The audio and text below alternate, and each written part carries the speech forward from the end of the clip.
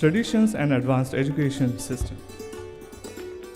Before we begin, I request all the delegates, students and faculty members and today's attendees to ensure the registrations for today's Indo-Japan Education Conference. If you have not done it yet, the registration desk is set right outside, requesting you to kindly do the needful.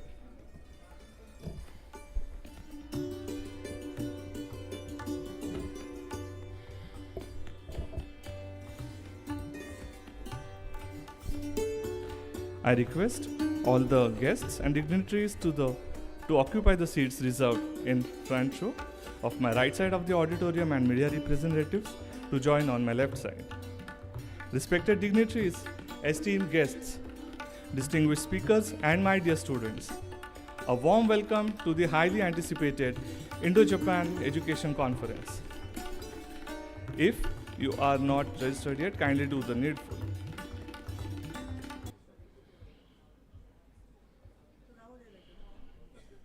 It is a truly honor to have gathered today for this significant event that brings together the intellectual prowess of two nations with rich cultural heritage and a shared commitment to advancing education. This conference serves as a platform for collaborative discourse, fostering dialogue and exchange between scholars, educators, and experts from both India and Japan. As we embark on this journey of knowledge, sharing, and collaboration, we look forward to the valuable insights and innovative ideas that will undoubtedly emerge, contributing to the enhancement of education and research on a global scale. I welcome you all in this exciting endeavor. The roots of progress of both the nations are seen in well-grounded traditions and cultures. They respect and value their culture and tradition the most. We in India believe in Vasudhaiva Kutumbakam and consider the whole world as one family and treat each other with compassion and brotherhood. We also believe in Atithi Devo Bhava and consider our guests as God and welcome and host them wholeheartedly. Ladies and gentlemen, this is a time to proceed with the ceremony of lighting of the lamp. Taking our traditions ahead, I invite all the dignitaries to the dais for proceeding with lighting of the lamp.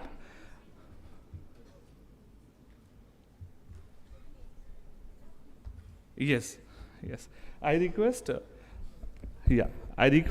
the Honorable DCM Toshiro sir to join us for this ceremony. Mr. Koji Sato, our Vice Chancellor Dr. R.M. Chitnis sir, Professor Shrabani Roy Chaudhary, Professor Sujit Kesena, and Mr. Sunil Kulkarni.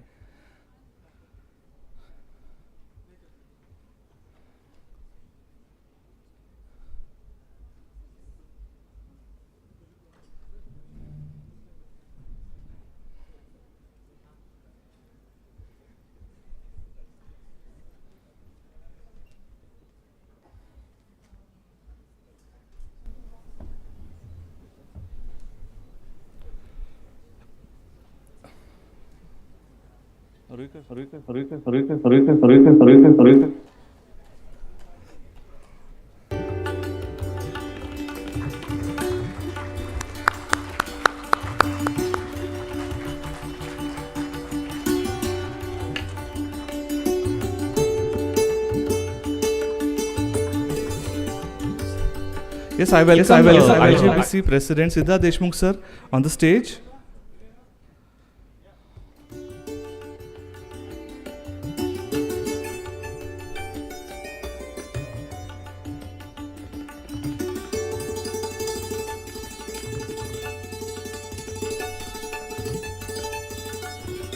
Before we embark upon today's journey, let us pray together for world peace.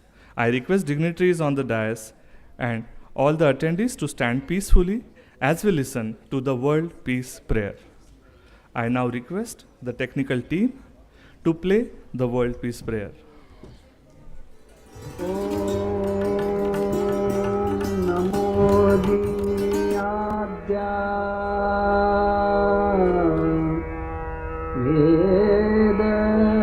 प्रतिपाद्या जय जय स्वसंवेद्या आत्मरूपा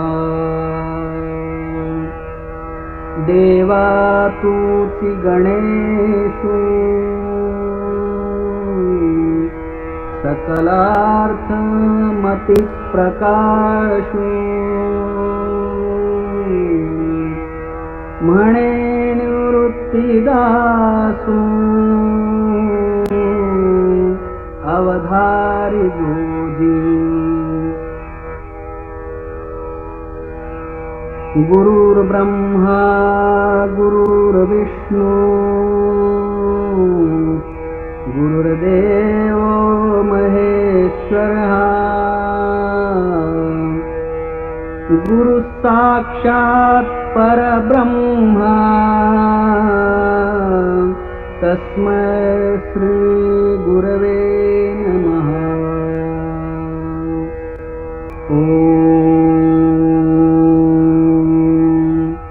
पूर्णमदः पूर्णमिदं पूर्णात् पूर्णमुदच्यते पूर्णस्य पूर्णमादाय पूर्णमेवावशिष्यते। ॐ शान्ति शान्ति शान्तिः। Thank you so much, everyone. I request you to please take your seat. To begin with our today's event, I invite Mr. Sudhir Jaiswal, Chairperson, Higher Education and Research Committee, Indo-Japan Business Council, for an overview. Over to you, sir.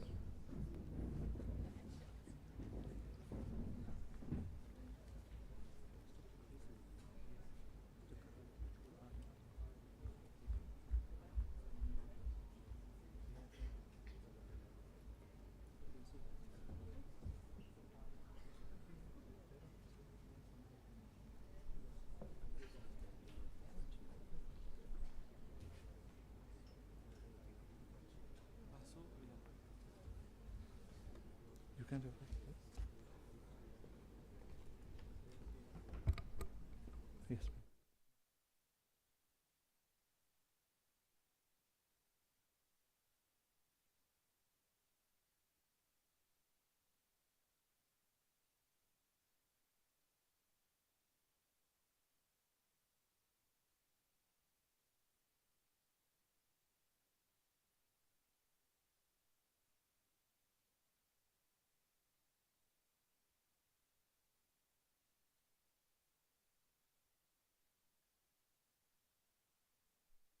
Good morning.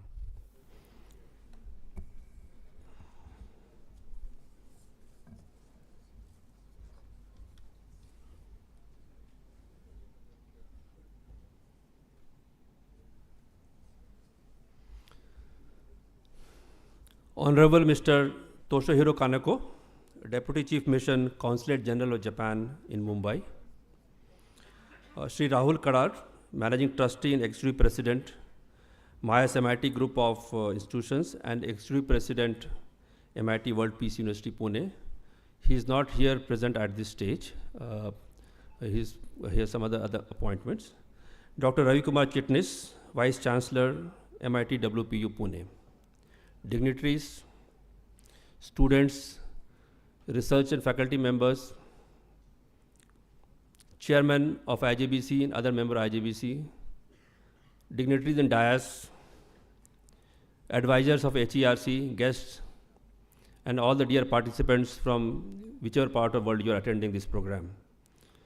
Good morning and a warm welcome on behalf of HERC IJBC and MIT WPU.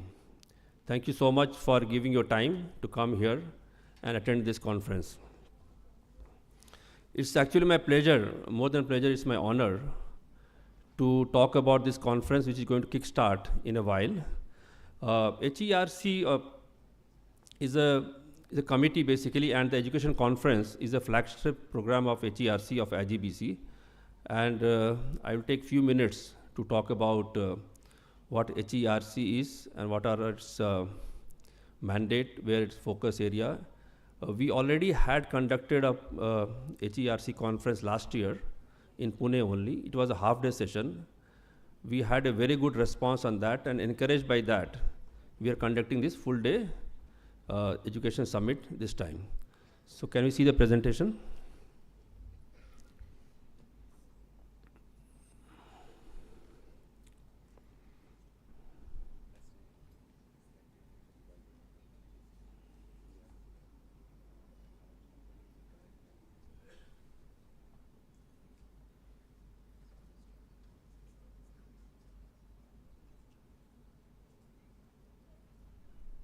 You can move it manually. Yeah.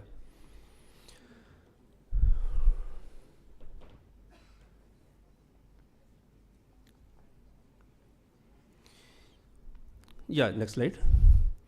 This India-Japan conference is organized by Higher Education Research Council that you know. This is a part of IJBC.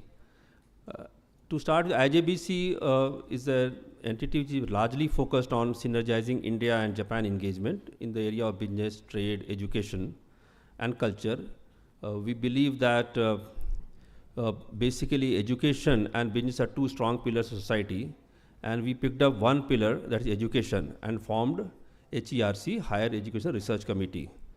The purpose of HERC on a higher level is to provide a platform which promote university ties between Japan and India, student exchanges program, research and development, academic excellence in the area of humanities, art, culture, science and technology. This is the larger goal of HERC. Good, next slide.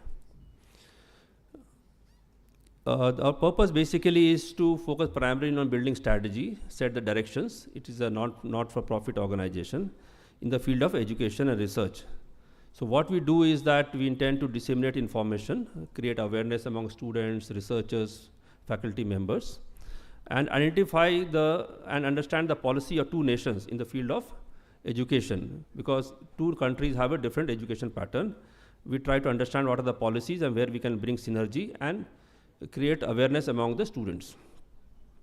Also to identify and create opportunity for practical exchanges, and identify opportunities and challenges in the whole process. Challenges in taking admission, career, immigration, life in general.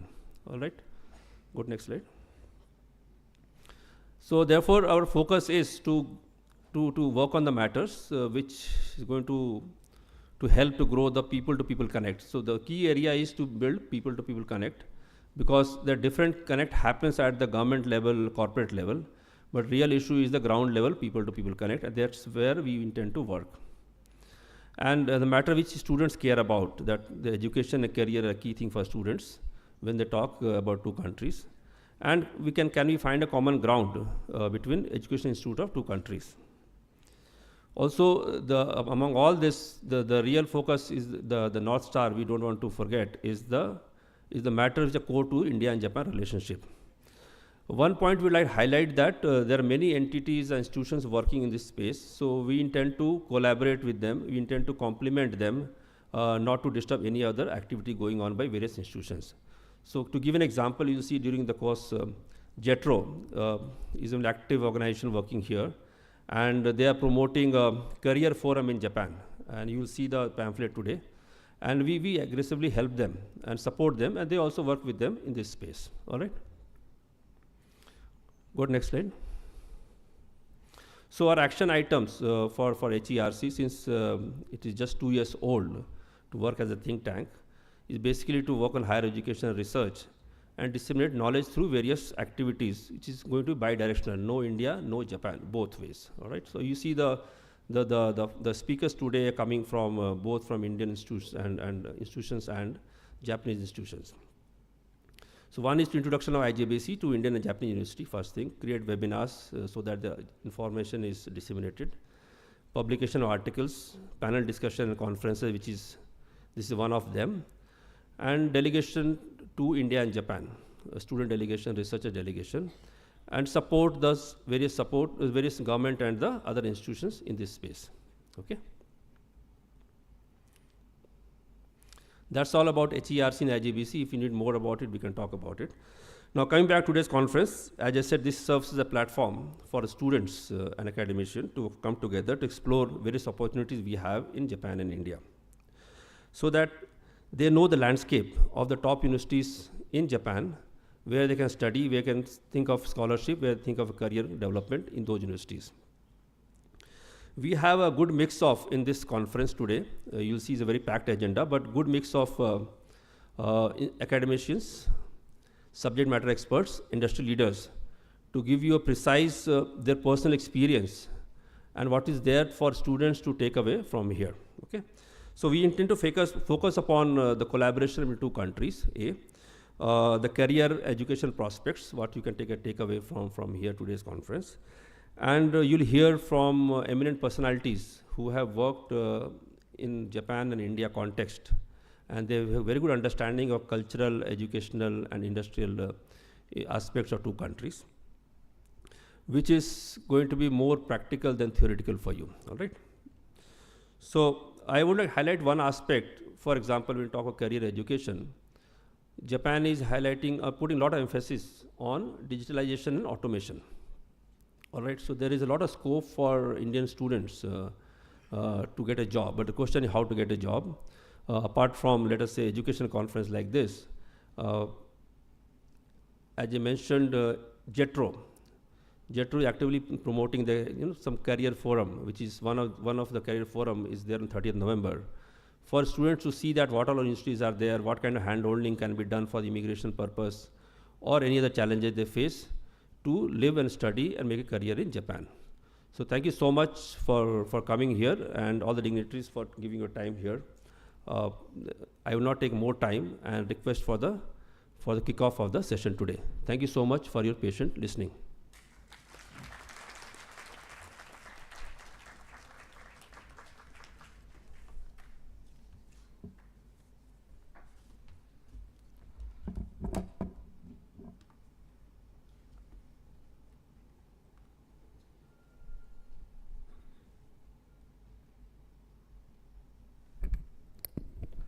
Thank you so much, sir, for helping us with the overview for today's conference. Without further ado, let us proceed with today's guests' felicitation. I request the dignitaries on dais to felicitate our today's guests, and I request student volunteers on stage, committee members, to smoothly bring in the felicitation kit, one after the other.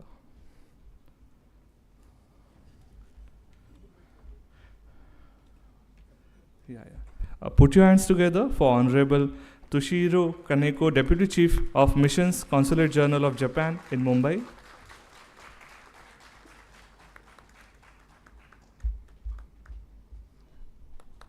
Big round of applause, guys.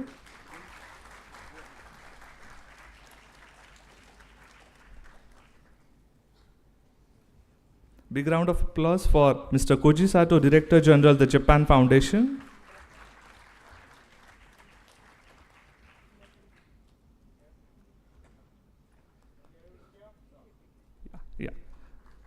Big round of applause, guys, for Mr. Koji Sato, Director General, the Japan Foundation.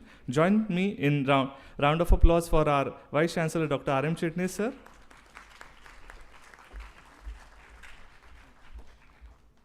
Okay, sir. Thank you. Big round of applause for Professor Shabani Roy Chaudhary, Japanese Division, School of International Studies, Jawaharlal Nehru University.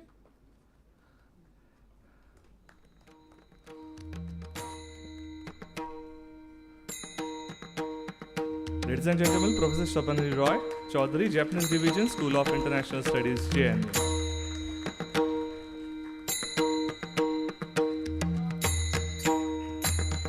Thank you so much. We have with us today Professor Sujit K. Sinha, Professor from IIT Delhi.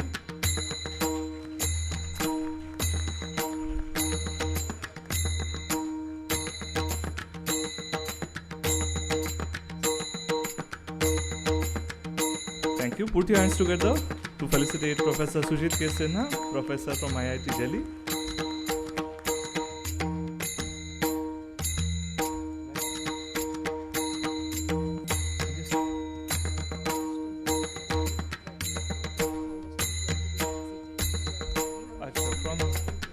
Okay, I shall do that.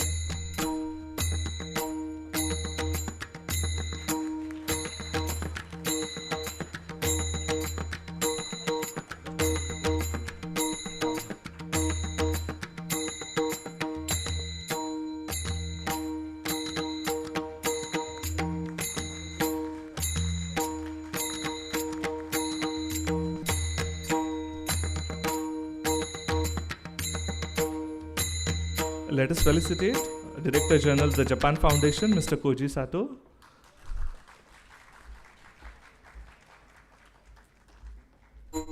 Big round of applause for Mr. Koji Sato, Director General, the Japan Foundation.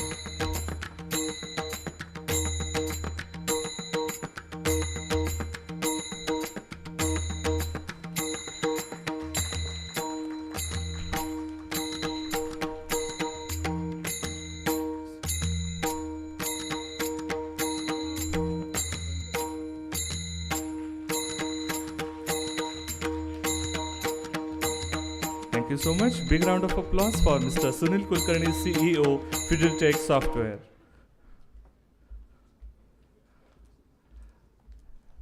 Put your hands together for Mr. Sunil Kulkarni, CEO, Fideltech Software.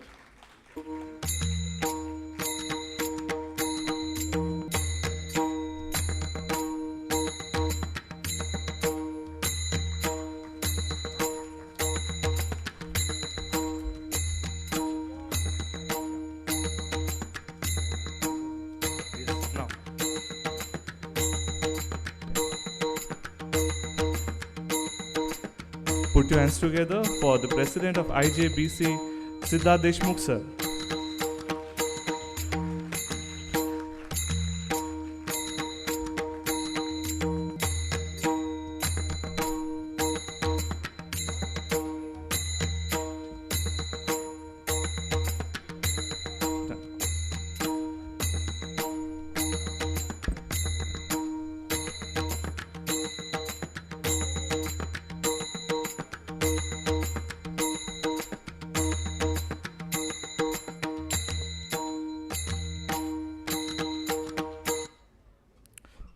Thank you so much. Thank you so much, everyone.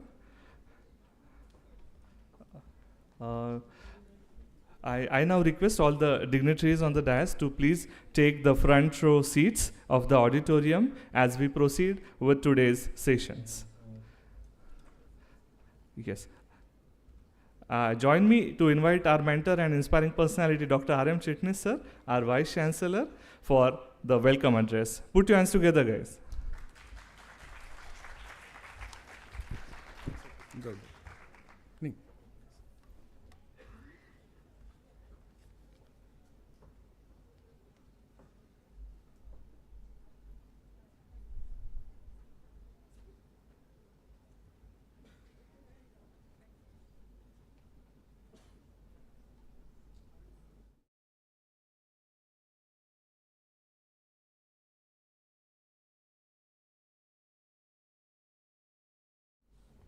May I?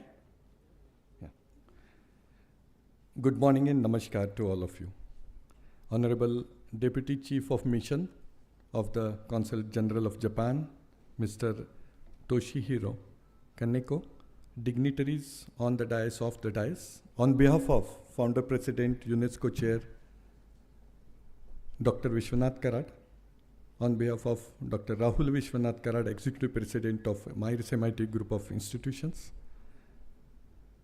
all the trustees of MIRS, faculty, staff, and students of MIT World Peace University, I extend warm welcome to all of you who have gathered here for the Indo-Japan Education Conference jointly organized by the Consulate General of Japan, Mumbai, India-Japan Business Council, and MIT World Peace University with the kind assistance of Japan Foundation, New Delhi.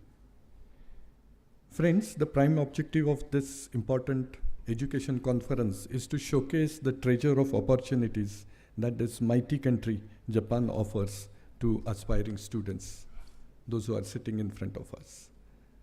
You know, Japan is called land of rising sun, but Japan is also a country which has successfully crossed numerous hurdles, natural as well as man-made, and come out of triumphantly every time that it faced a challenging situation.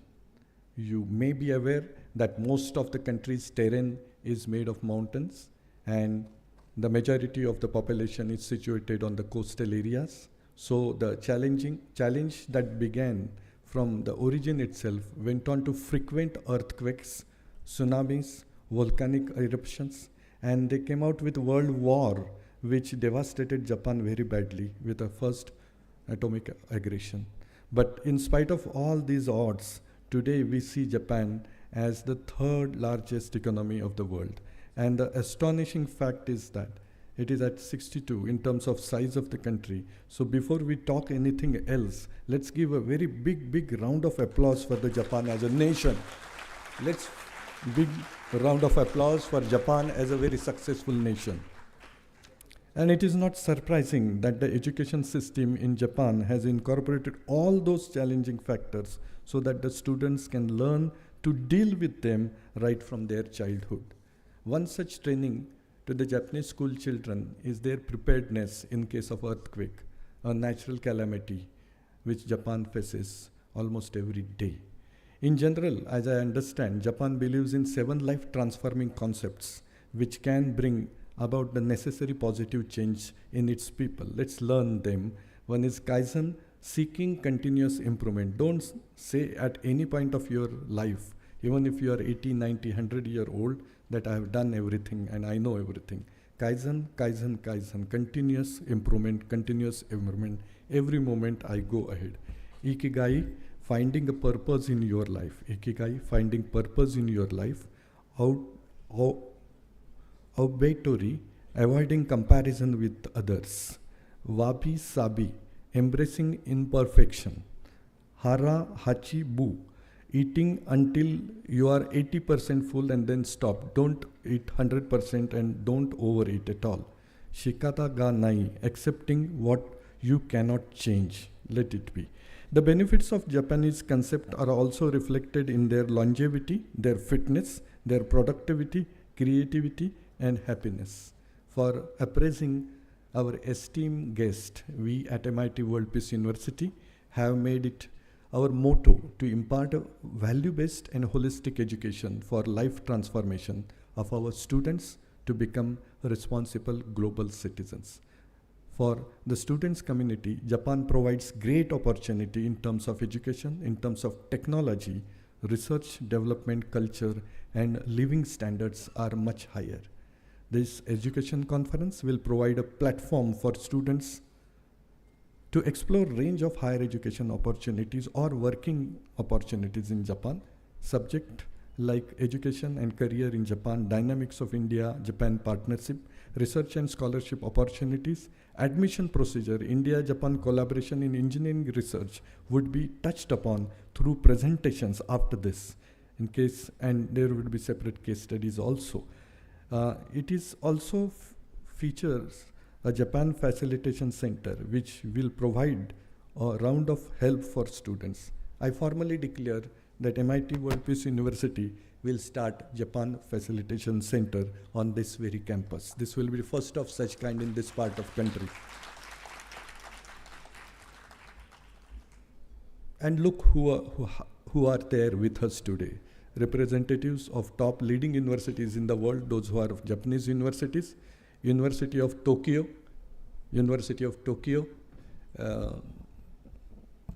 San, I'm aware of your university, one of the top-notch university in the world, and it is my pleasure, and your presence here will definitely pave a way for our students.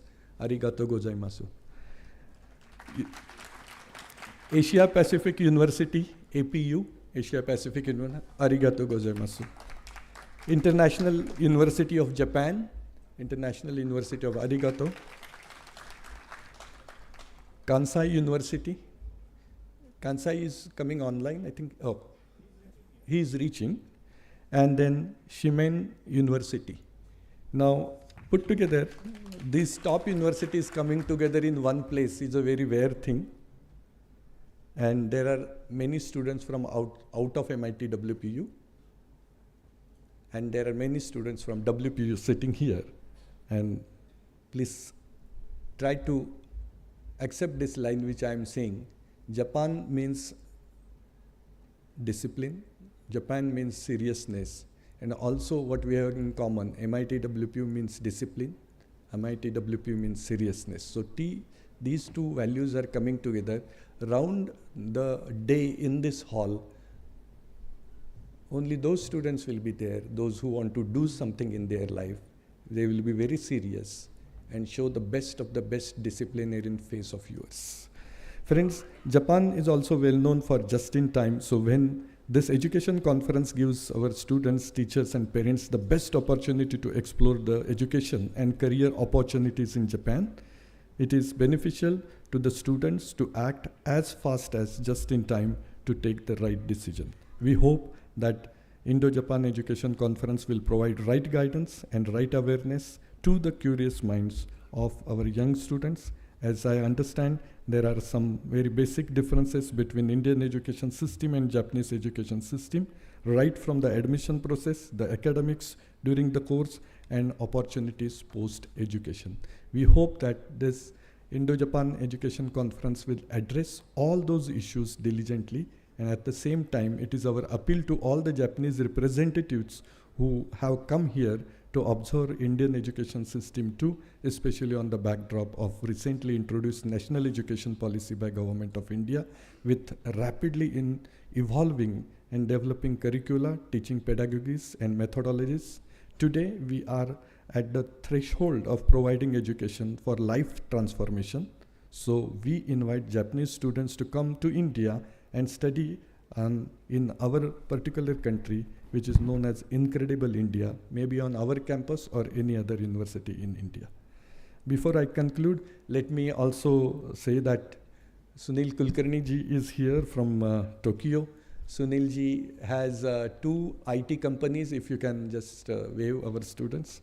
Sunil Kulkarni is owner of 2 IT companies, and in addition to that, Sunil Kulkarni ji is owner of 2, 3, 4 restaurants in Tokyo. I had opportunity to have dinner in his restaurants maybe 4 years back, and outstanding food, Indian food.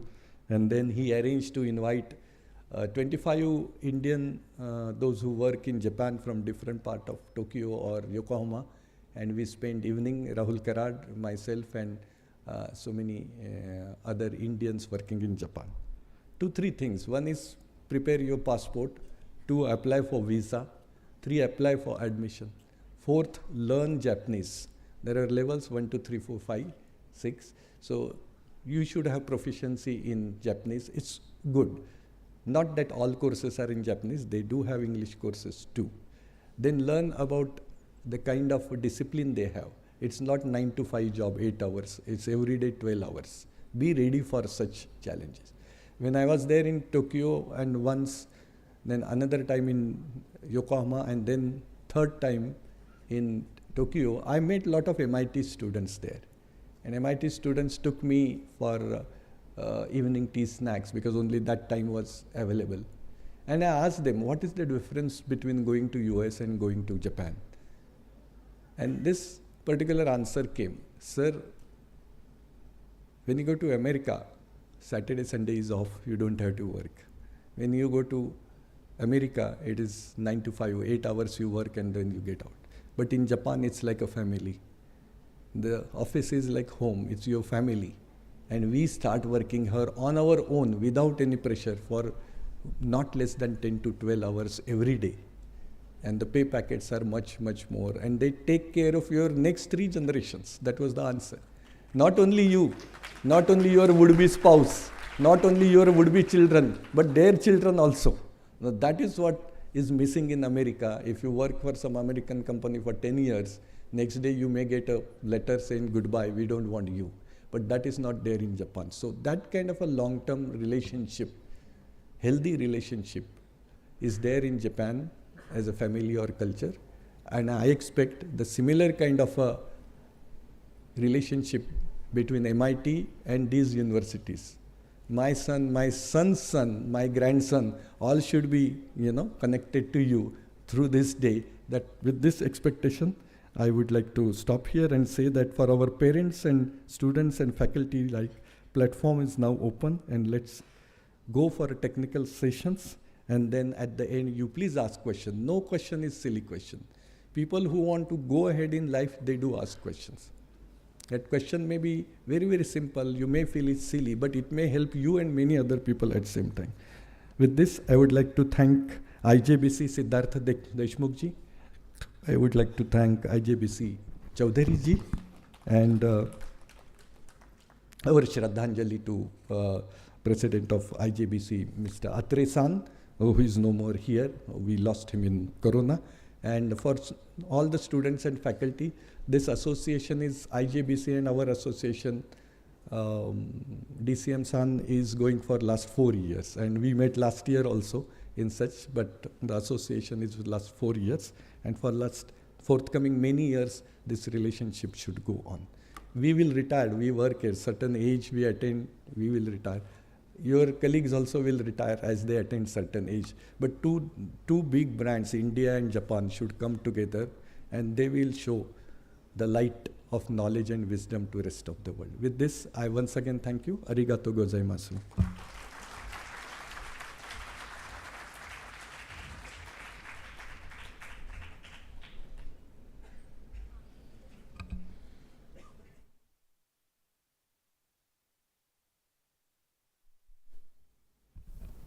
Thank you so much, sir, for the motivation and guidance you have given for our students.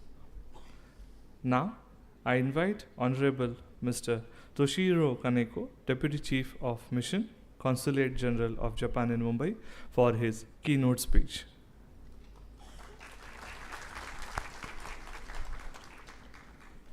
Yes, please.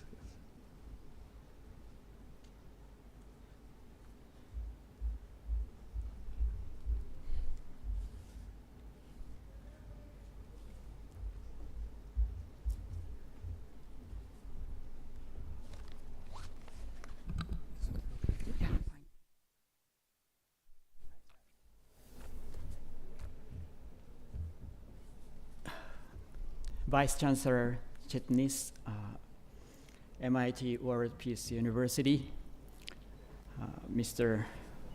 Deshmukh, and Mr. Chaudhary, Indo-Japan Business Council, distinguished guests, ladies and gentlemen, and all the younger generations, many students here present today. मेरा नाम Toshihiro Kaneko, Chief Consul और Deputy Chief of Mission, Deputy Consul General, Consulate General of Japan, MEN, Mumbai. Namaste, namaskar, आप कैसे हैं?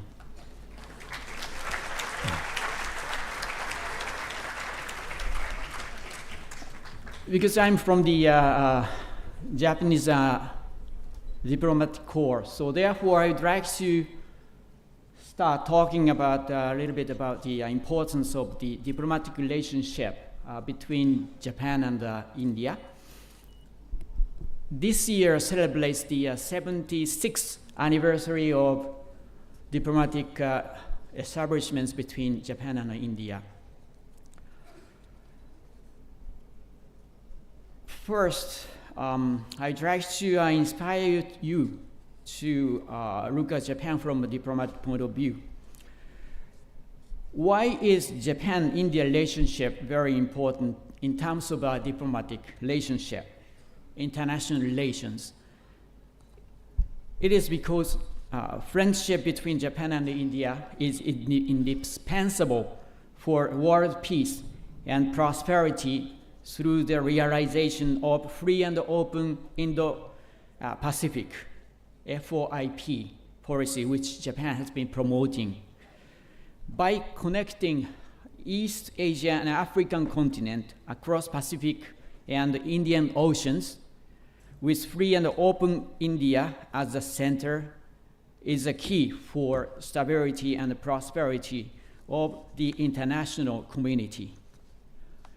In order to materialize such goal, ensuring rule-based international order, including rule of law, freedom, navigation, and overflight, peaceful settlement of disputes and promotion of free trade is very important. And those values are commonly shared by both Japan and India. for the purpose, I would like to remind you that the initiative taken by Japanese Prime Minister Fumio Kishida during the bilateral summit meeting with Prime Minister Modi in New Delhi in 2022, promising the target of 5 trillion yen, approximately equal with the 3.2 trillion Indian rupee, public and private investment and financing from Japan to India. Japan is earnestly looking at India, you.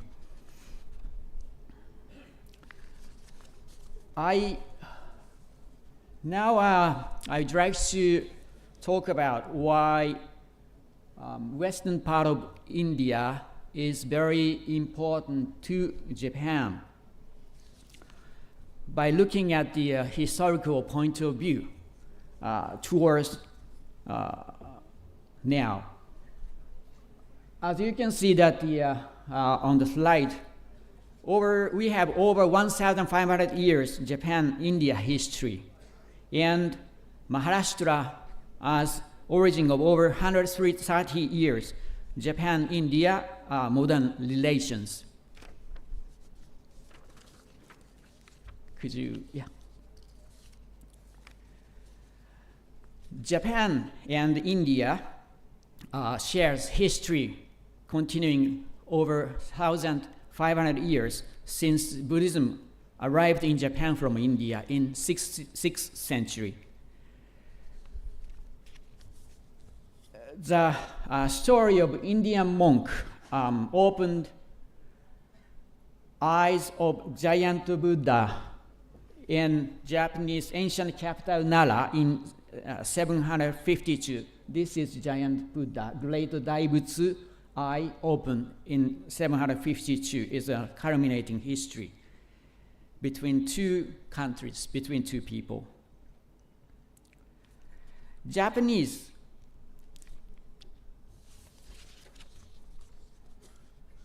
now, with that history, look at the similarities between Japanese Buddhism, Shinto, and Hinduism. We worship the same gods with Hinduism.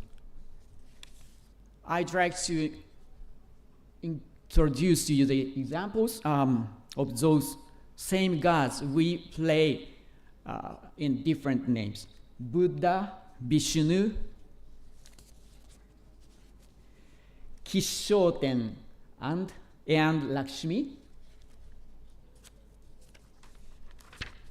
Daikokuten, and Shiva, Kangiten, and Ganesha. So, we have more than 30 gods, same gods we play for together with you, Indian people. That tells you the over 1,500 years history between two nations. Now I'd like to touch on the modern history between Japan and India. Our two countries' relationship started from Mumbai in the 18th century. The historic impressive event which took place was the 1893, when Nippon Yusen Company and Tata Group opened up a regular shipping route between Mumbai and Kobe. With that shipping route, both countries started in a cotton trading business. And Japan and India created Asian-owned trade market.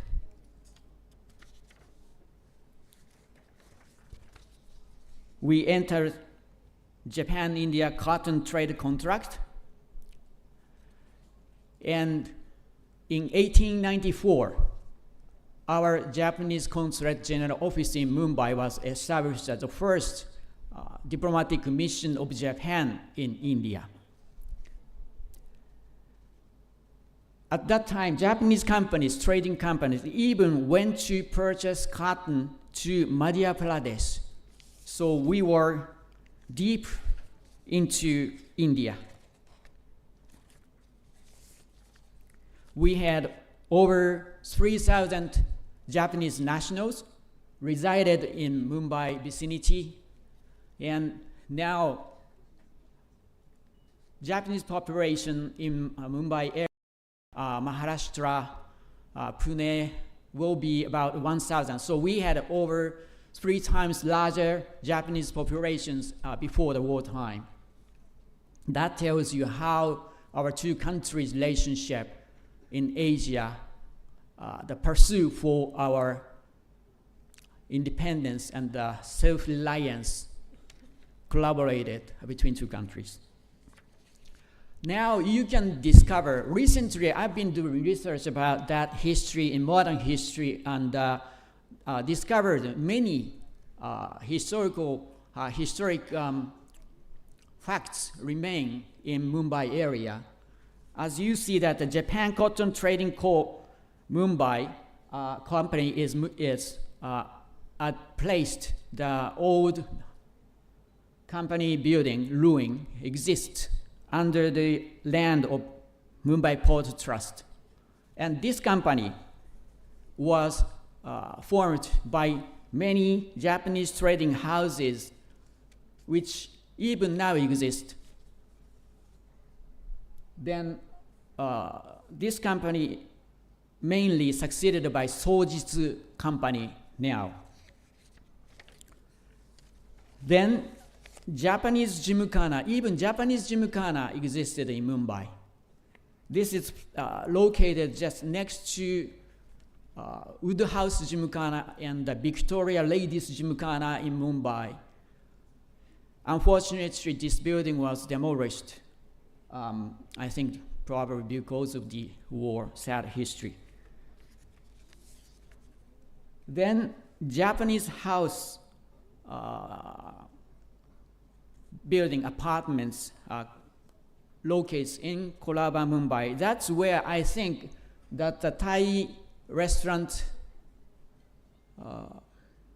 Nara Thai restaurant, is now housing in, where many Japanese nationals from Japanese companies, as well as my colleagues from Japanese consulate, lived in this building.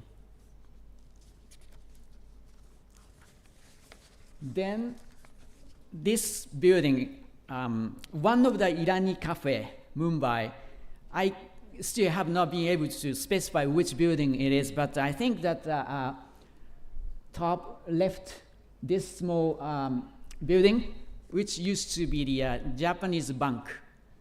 I could find out MUFG, Mitsubishi UFJ Bank, at that time Yokohama Species Bank, and also Sumitomo Bank.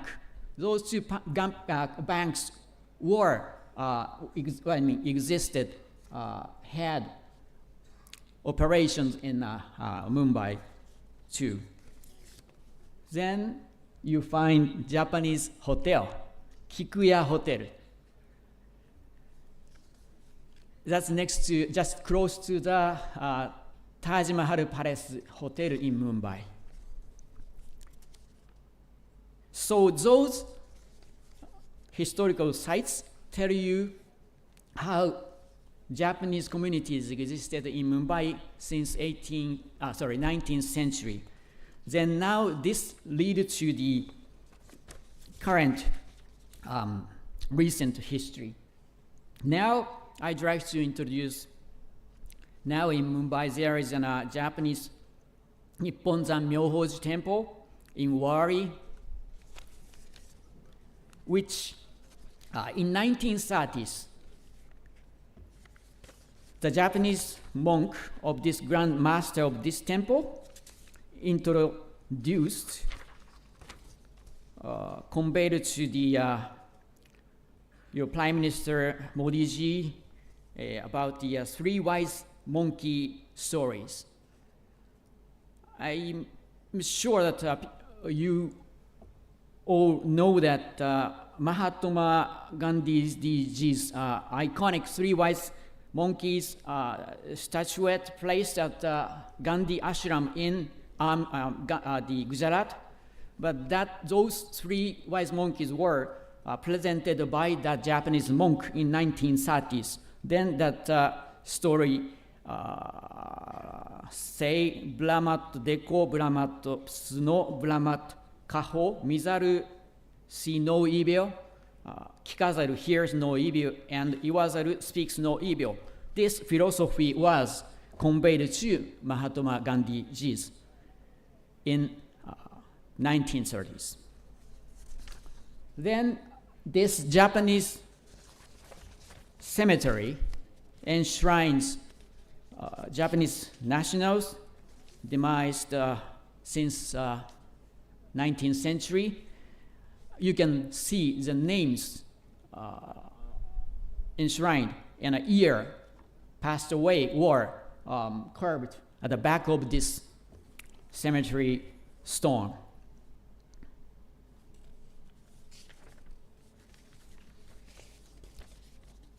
And this one is more sort of recent history, but Yokohama garden, Japanese garden, is donated to Baikara Zoo. And Yokohama City started sister city relationship with Mumbai since 1986. And there are many sister relationship between local governments of Japan and India exist in this region. And Maharashtra is sister state with Wakayama prefecture. Then here Pune is with Okayama prefecture. And Mumbai, Yokohama, as I mentioned.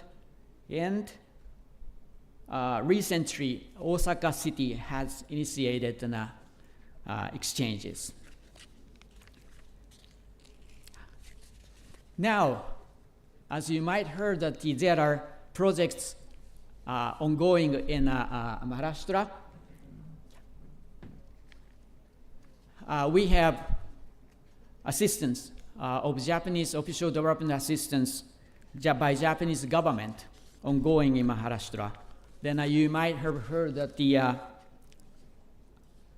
next slide, please. Mumbai Ahmedabad high-speed railway MASR project, which connects between Ahmedabad and Mumbai in, I think, 2.5 hours by over 320 kilometers bullet train Shinkansen. And the next project is Mumbai Metro Line 3 projects. This is a picture from the test run together with the Chief Minister Shinde and the Deputy Chief Minister Fadnavis at that time. But this runs from BKC. That's the end station of high-speed railway. Then down to Kaf Parade in the south of Mumbai, so which will connect from Gujarat to Mumbai south all the way by one line. And those public transportation systems which Japan has been supporting will greatly contribute to the environmental improvement and protections by reducing the exhaustion of the carbon dioxide. Then here, the final project I would like to mention is that very much related to Pune. Mumbai Trans-Harbour Link, MTHL, connecting Mumbai to inland, which connects to Pune. Currently, it took about 4 hours over from traveling from Mumbai to Pune by car yesterday, which I came, but it will reduce around 2 hours travel time from Mumbai to Pune. So here, Pune will be much closer. These projects, except for the high-speed railway, the Maharashtra state government have been working on completing by year end, but the recent newspapers telling that it might be postponed until maybe March. But soon, there will be a dramatic change, which Japan has been supporting.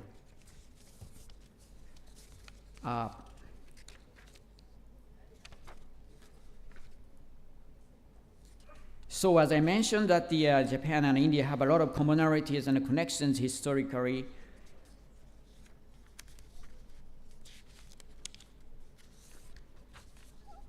I sincerely appreciate your kind interest about Japan. Thank you very much for MIT World Peace University for your kind initiative to establish and launch the Japan Center, which we very much appreciate, which we hope that it will lead to the establishment of the degree program of Japan Studies Japanese Languages. And if you'd like to explore about Japan more, I'd like to invite you to look at our Japanese Consulate's website, Facebook, and X, former Twitter, SNS account information, so that you'll be able to connect yourself with us more.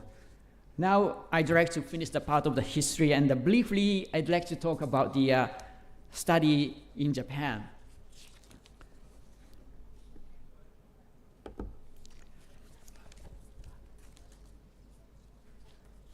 Now, I'd like to mention that the number of international students in Japan, studying in Japan, is approximately 230,000 people. On the contrary, Indian students studying in Japan in 2021 statistics is about 1,500. This contrasts the number of Indian students studying all over the world, which is 150,000. So we'd like you to go to study in Japan more. As you see that what is the advantage of studying in Japan? Japanese Nobel Prize winners, we have a lot. Number of Japanese universities are ranked in the top 1,000 in the world ranking. We have a lot.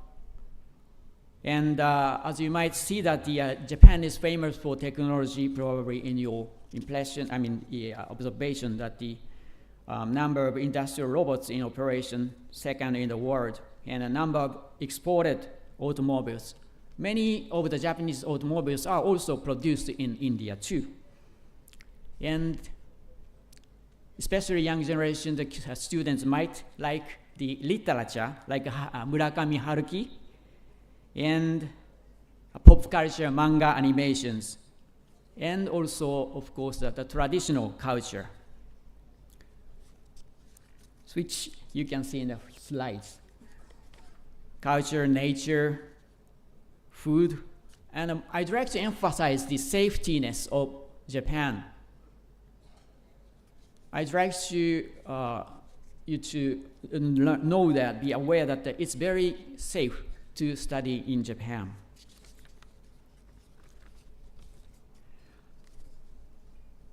Now, the higher, educational system in Japan, I just like to introduce a little bit. We have 6 years primary elementary school, and 3-year junior high school, 3-year high school, and 4-year college. That's the regular, normal educational system up to higher education. So total 16 years. And I understand that in India, primary elementary 4 or 5, plus junior high school, junior and high school, 4 years total, plus maybe 2 years preparatory prior college education. So until the time of you graduate, it's 10 years, I think.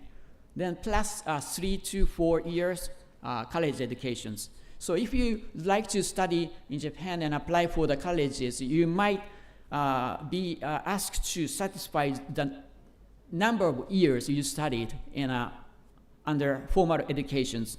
So please check it out. And the way, what's the steps to study in Japan? You can check the website from the QR codes. I think you can find that variety of places in this venue. The QR code seats are, okay, so yes, in front. So you can get those seats after so that you can see all of the information on the slides through the QR codes. Then next page, I'd like to emphasize the tuition price for studying in Japan. I think that it's moderate. Like a national university, 1 year tuition is about 600,000 yen, which equals about, I think, 300,000 rupees a year. If you study at the European or American universities, it costs, I think, 10 times more for tuition only. But Japanese universities, the tuition price is less. That will be very beneficial and worthwhile studying in Japan, regardless of the fact of that you might need to study Japanese language. Including private universities, it will not go 1/5. It will go less than 1/5 of the studying European and American universities.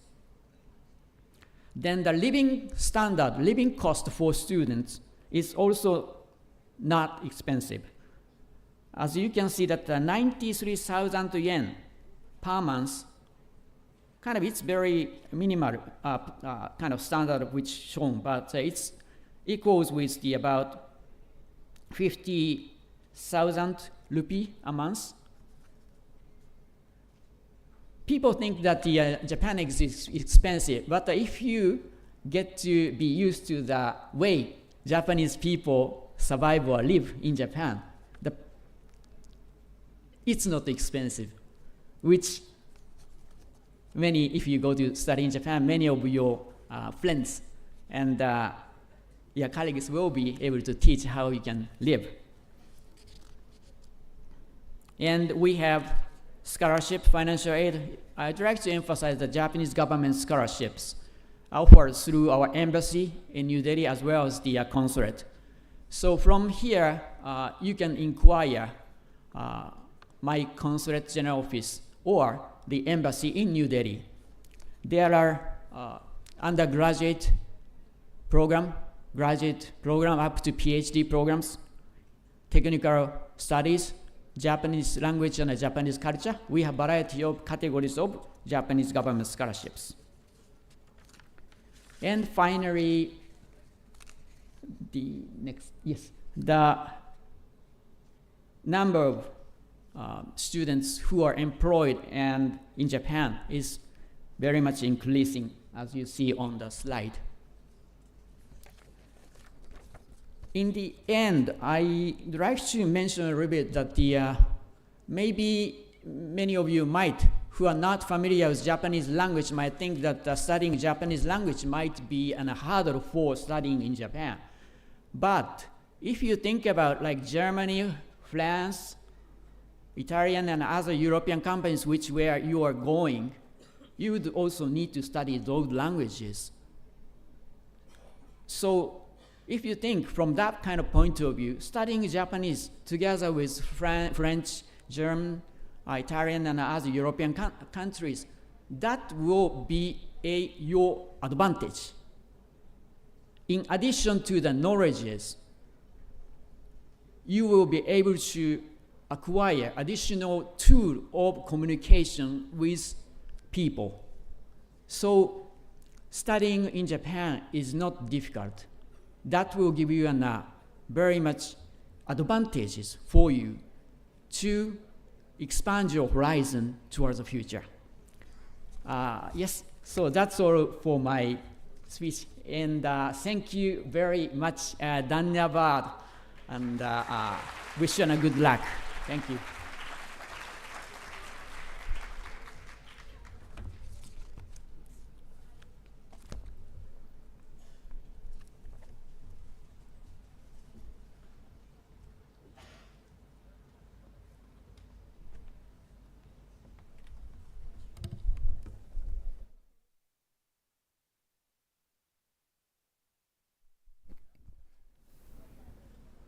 Thank you so much, sir. Thank you so much for the valuable information and guidance you have given to our students today.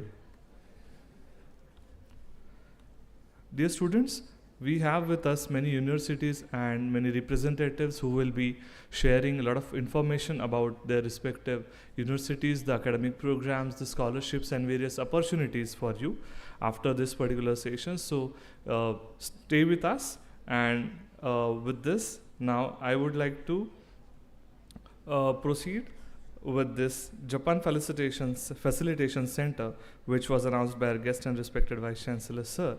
This aims to bring awareness and knowledge about education, career, and business opportunities in Japan. It will be bringing new collaboration for MIT WPU and its students. The center will be for all the faculty members and the students of our university. The primary objectives of this facilitation center are Japanese language training, Japanese culture awareness, providing information on education and career opportunities, yearly student exchange and immersion programs, university collaborations, etc. A formal notification of the same will be circulated soon once finalized and approved by concerned authorities.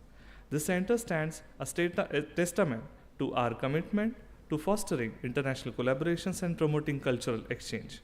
Japan holds a unique place in the world of education, innovation, and technology, and the establishment of this center aims to facilitate a seamless bridge between our institutions and the rich academic landscape of Japan. Dear students, I request you to maintain silence and be seated at your place. Japan holds a unique place in the world of education, innovation, and technology, and establishment of this center aims to facilitate seamless bridge between our institution and rich academic landscape of Japan.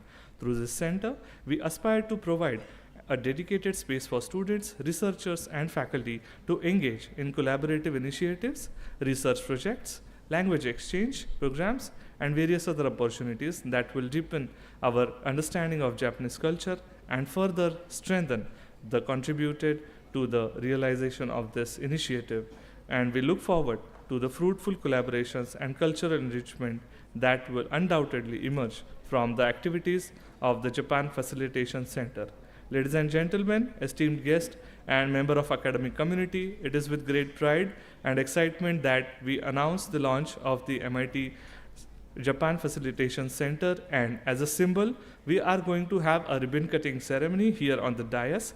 For the same, I invite our Vice Chancellor, Sir, MIT WPU, Dr. R.M. Chitnis, Sir, Dr. Preeti Joshi, Associate Dean, External Relations, Mr. Siddharth Deshmukh, President, Indo-Japan Business Council, Honorable Toshihiro Kaneko, Deputy Chief of Mission, Consulate General of Japan in Mumbai, Mr. Koji Sato, Director General of Japan Foundation, Mr. Sudhir Jaiswal, Chairperson, Higher Education and Research Committee, IJBC.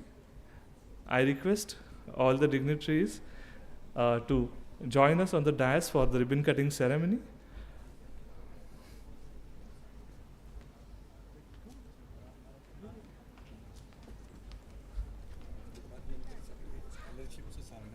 Oh, no, sure, sir.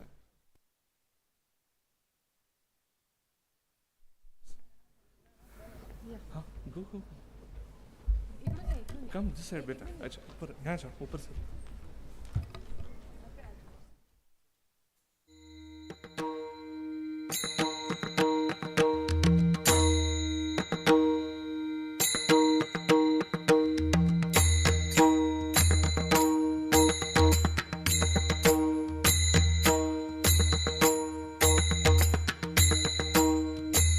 Big round of applause. This is a very significant achievement, dear students and faculty members. The first time we are experiencing the movement of Japan Facilitation Center launching in MIT World Peace University. Thank you so much all the dignitaries for your valuable time and joining us on the dais.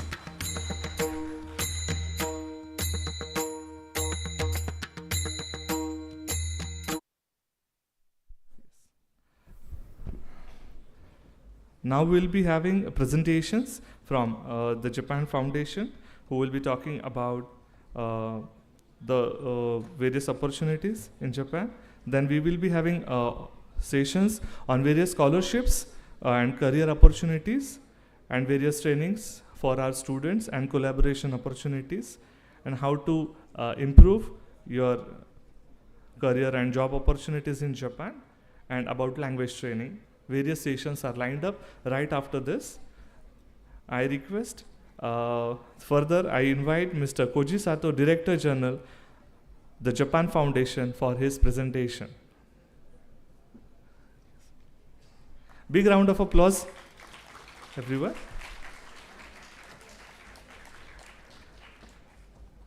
Yes.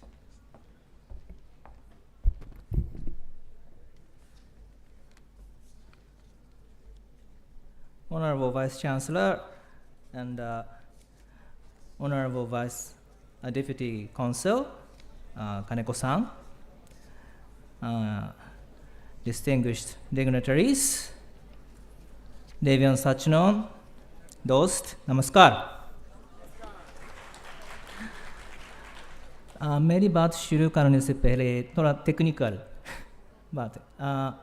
Abhishek ji, मेरी बात से ज़्यादा वो मेरे अगले वाले presentation महत्वपूर्ण है, और इसका पावर पॉइंट अभी ईमेल से भेजा था, तो तैयार कर लीजिए। Okay, hi, it is a great honor to be here and maybe encourage just all the next generations of Indo-Japan friendship. My name is Koji Sato. Sato is very similar to Santosh, so मेरा Indian नाम तो संतोष।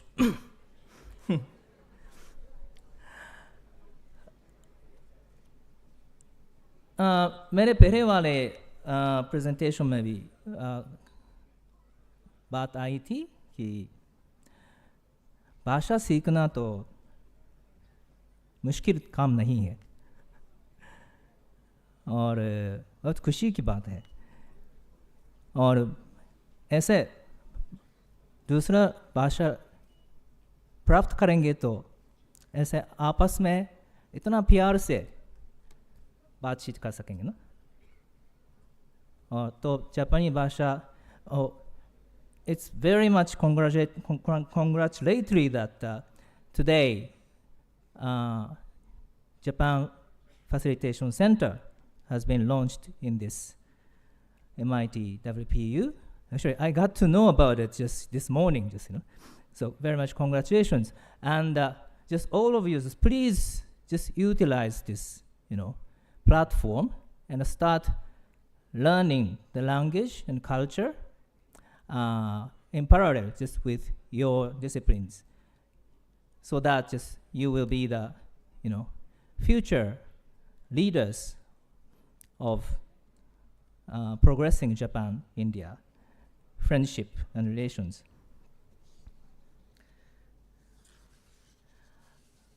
Next slide, please. So about the growing importance of Indo-Japan relations just has been already touched upon by Vice Chancellor or Vice Chancellor. So just I will not go into the details. Just our diplomatic relations just has been progressing from the strategic partnership into special strategic partnership, and there are a series of summit meeting or ministerial meeting in the diplomatic level, just everybody knows that Japan-India relations are growing, developing, and that will facilitate the goodwill of the world community.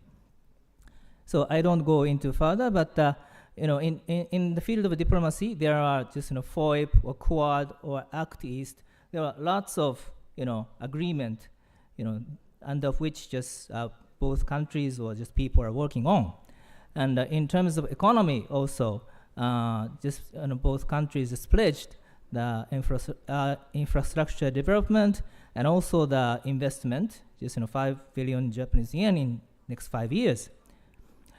So what I want to stress upon is that just, who will just go ahead, go further, just this initiative by the governments.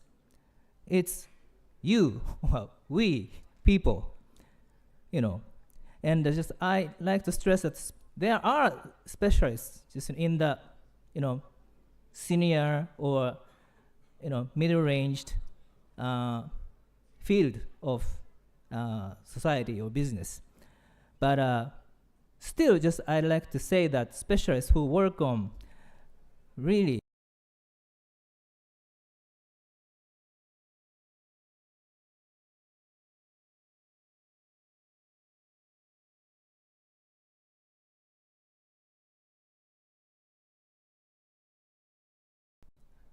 that's all what I want to say, so maybe I can stop now, but just please go to the next slide.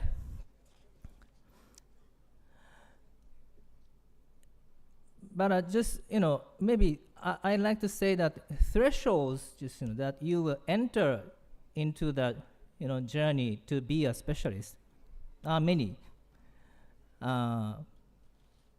Maybe if you really are curious about languages or cultures, maybe let's start learning the language first. So now just the facilitation center just may have the, full-fledged language course under which maybe you will attain the proficiency, maybe up to the level of my Hindi or more. Okay. Actually, of course, just getting the maybe N5 or N4, just climbing up the ladder, is very much hard, a long journey. But just please enjoy. Let's enjoy learning, this journey, and just really just go into just higher level. Just please be ambitious. Just if you really wanna, work on the front line, just maybe you need a, very higher level of proficiency, like a N2 minimum, So let's be ambitious to reach the N1 or more, okay? And later on, just I will say that we, Japan Foundation or Japanese government, just have lots of just helping scheme, to encourage you.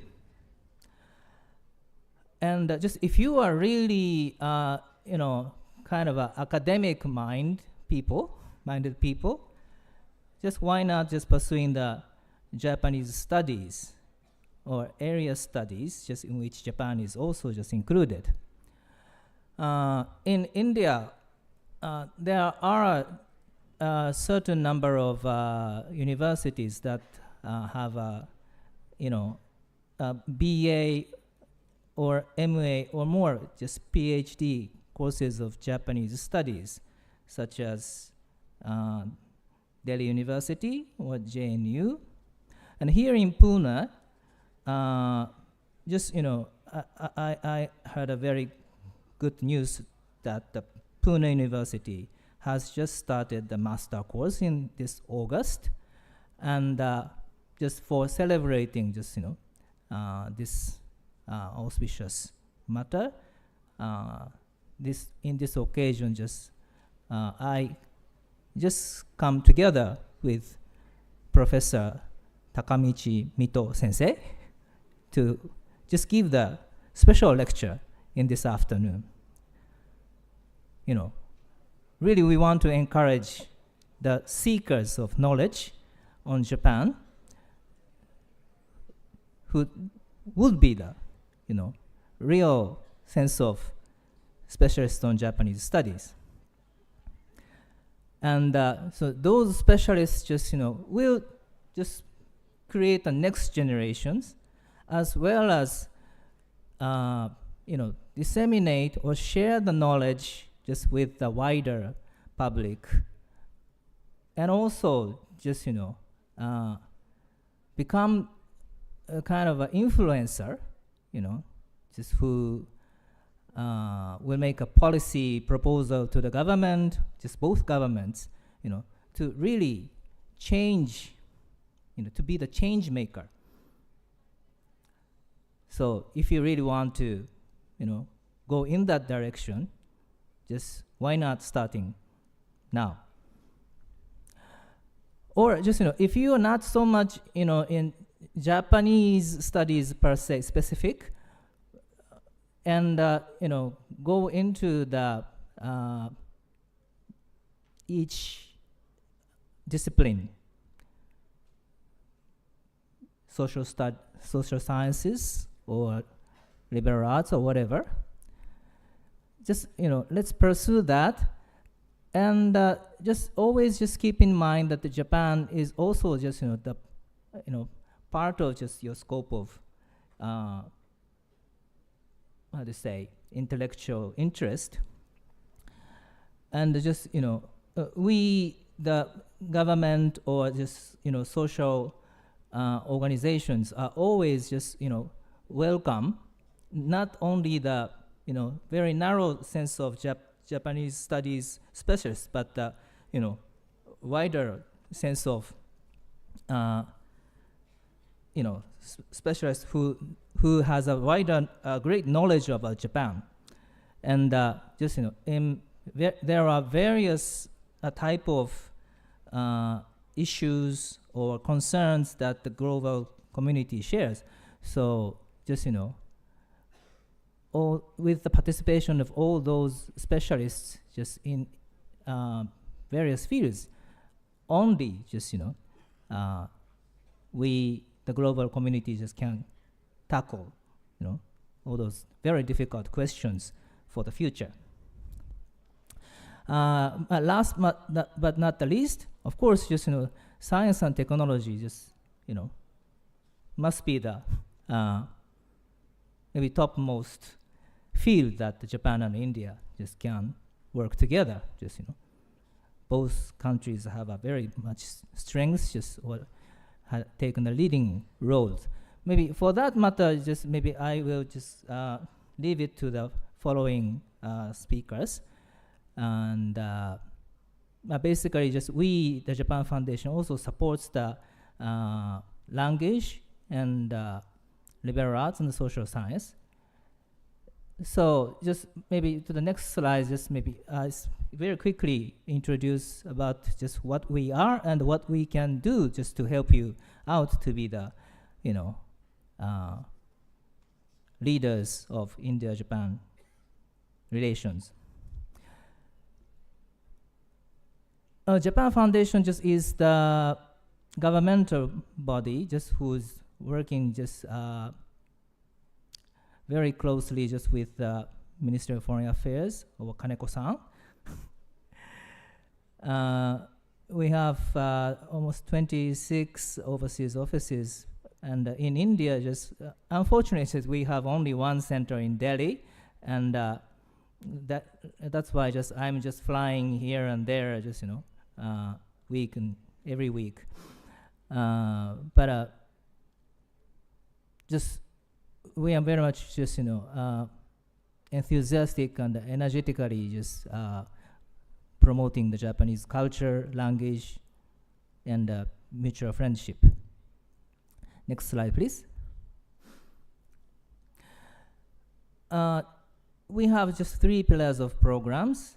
Number 1 is just, you know, aimed at maybe disseminating the knowledge about Japan through arts and culture. And the second one is, of course, the promotion of Japanese language education. And the third one is to maybe nourish the specialists on Japan, Japanese studies. Next slide, please. In Pune also just, we reach out very much frequently, and this year also just we will conduct a Japanese film festival called JFF.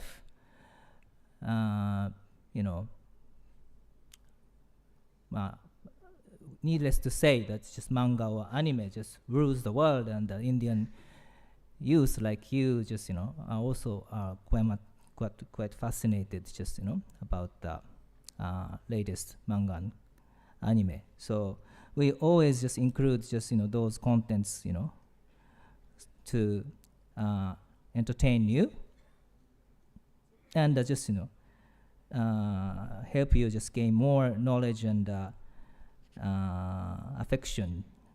affinity to Japan.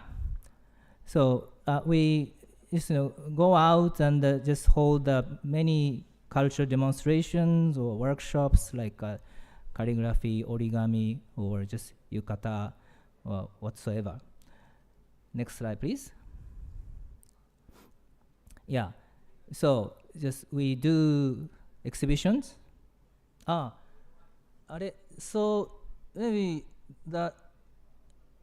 our just latest exhibition set just will be coming here in Pune. Just I overheard just this morning. Sushi. Yeah, sushi exhibition. Yeah. Thank you very much for hosting just, our, wonderful exhibition that shows the culinary culture of Japan. Yeah. And we have a Japanese film festival and performances just, all over India. Thank you very much. Dhanyavad. And in the field of Japanese language, just for the teachers and institutes, just, we are stressing on just, training the teachers or just, growing the number of teachers in India so that, opportunities just to learn Japanese language will grow in all parts of India. And to the institutions, just we always just, go and talk with teachers and administrators, for consultation and provide grants to just lift up the language education. And for the learners, you people, just we develop and provide the very good learning materials, good and fun, And also just we conduct the test, JLPT, N5 to N1, as well as we now recently just started the new test called the JFT Basic. That is, the conditionality just for the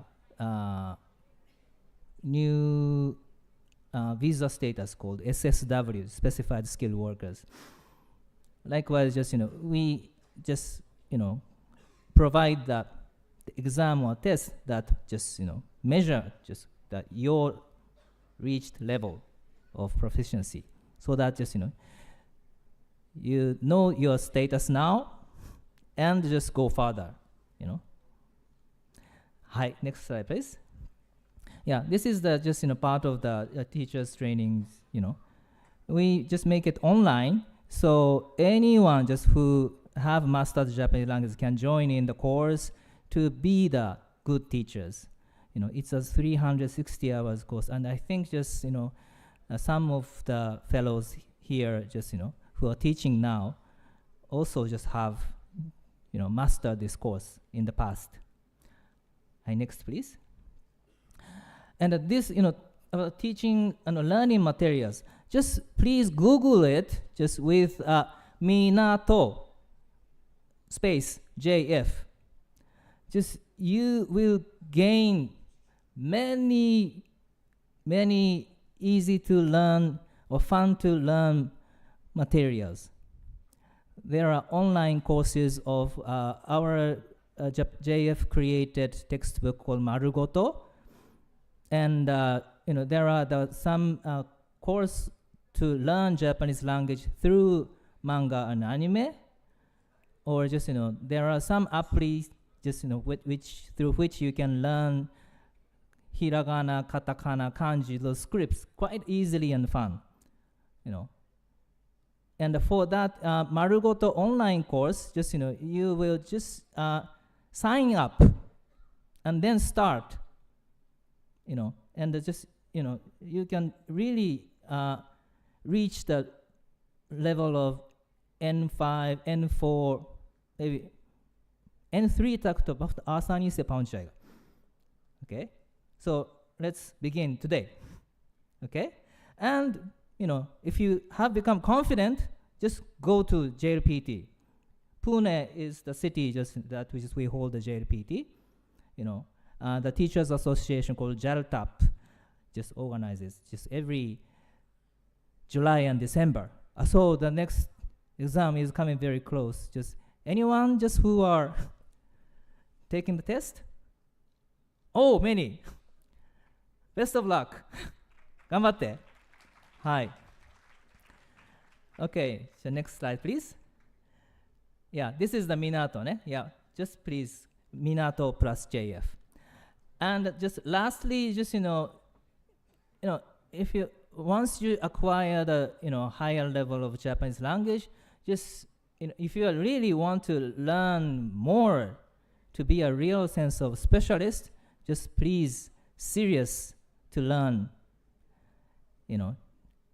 and pursue the Japanese studies.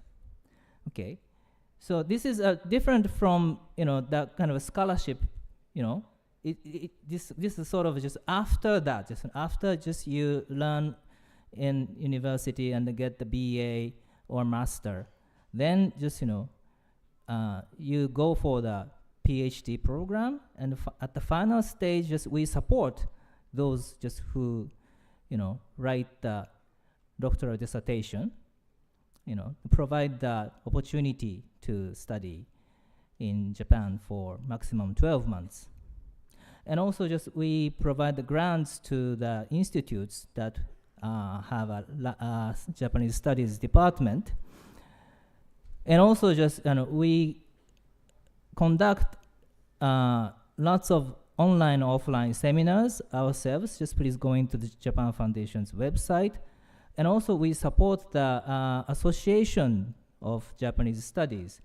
Very recently, happily, Japanese Studies Institutes in this South Asia region, including India or Bangladesh and Nepal, launched the Association of Japanese Studies called JSASA.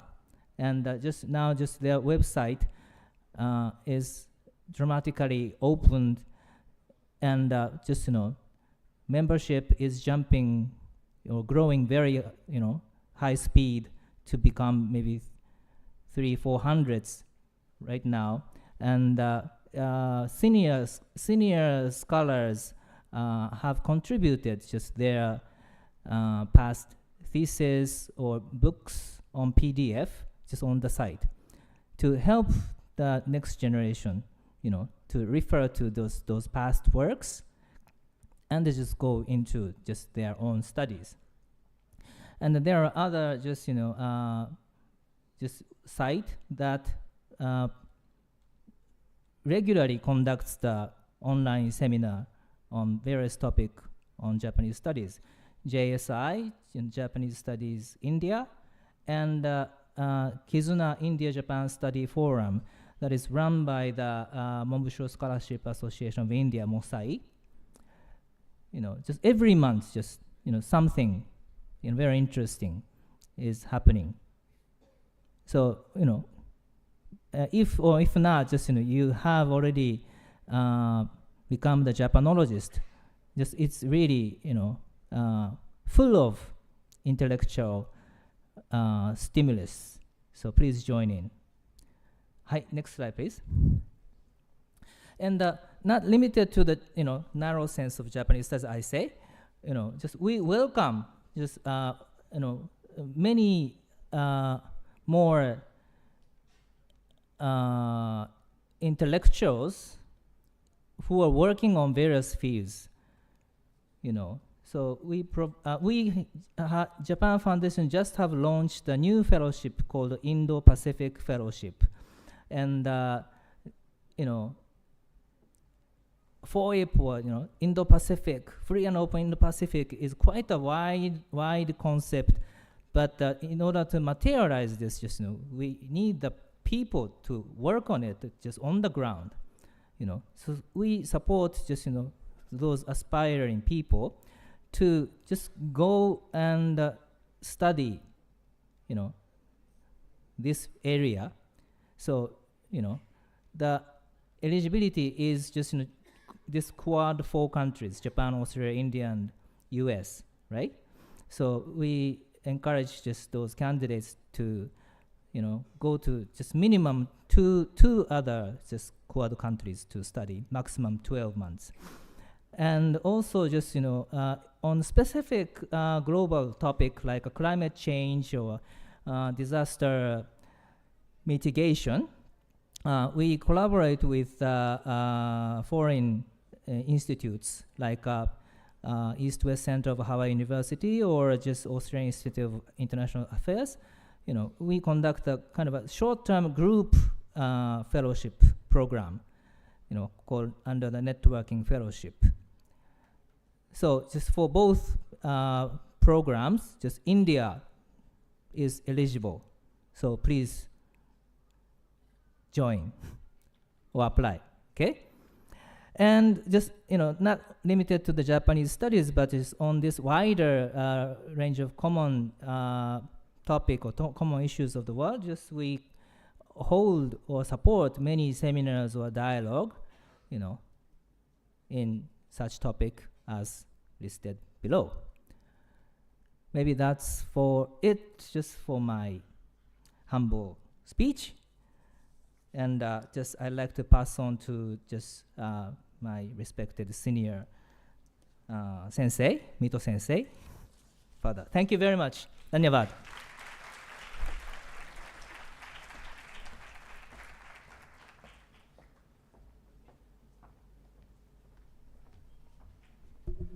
Thank you so much, sir, for such an interactive and valuable session and sharing, guiding our students. Put your hands together now for another session. Professor Dr. Tam Mito, Visiting Scholar, Asia Institute, University of Melbourne. He will be talking about India-Japan Convergence for Higher Education.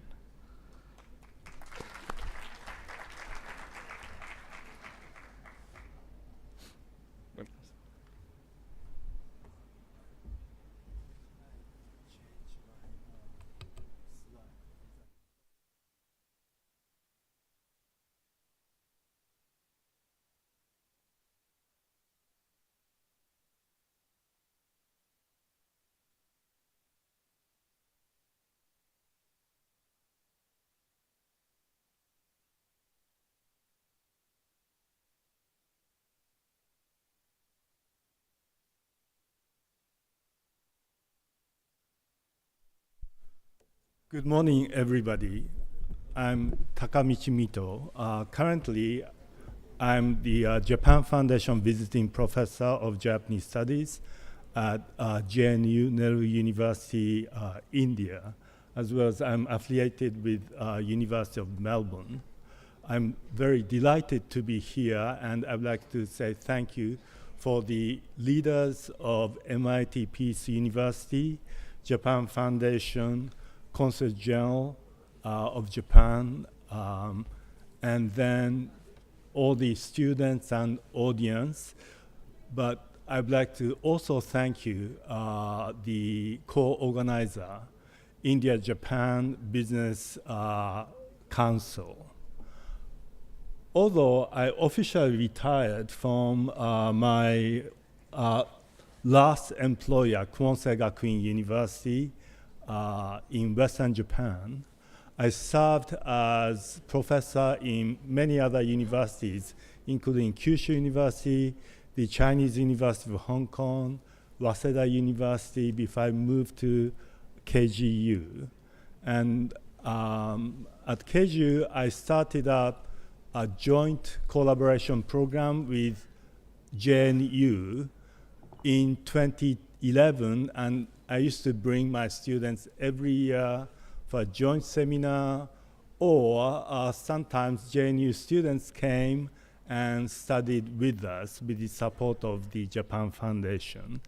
And I love India, and I'm delighted to be here to share my experience regarding what the industry, business, governments, universities, and university researchers and students can do to create a brighter future in India, Japan, or in the world.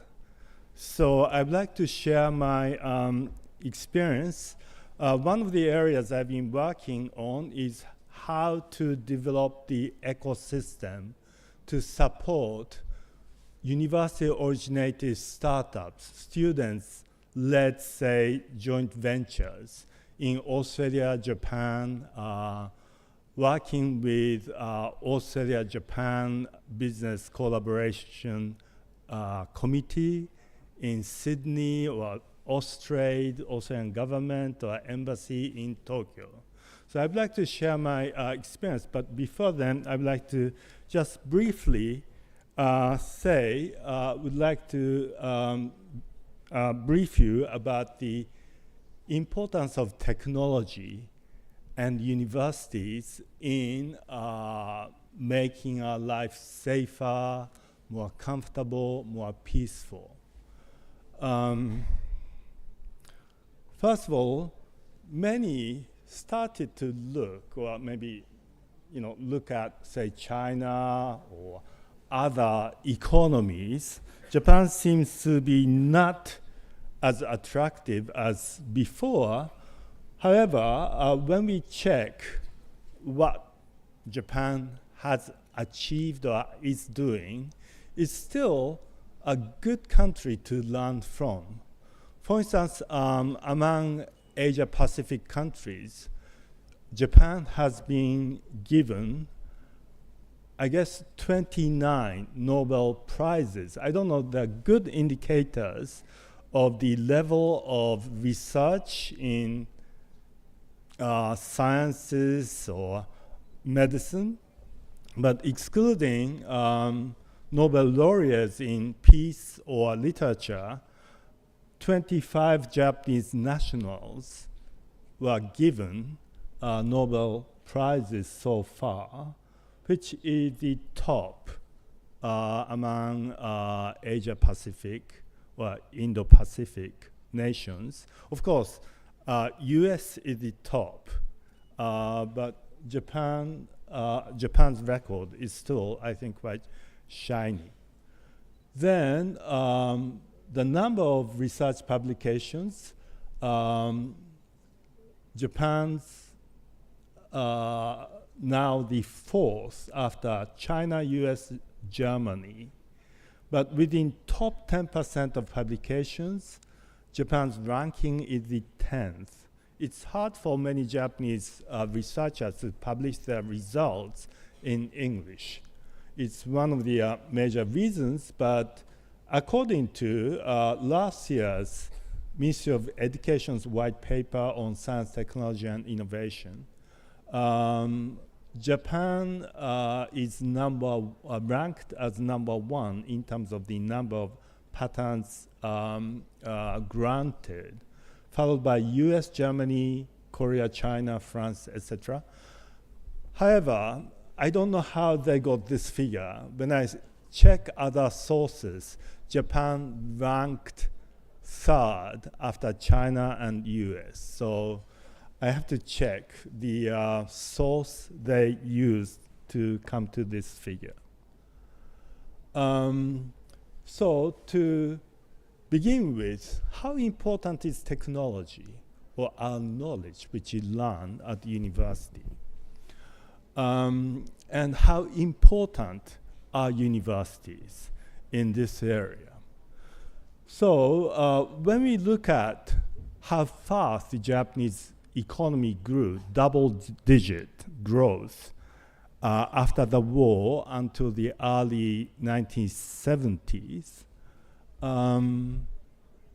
it was kind of phenomenal growth. No human beings experienced that kind of, achieved that kind of growth.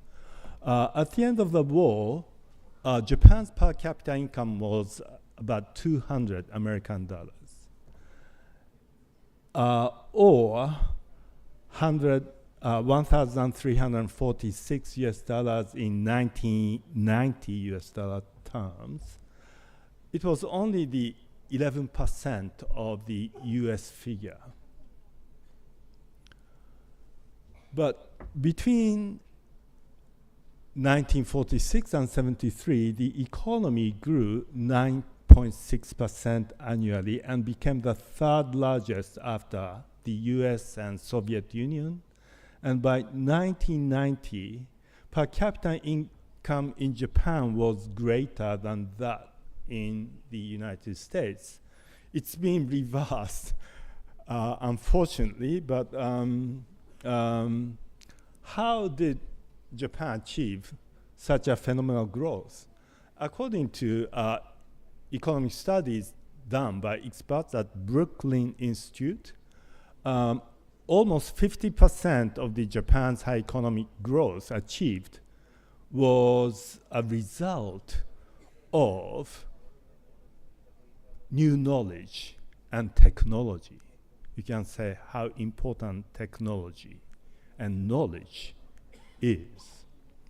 And over 25% by more money, increased capital input. Just less quarter of the growth was achieved by improved labor input, maybe enhance human resources or more efficient allocation of human resources from the agricultural sector into industry and service sectors.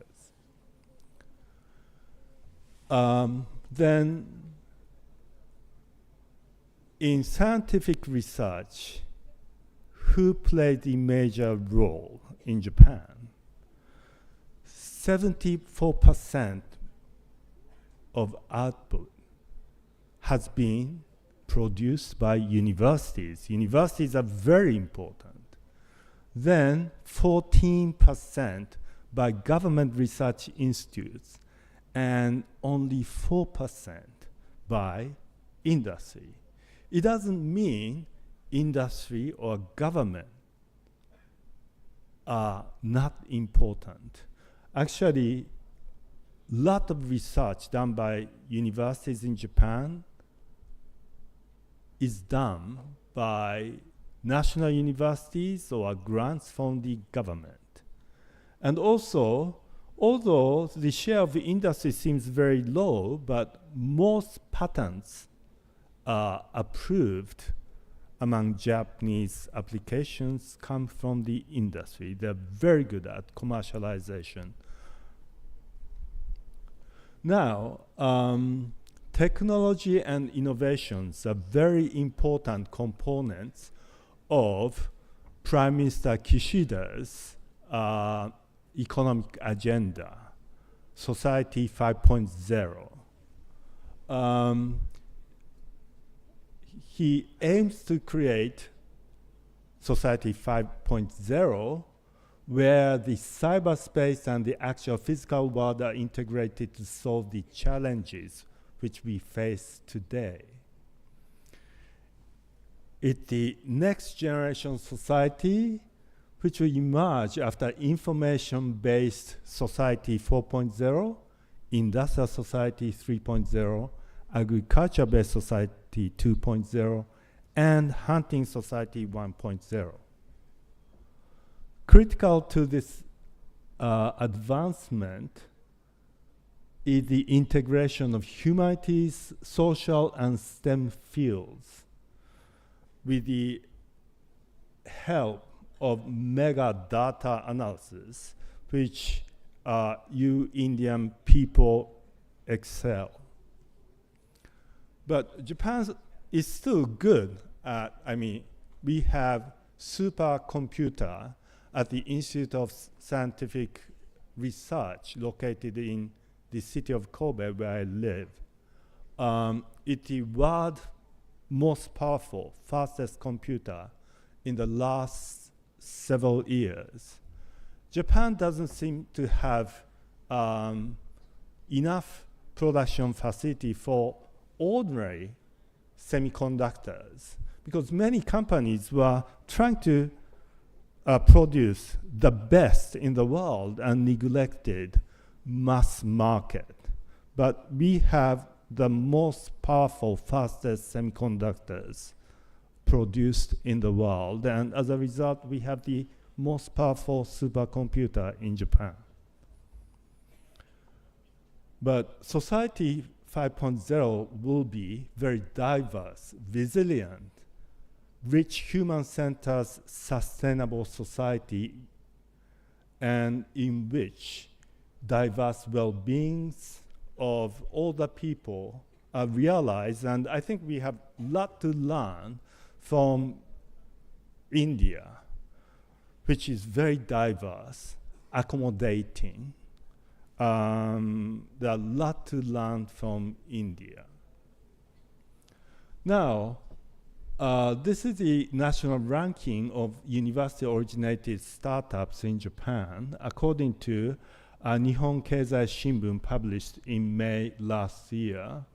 Number one is Keio University, followed by Gifu, but sorry, there's a typo error. It should have been 37 and 29%.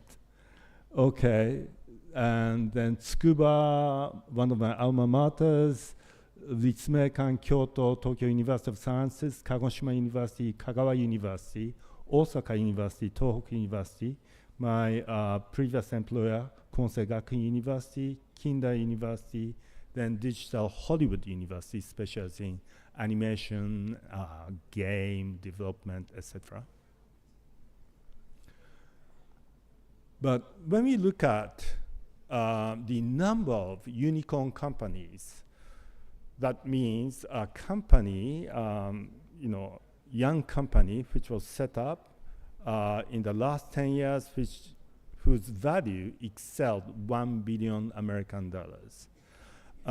We have to learn a lot from Indian entrepreneurs. There are 24 unicorns in, companies established in India, but Japan is not very good at it. And I'd like to share what we are trying to do in Australia and Japan. And this is actually an agenda for Australia-Japan Business Collaboration Committee Roundtable, which took place at the University of Technology, Sydney last year. Many from different backgrounds, say Deputy Vice Chancellor from University of Technology, Sydney, then the head of Australia-Japan Business Collaboration Council, Richard Andrews. Then we have some people from RMIT University, Royal Melbourne Institute of Technology University, University of Melbourne. I also participated. Then Australian Embassy or Foundation for Australia-Japan Studies, and many other business were involved. And we also held Japan version at the startup campus of Google Japan in Shibuya in October last year. And one of the case studies presented here was the company which I support called Strong Room AI. I wonder, can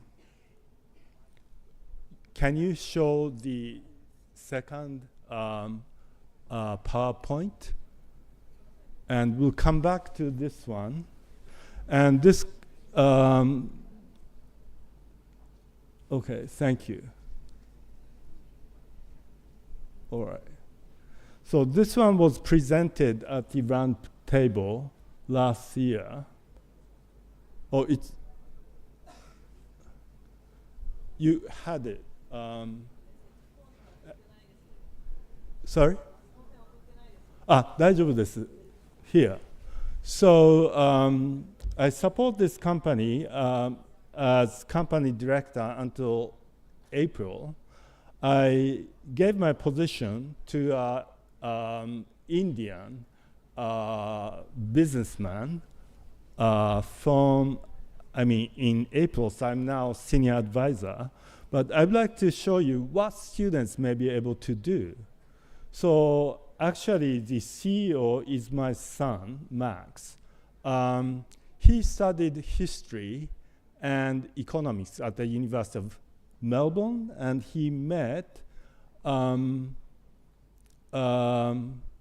two other guys on the top. There are four guys.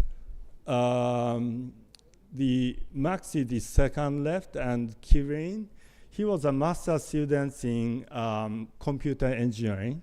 Then Chris, the top right, was also IT specialist student at Swinburne University of Technology. They are all first year in the undergraduate or masters.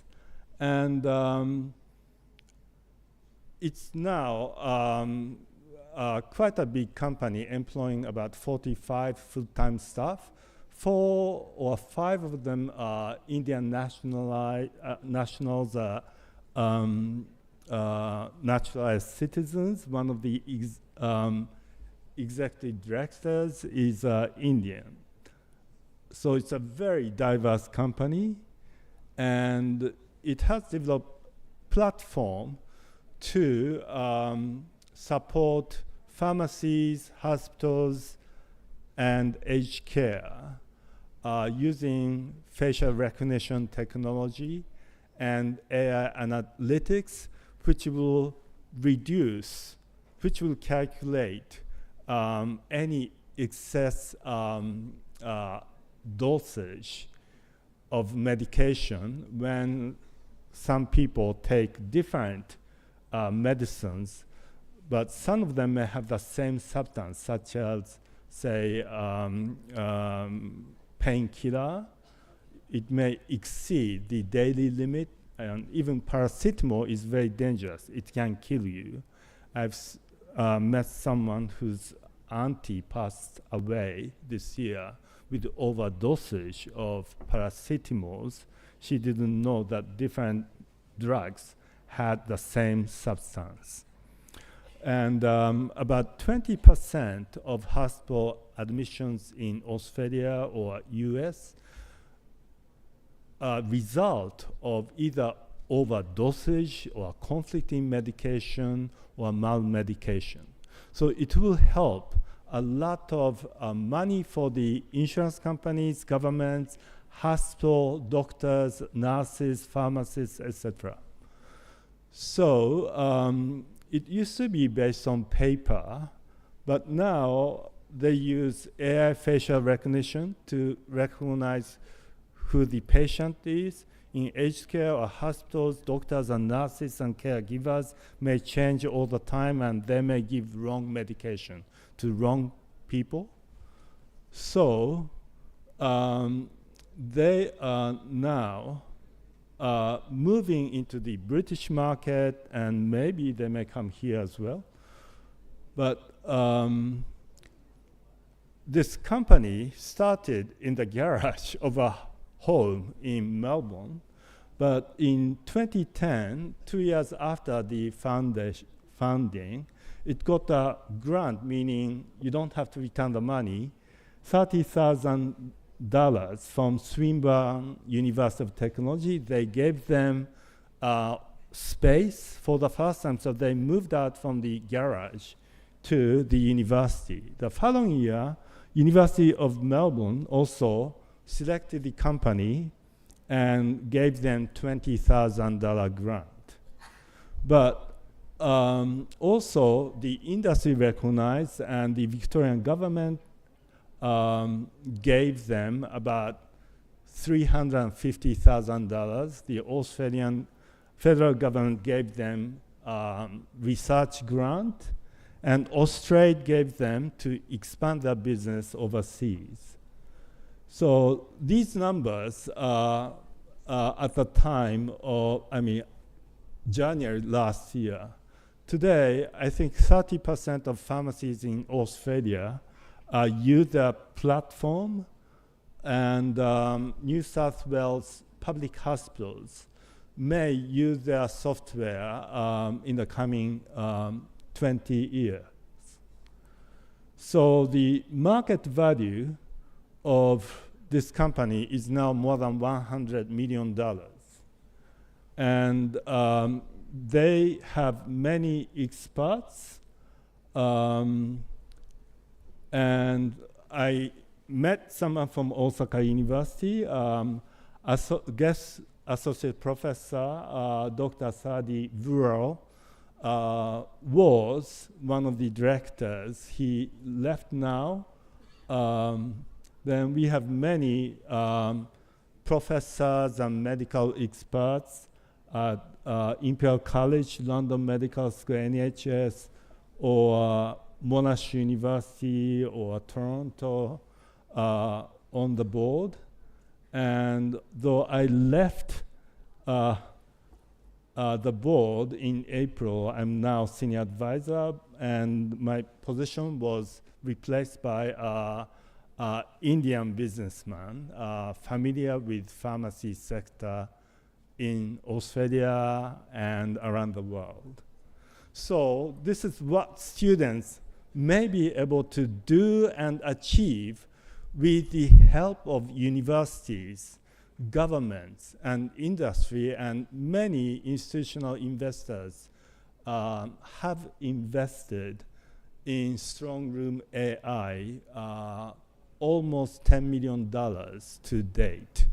So this can be done, and my son or Chris are both now 27 and 6.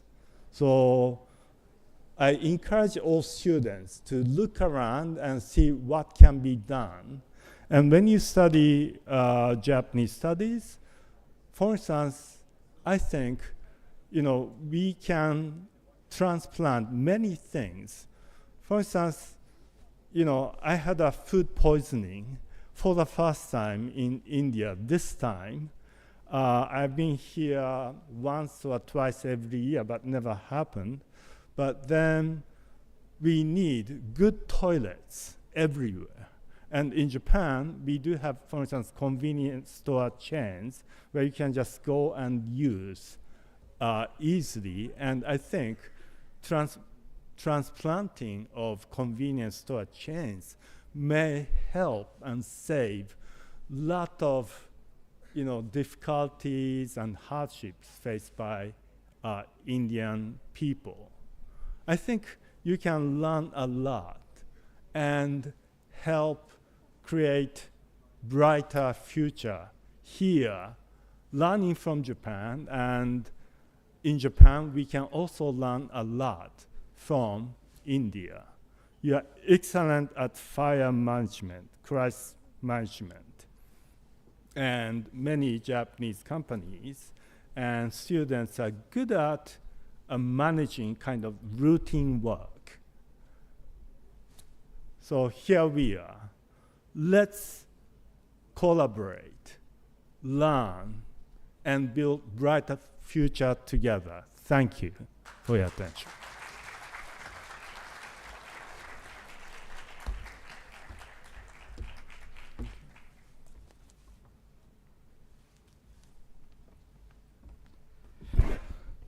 Thank you so much, sir.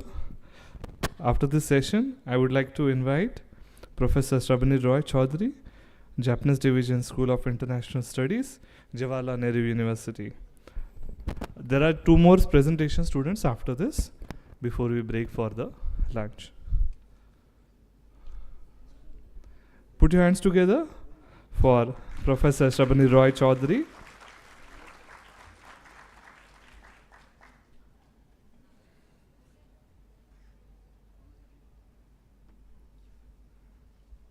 You need this?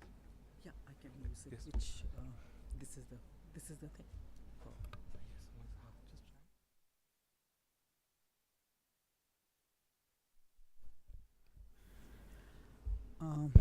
Good morning, everybody, and thank you, IJBC and MIT, for giving me this opportunity to be among young crowd, to attract students to look at Japan. As a academics, I had looked into Japan when what Mito Sensei right now said, the economic miracle of Japan was very interesting. And it caught my attention, but more importantly, as I progressed in understanding Japan, I really have worked a lot on trying to understand the way of human discipline that Japan inculcates. And my thesis was basically looking at transferability of those. Since then, things have moved. I have often addressing people with respect to India-Japan relations, which has caught attention of the world, as well as our 2 countries. Currently, if anyone has been following Japan, we usually would start off by talking about the civilizational linkages, etc. But I think today, all of you, the younger generation, would realize that you are sitting in a position where disruptions of many kinds are happening. Political disruptions, Ukraine, Hamas, Gaza, diplomatic disruptions, political power equations being pushed around, whether between China and USA in various forums. You are also very lucky. As things happen, you also see it, hear it through the various social medias. So what do we who have gained experience of being in this world have to offer to you often becomes a question. If you look at this, which is now the theater, the Indo-Pacific theater as we are calling it, in which 2 seas are the important networking zones. So we've moved away from the landmass to the seas, but the seas have states around it. India, Japan are almost like a parenthesis in this Indo-Pacific. This is the fulcrum on which your future is going to be determined.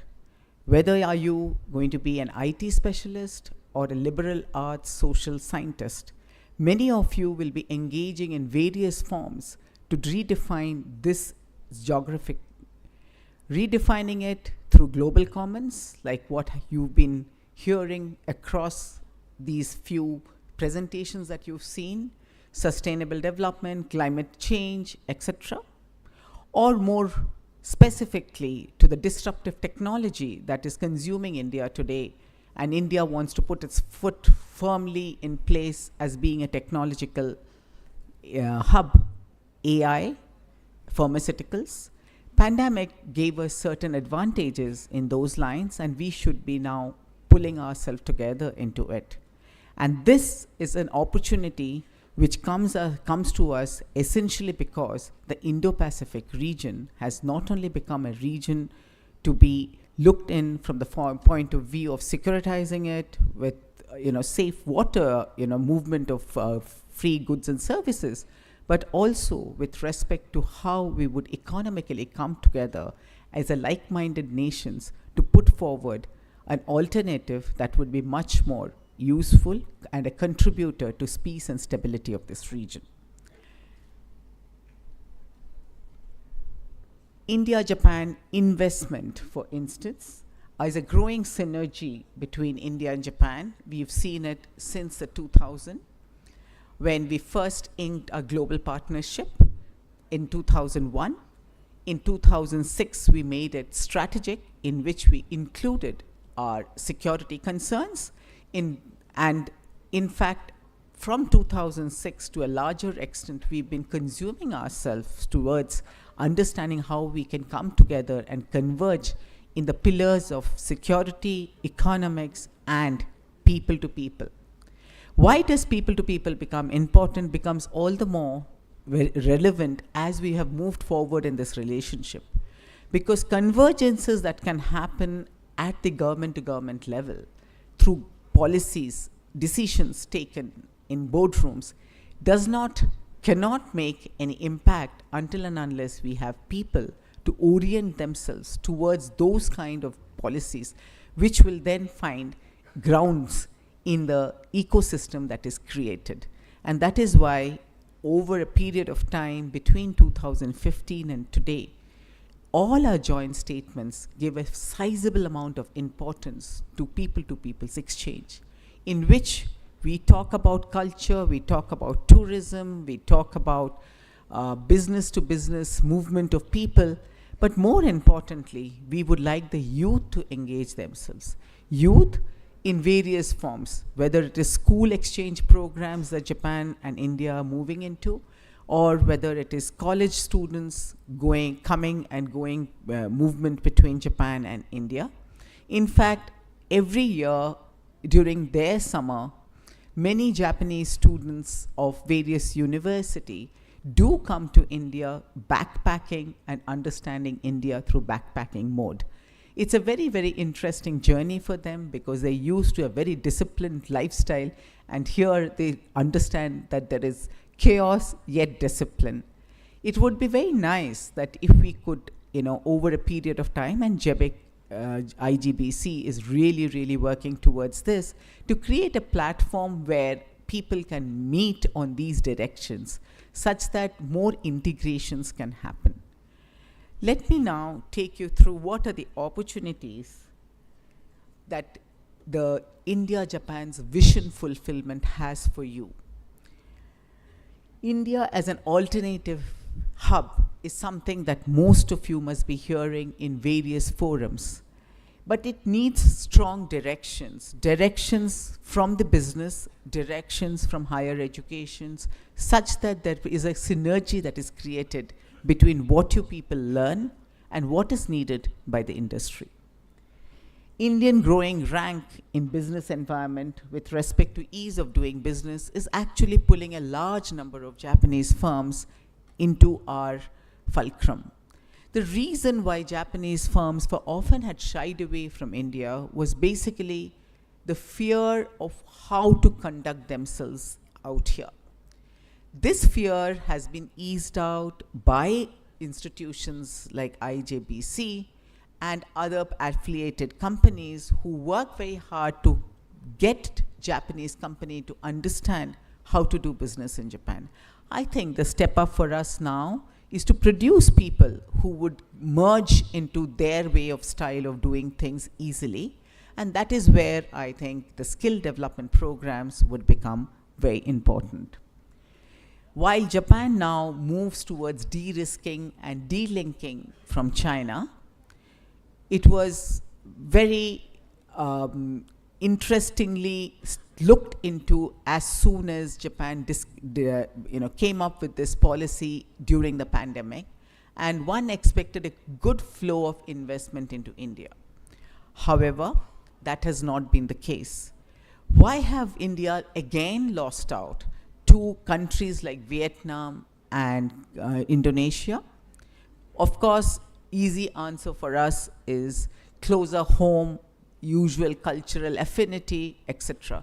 But I think it is high time for India to ask ourselves, can we move beyond our, leaving it to only culture-specific questions, and ask ourselves how we can make ourselves more attractive.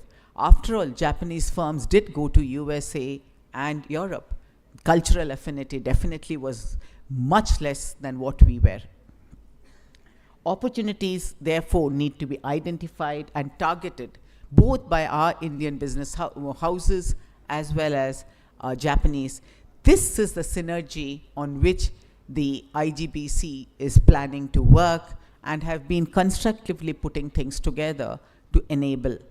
But you as an individual would have to peg yourself into the strength of India, which is what is going to be opportunities for Japan. Much talked about demographic profiling, in which we are young and Japanese are getting old, and therefore they need young labor force, and our low-cost labor would be very importantly contributing to their economic revival, is often being told. However, I think where we need to step up and where we are missing the point is how we can gear our skills, capabilities to the way the Japanese companies would like. And this is where I think the current today, the Japan facilitation hub that is being created will be the place where you can interact, get to know how you can develop skill. Government of India, along with Japan, have started skill development programs, which they call technical internship for training programs, where individual people are being trained both in language and skills, and being to provide capacity skill sets to employment in Japanese various sectors, from healthcare and other service sectors to supervisory role in shop floor level.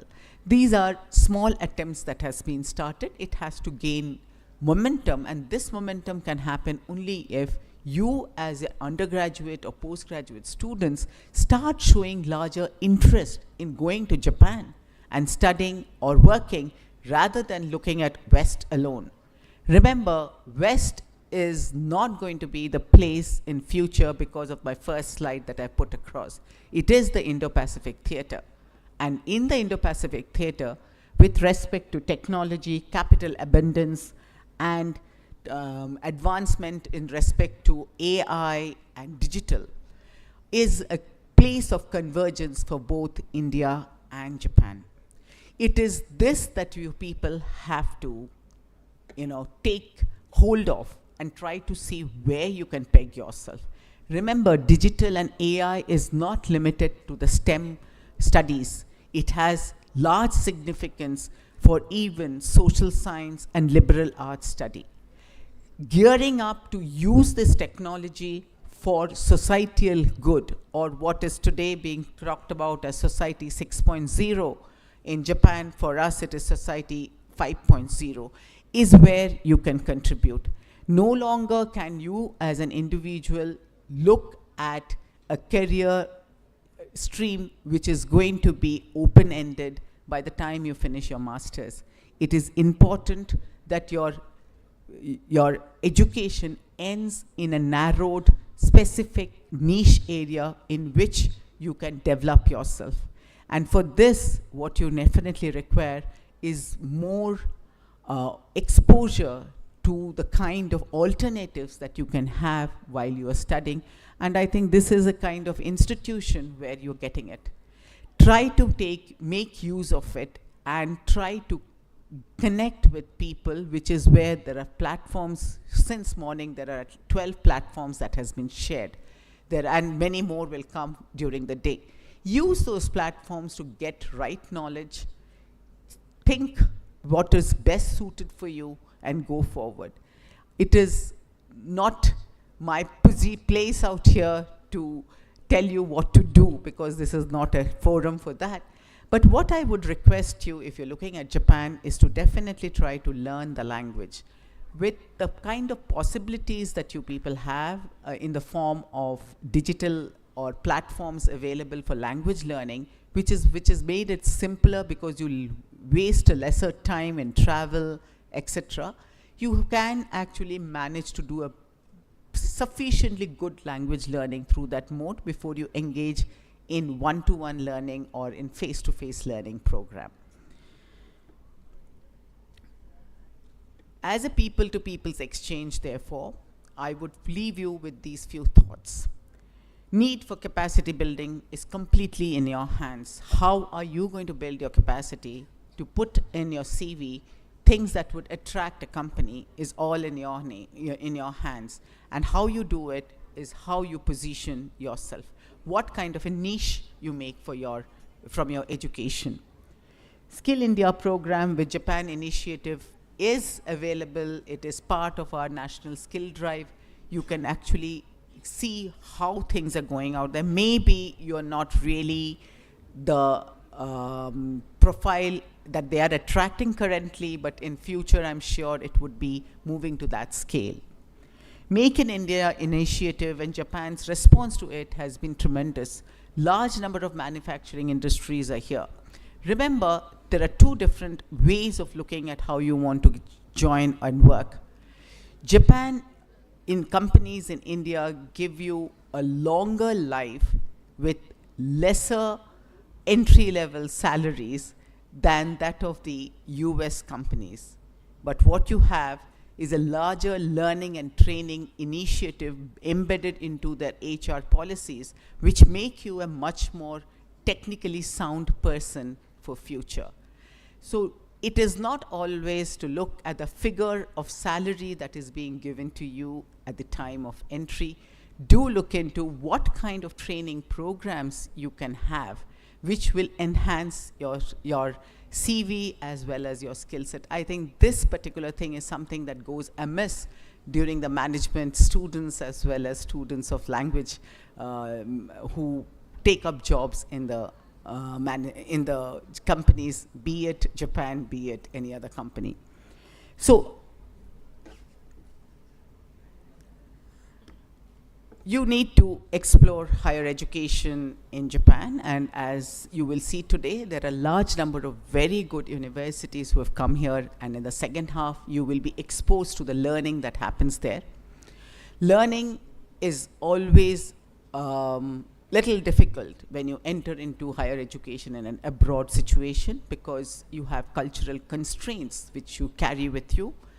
However, as a young adult, I think that is where you people have your strength. You should be flexible enough to imbibe in corporate culture and be able to enjoy your stay in Japan. A very safe country, a very friendly country, amazingly youth are very, very oriented towards having fun while learning. So it's a good place to go as a young adult, and I think lots of opportunities await you if you explore higher education in Japan. Way to create, as I've already said, a niche as well as advancing your skill in a good platform. And with going to Japan and studying or working there, actually what you become is an interface between Asia and Europe. You actually end up becoming a true global citizen. With these thoughts, I leave you. We are really running short, so I just kept my presentation to a minimum. We can always discuss later. Thank you.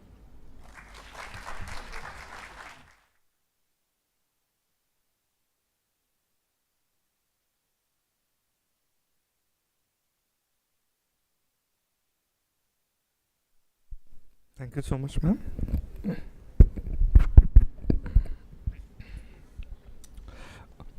Dear students, put your hands together for Professor Sujit K. Sinha, professor from IIT Delhi. He will be talking about India-Japan collaboration in engineering research, a case study of IIT Delhi, Kyoto University and Kyushu University. Please.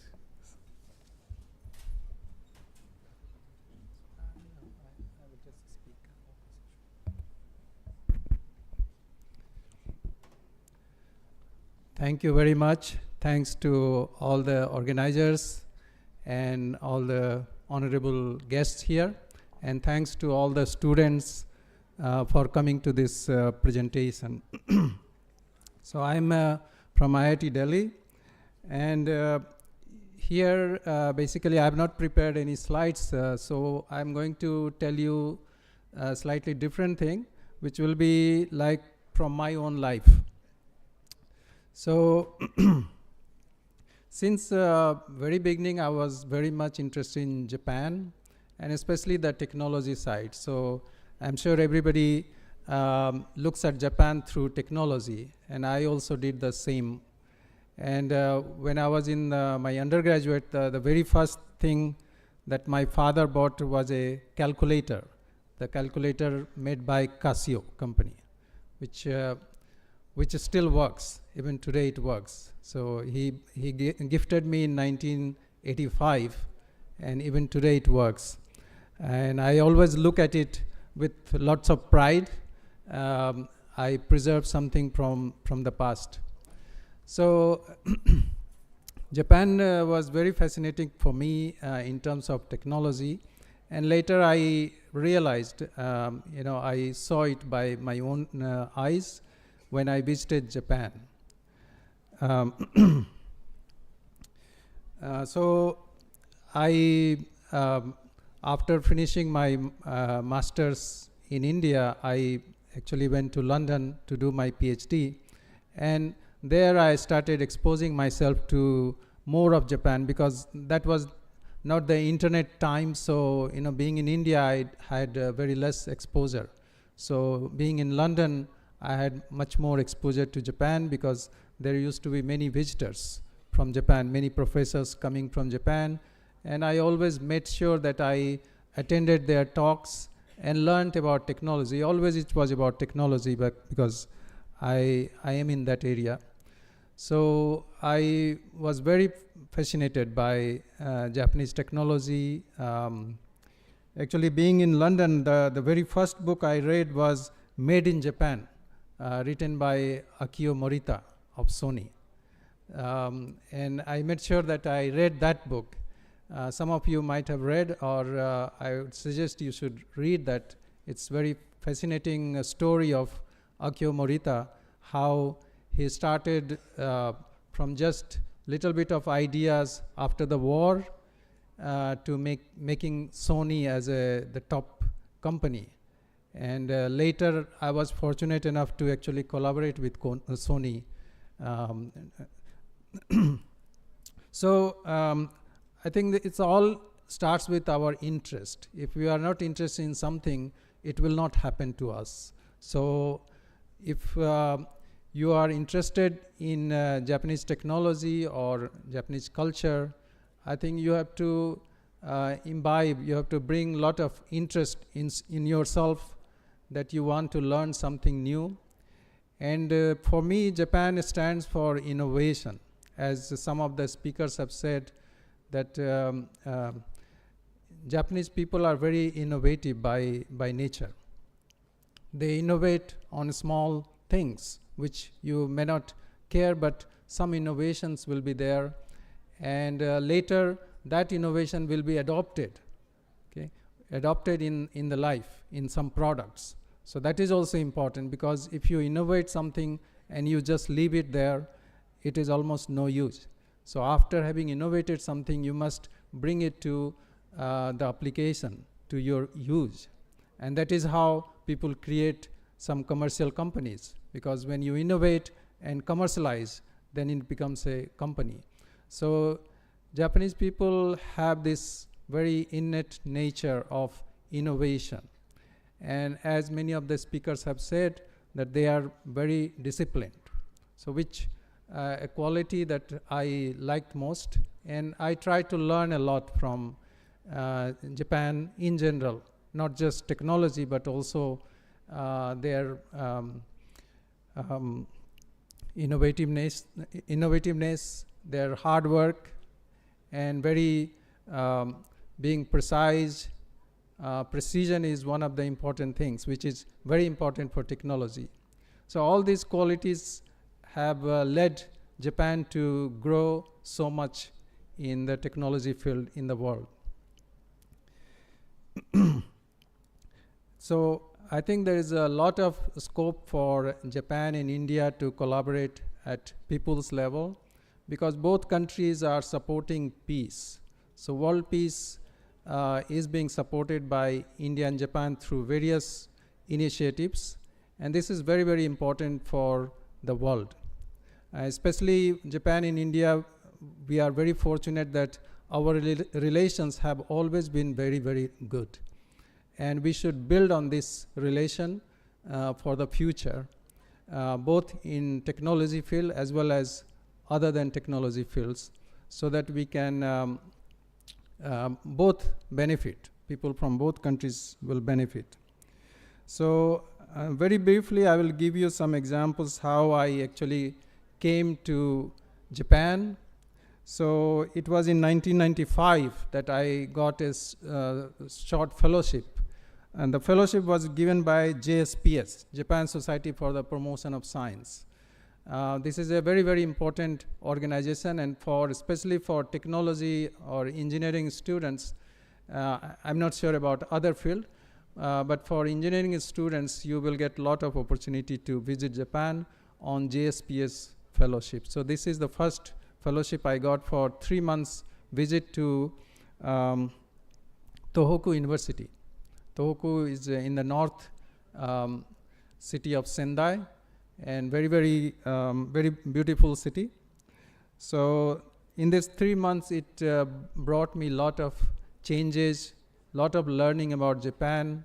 You know, this was the very first time I traveled in Shinkansen. So that was also very, very exciting for any Indians to travel in Shinkansen. You know, even at that time, Shinkansen, actually, if you travel in today, Shinkansen, it's more or less same. So what has been achieved technologically, what you see today, was already there in 1995. So that much of technological advancement. So just looking at one product, which is the high-speed train, you can see Japan. And in fact, during this 3 months visit, I had opportunity to also visit Shinkansen workshop, the maintenance workshop where they used to do finishing of the wheels. And I could go inside and I could see. So all those opportunities I could get through these kind of visits. So university visits are definitely very, very good. Although I was not a student, I was a researcher, but I could get a lot of opportunities to see Japan, interact with Japan. So that helped me slowly as I moved up in my career. So actually in 2000, I got a postdoctoral fellowship. So after PhD, you have to do a postdoctoral fellowship. So in 2000, I went to institute called Advanced Industrial Science and Technology, AIST, in Tsukuba.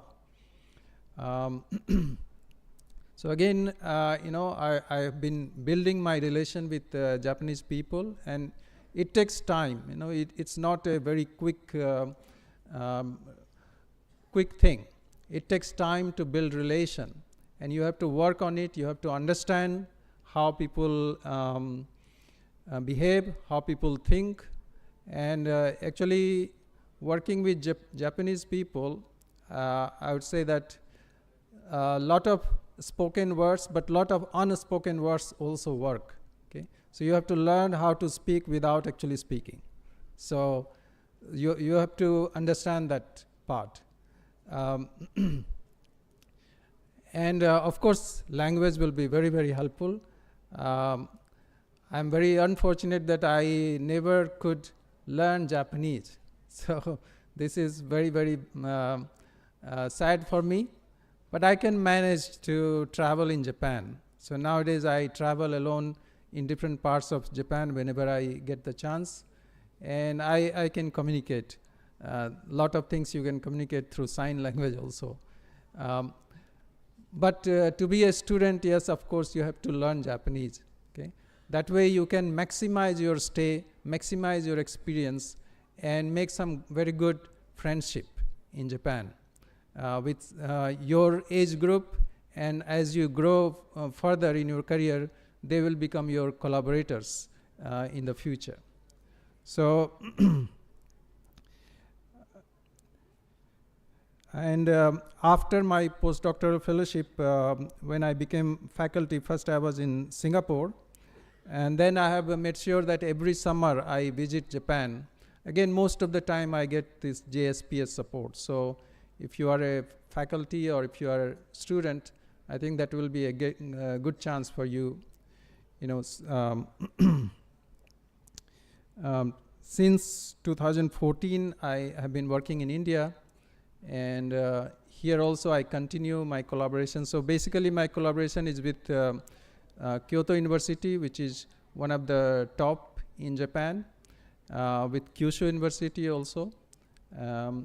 So these are the main two universities I collaborate, as well as with Doshisha University. So again, whatever I have built over the years, I am working on those experience, and I'm trying to collaborate with them. And now my focus is to make sure that more and more younger people, like students like you, visit each other country and experience.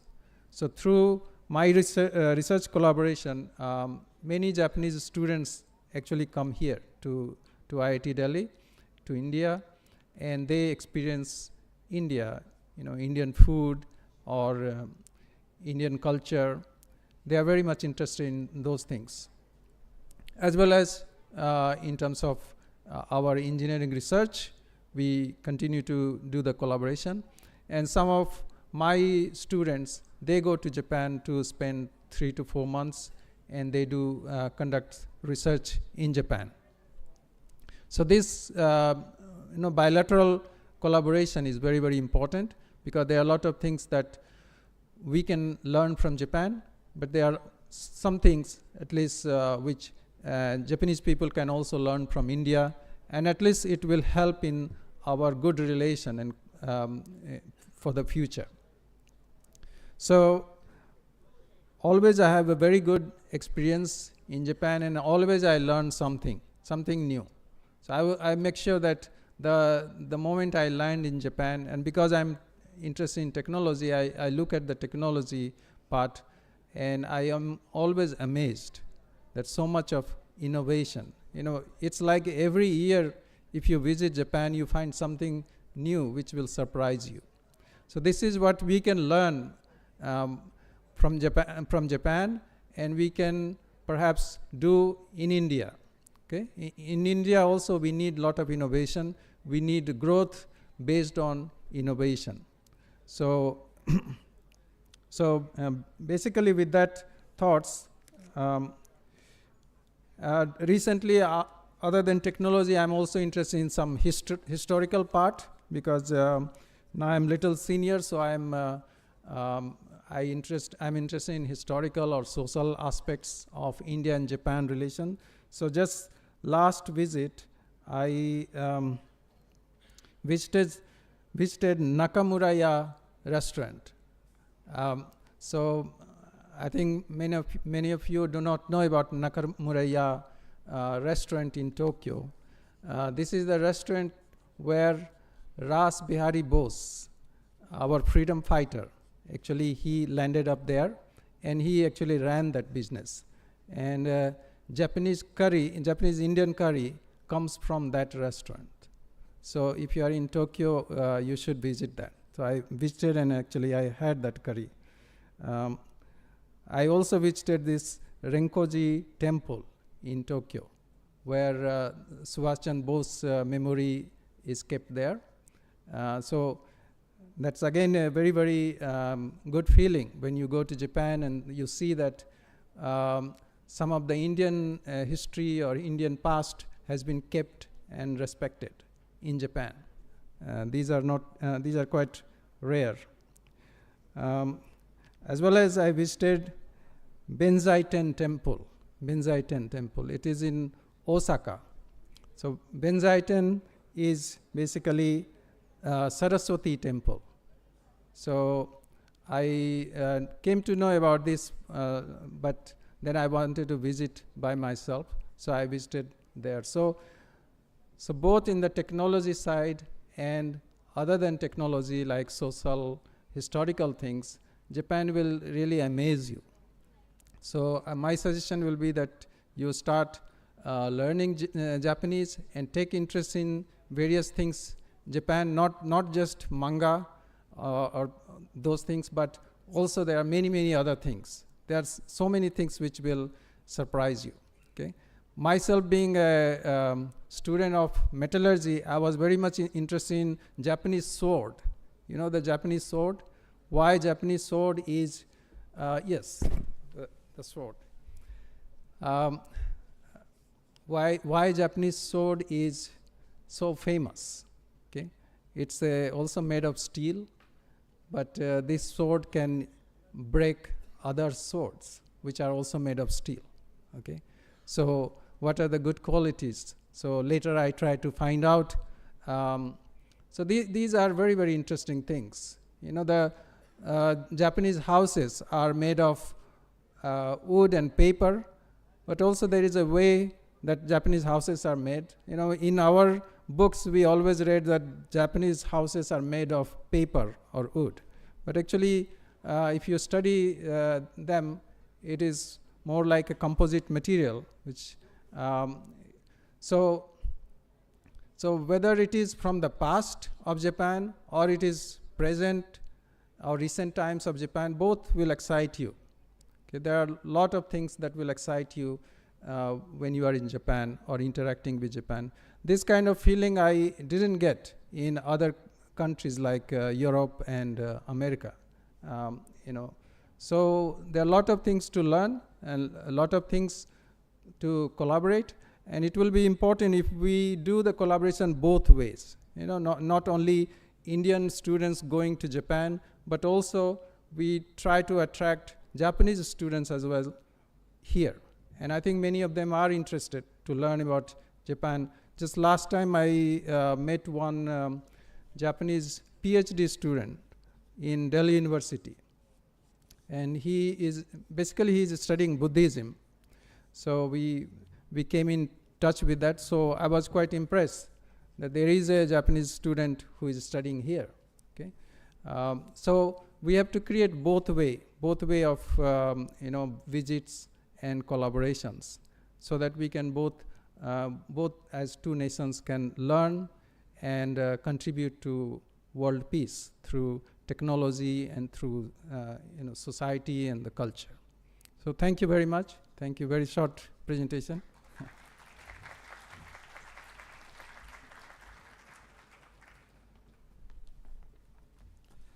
Thank you so much, sir. Thank you so much.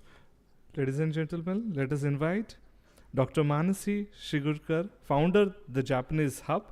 She will be talking about crafting employability, essential language training for students. Put your hands together for ma'am.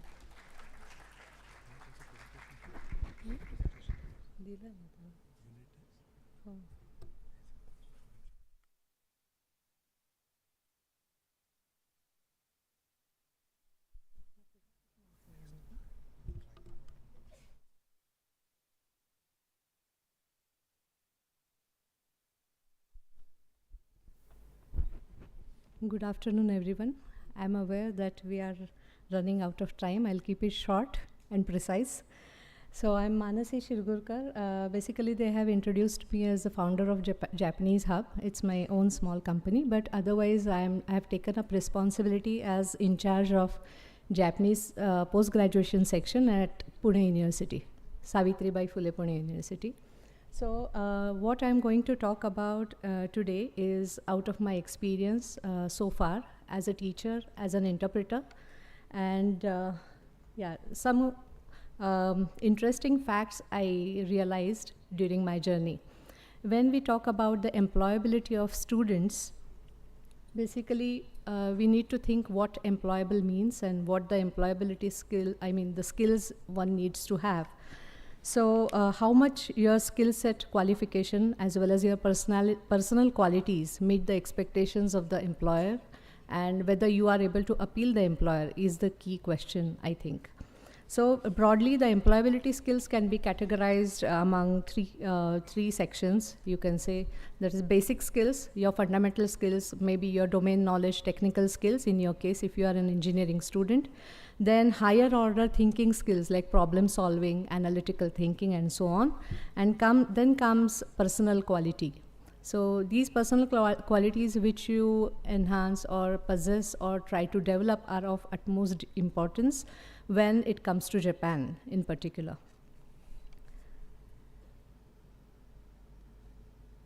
So when we talk about a country like Japan, specifically Japan being a very technologically advanced country, a tech-savvy country, most of you must be knowing that there is a huge demand of IT and software engineers. There has been such a talk for quite some time now.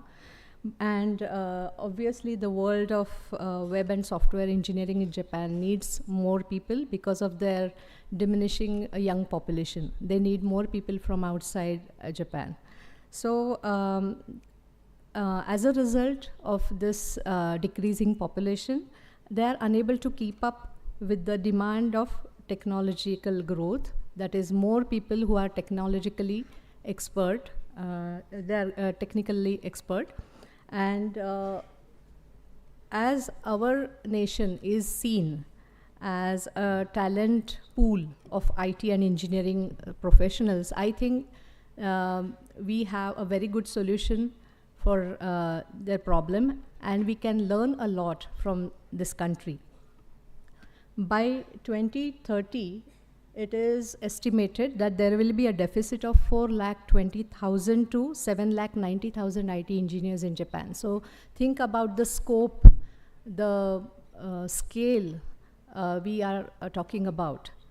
Then if there is such a huge demand in Japan, why, oh, I can't, okay, I'll read it out. Then why the employment ratio of Indian professionals in Japan or Japanese companies is very low? Why there is less retention when it comes to Japan? Most of our Indian students and professionals tend to look at West, Europe and US, or at the most Australia and New Zealand, but they don't look at Japan still. There is awareness up to a certain level now, I would say, but then why this ratio is so low? I would like to just give you a few updates. In 2017, there was an India-Japan summit meeting, and there was a goal set that 1,000 Japanese language teachers will be developed, and they'll be trained and nurtured.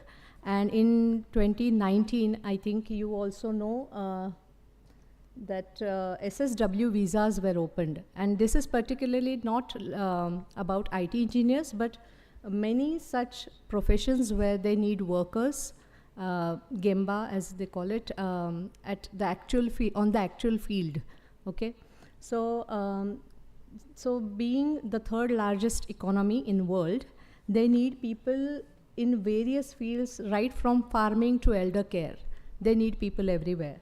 So given these facts, we need to rethink how our Japanese language education or training of our students is going on. To give you a brief idea of Japanese language education in India, there are around 10,000 small and medium-sized Japanese language schools across the country today, at present. And mostly the Japanese language education is concentrated in urban areas, very less in small towns or villages, I would say. Though they have started, it's yet to pick up any speed. Then compared to other countries, I think there are very less schools, universities and colleges which offer degree courses like graduate and postgraduate courses in Japanese. There is a strong tendency to focus on exams. As all of us know, Indian community is a very competitive community when it comes to education. So students and teachers alike, they love exams. They target exams, they study for exams, and they study for certification. But is that enough? That we need to ask to ourselves. And the learning obviously becomes a crammed type of learning of vocabulary and grammar. And many teaching methods and textbooks are used for this purpose. So where is the gap? We are studying for exams, for certification, we are training students for exams, and industry needs something else. Oh, sorry. Whenever I talk to industry people, because of my work of interpretation, I came to know that they need bilinguals with not only certification, obviously, but they need people with reading and writing skills, that is communication skills. That is of utmost importance. Then they need people who are well versed with cross-cultural communication. And furthermore, they need people who have a good understanding of culture. So when we talk of culture, it's not ikebana and sado. Of course, it's an integral part of culture, but when we talk of culture, it also includes work culture. How people think, how they work, then historical and cultural background of the nation, obviously, and the Japanese way of thinking, that is very important as far as industry or working with Japanese people is concerned. So just to give a brief idea of what communicative competence means. This is not something new. This is told by an expert called Himes in 1980, and later on it was developed more by Canal and Swain. They come from linguistics background, and they talk about 4 different competencies actually. One is discourse, the first one is linguistic or grammatical competence. We all are focusing more on grammatical competence, language as the subject matter of your study. That is perfectly fine. That is given that if you are a language professional or a bilingual professional coming from IT background, you need to know the language. You need to know the grammar, vocabulary, the rules of the language, everything. But apart from that, you need 3 more competencies which are very important. The next one is socio-linguistic competence. So what does it mean? As the name goes, we should know how the language is used in a particular society or community. Because what a particular sentence means in India, if literally translated in Japanese, may not mean the same thing, because they have different cultural backgrounds and contexts.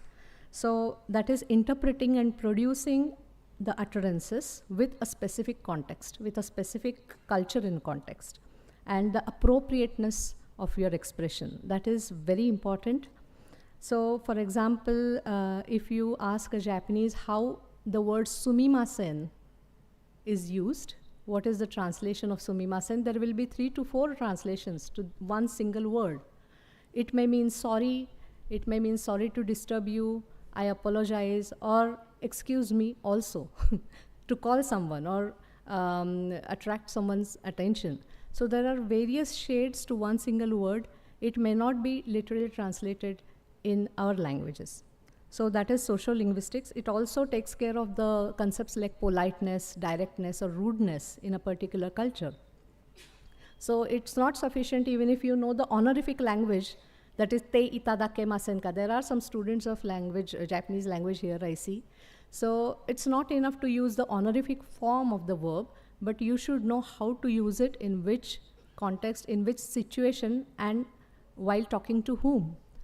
That is very important. Then comes strategic importance. That is how you build up strategies and techniques for verbal and non-verbal communication. If at all you come across any communication gaps, being a student or a new professional, a young professional, you will come across certain problems, but that time you should be able to devise some techniques which will help you to overcome such hurdles. You may use linguistic and non-linguistic, verbal, non-verbal cues, strategies to get the message across. So this is called strategic competence. And it also means that how you, building up the strategies to learn a language, because not everyone learns in the same way. I may pick up a language just by listening to podcasts or watching serials, TV serials, dorama as we call it, but someone else may need a theoretical analysis of how the language works. So you have to identify your own learning style and devise a strategy for learning the language. The 4th one is discourse. So it tells you how to have a coherent text or utterance or speech in a particular context, how to combine language structures and functions to have such a coherent and cohesive text. So pattern recognition and all those things, having a good flow, logical flow in your speech and conversation, and make it convincing, getting the exact message. So it may happen that, for example, take a situation where you are disposing your garbage, you are in Japan and you are disposing some garbage and you have thrown out damboru, as they call it, the boxes which you used for shifting your luggage or bags and everything. So you're throwing out the boxes, and someone comes and cautions you or warns you and says, no, no, this is not the day when you dispose such garbage. Then how do you respond? When I talk to my language students, they are like, oh, okay, I didn't know that there was such a rule. If you start with this, Japanese people will treat it as an excuse. They won't like it. So first and foremost step is shazai, as they call it, apologize for your mistake. Knowingly or unknowingly, you have made a mistake, so accept it. That is the first step. And then you go ahead, or whatever reason you want to explain, you can go ahead, and then again, that all comes with discourse competence. Being a language teacher, I can't help talking about these 4 competencies. Now, one more thing that always one more thing that is always taken up by Japanese people in particular, when they recruit young professionals or past students, they talk about attitude, taido. That is of utmost importance for them. It's fine even if you are not a graduate from the topmost university of your nation. If you have the right attitude, if you are humble, you are sincere, and you are genuine, then your sincere efforts never go unnoticed. They do pay attention to you, what you need to say, what you want to say, and you are an important person in their eyes.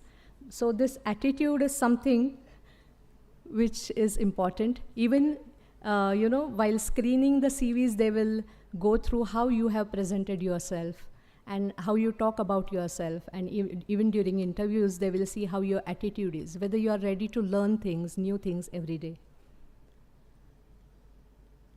So apart from attitude, when I say that if you are ready to learn something new, there are very interesting things how Japanese people, the Japanese society or industry focuses on process. As all of us know, we tend to focus more on results. Japanese people focus more on process. For example, if you look at just a cleaning manual, now with SSW visas opening, they also have training materials and manuals for such workers coming from abroad. So if you just look at such teaching material, you see what this is. This is completely in Japanese, but it tells you the variety of debris or dirt or filth you have to clean on a floor. See the types they have categorized on different types of floors. One can't even think, that's what she is saying. Till today, I thought that dirt or filth was just dirt or sand at the most. But now you have detailed manual of what dirt means and what you need to clean. So these are the varieties they have, which you need to remove, clean diligently. Can you tell me what this is? This is the way you will clean a room with a vacuum cleaner, where to put in the plug and in which manner you need to move around. Okay, so this is the way they work, very diligently. The process is well set, very well thought of, and you are not expected to deviate from this because it's very well thought of. It's supposed to have very less problems in future. So in a nutshell, I would say that for what is natural and obvious for a Japanese person may not be so for an Indian. Remember that. So we need to know what the society, the culture, and the people expect when they interact with us. So as teachers, I would like to say there are some teachers here as well. For teachers, I would say we should, raise and nurture young minds who are not just employable, but are open-minded and willing to understand different society, culture, and enjoy the give and take between the two societies. That's what our duty is.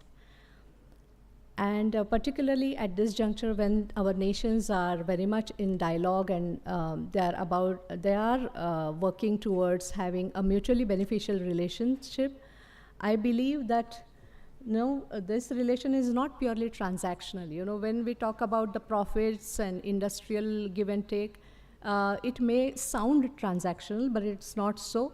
And we can achieve a lot more. We can go beyond this, and that can be done only through education. That's what I believe. Thank you very much.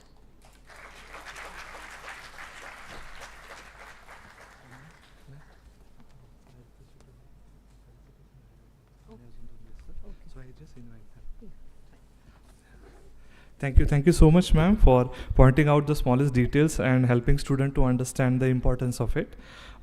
Students and all the delegates, we have to felicitate a few of our today's speakers. So to go ahead with that, before I invite Dr. Tam Takamichi Mito, sir, on the dais. I also invite Mr. Gautam Kulkarni, sir, on dais. Please put your hands together for President of IJBC, Siddharth Deshmukh, sir. I also invite Associate Dean, Dr. Preeti Joshi, ma'am. Please. Big round of applause, students. I also request all the student volunteers to bring in the felicitation kit. Please, sir.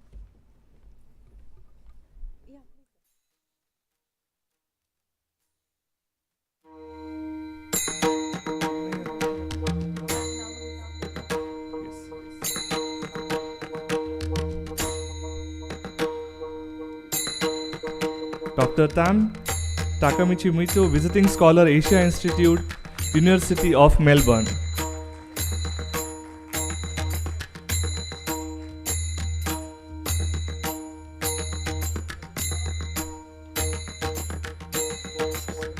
I request Siddharth sir to please join us on the dais.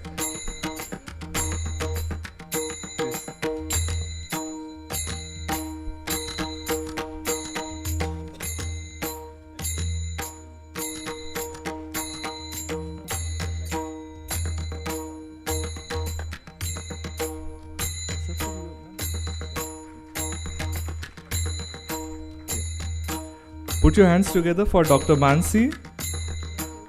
Yes. Yeah. The founder, the Japanese Hub.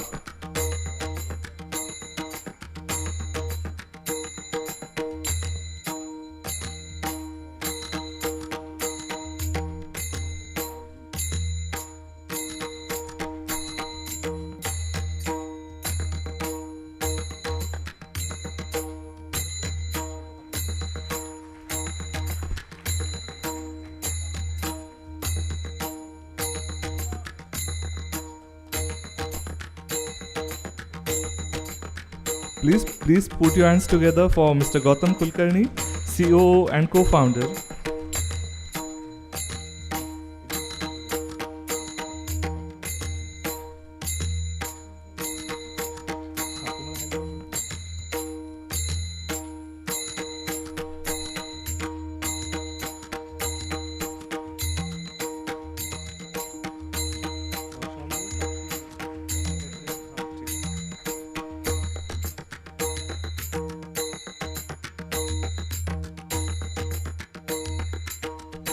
I request the speakers to join in for a group photo on the stage.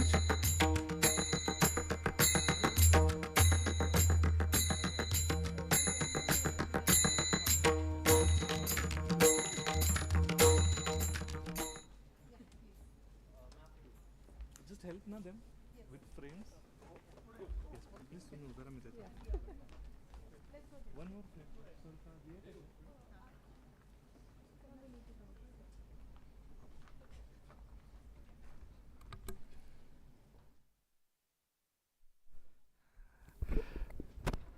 Big round of applause, students. I know you are clapping for a long time, but they all are here just for you all, so that they can tell you about future opportunities of higher education and career in Japan.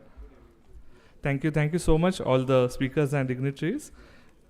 I now request our next.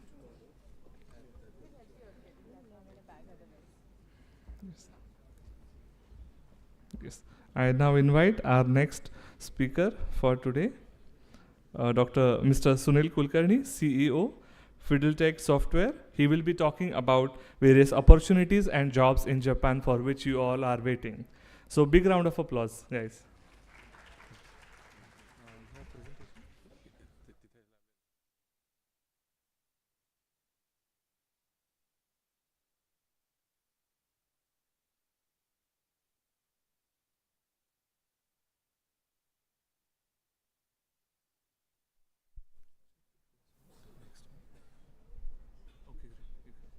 Yeah.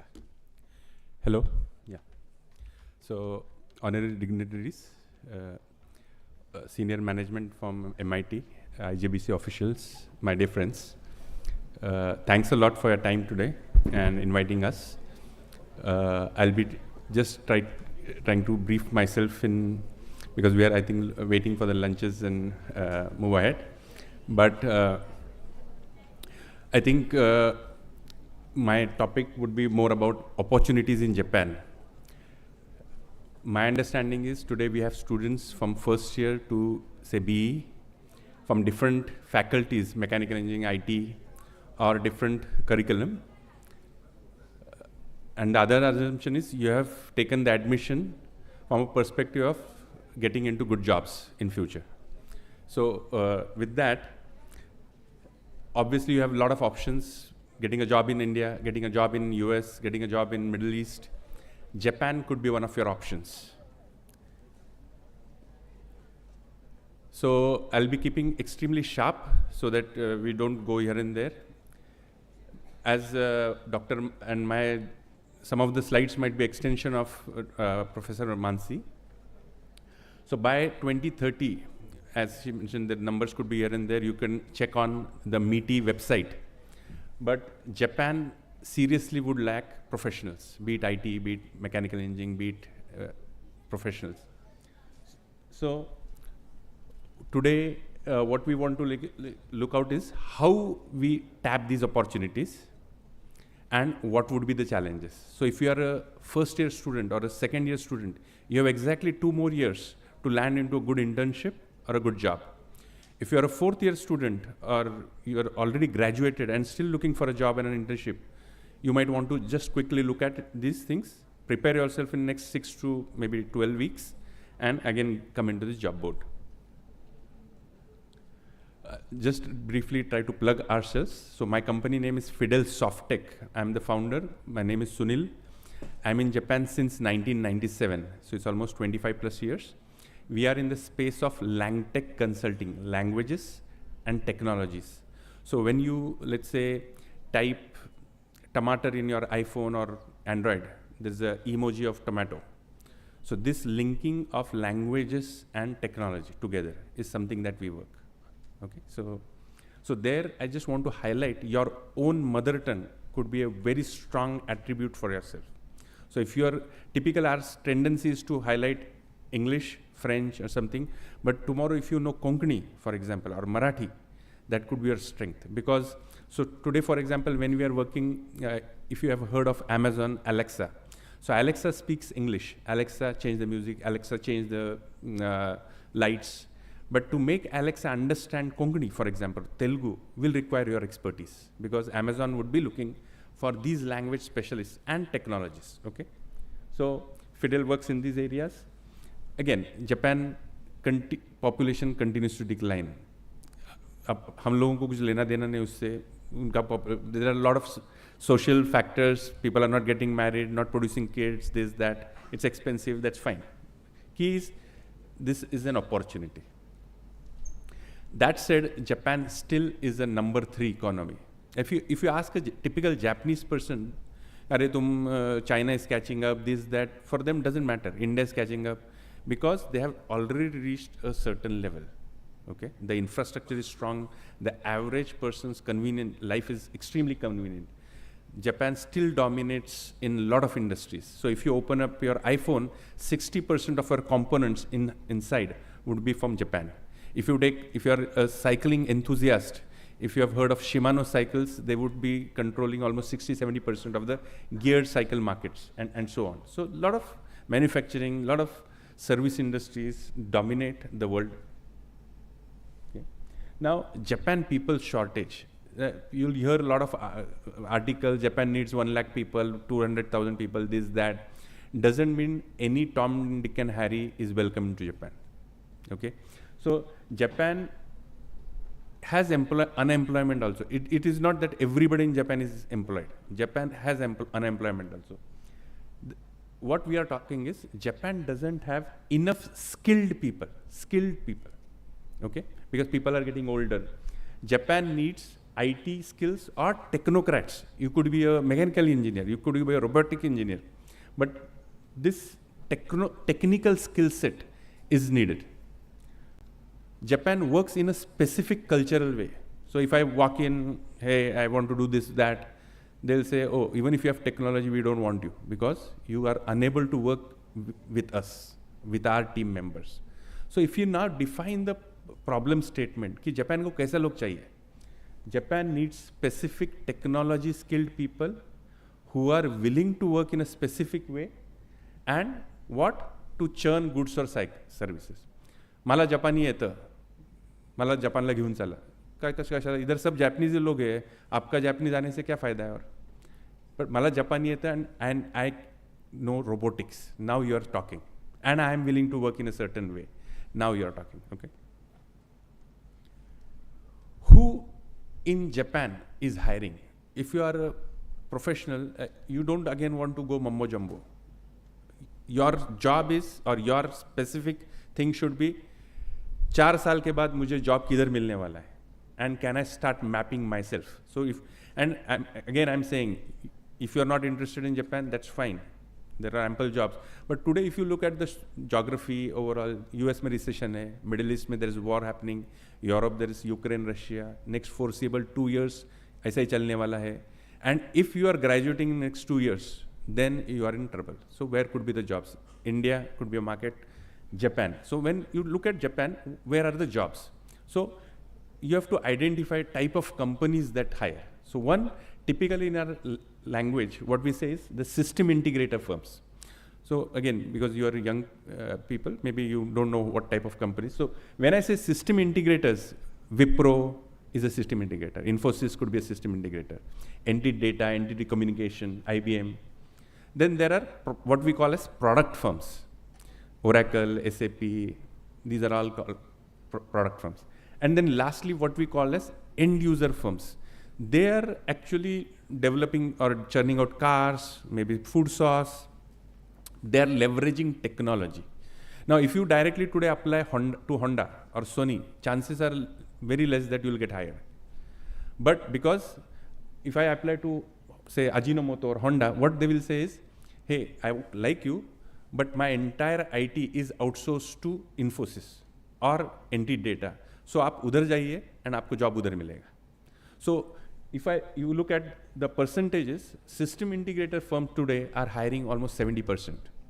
20% would be the product firms and 10% would be the end user firms. End user firms will like to have project managers and different types of people. Okay. So accordingly, if you were looking at the funnel, most of the jobs are with these companies. Now, there are a lot of different challenges. Okay. So if you look at, हम लोग बोलते हैं कि अरे वो Japan क्यों नहीं change हो रहा है? Why is Japanese manager not hiring foreigners, this, that? He or she doesn't have any incentive to change. You wake up, you go to office, everything is fine, trains are on time, company is producing, making profits, banks are giving loans at 1%. There's no incentive to change. Why should I change? GDP is low, growing less, that's fine. हमारा population भी कम होता जा रहा है. So there is no, Japan works in a specific way. We work in Japanese, the users speak in Japanese. So if you are willing to speak Japanese, then only it's, but they work in a specific way. And then there is a legacy software. So while India jumped directly to mobile banking, Japan is still stuck in mainframe. A lot of investment has been happening in last 40, 50 years. Who would reinvest to make those changes? Okay, so again, one has to understand these changes. Then Japan also has access to Vietnam engineers, Myanmar engineers, Bangladesh engineers, Nepal engineers. They also say, sir, I also learn Japanese. I also know this thing. I am cheaper than India. hire me. So Japan also needs to understand how is Indian engineer better than Nepal engineer or Vietnam? What is the cost? Is there any special skills? And Japan is in, again, deflation for long. So from an engineering perspective, you will never see 30% salary hikes there. Salary hikes would be marginal, 1%, 2%, because last 20 years, the rates have not changed. You could have purchased a bread at 100 yen 10 years back or 20 years back, and it's same. Now, of course, there is changing, but these are some of these challenges.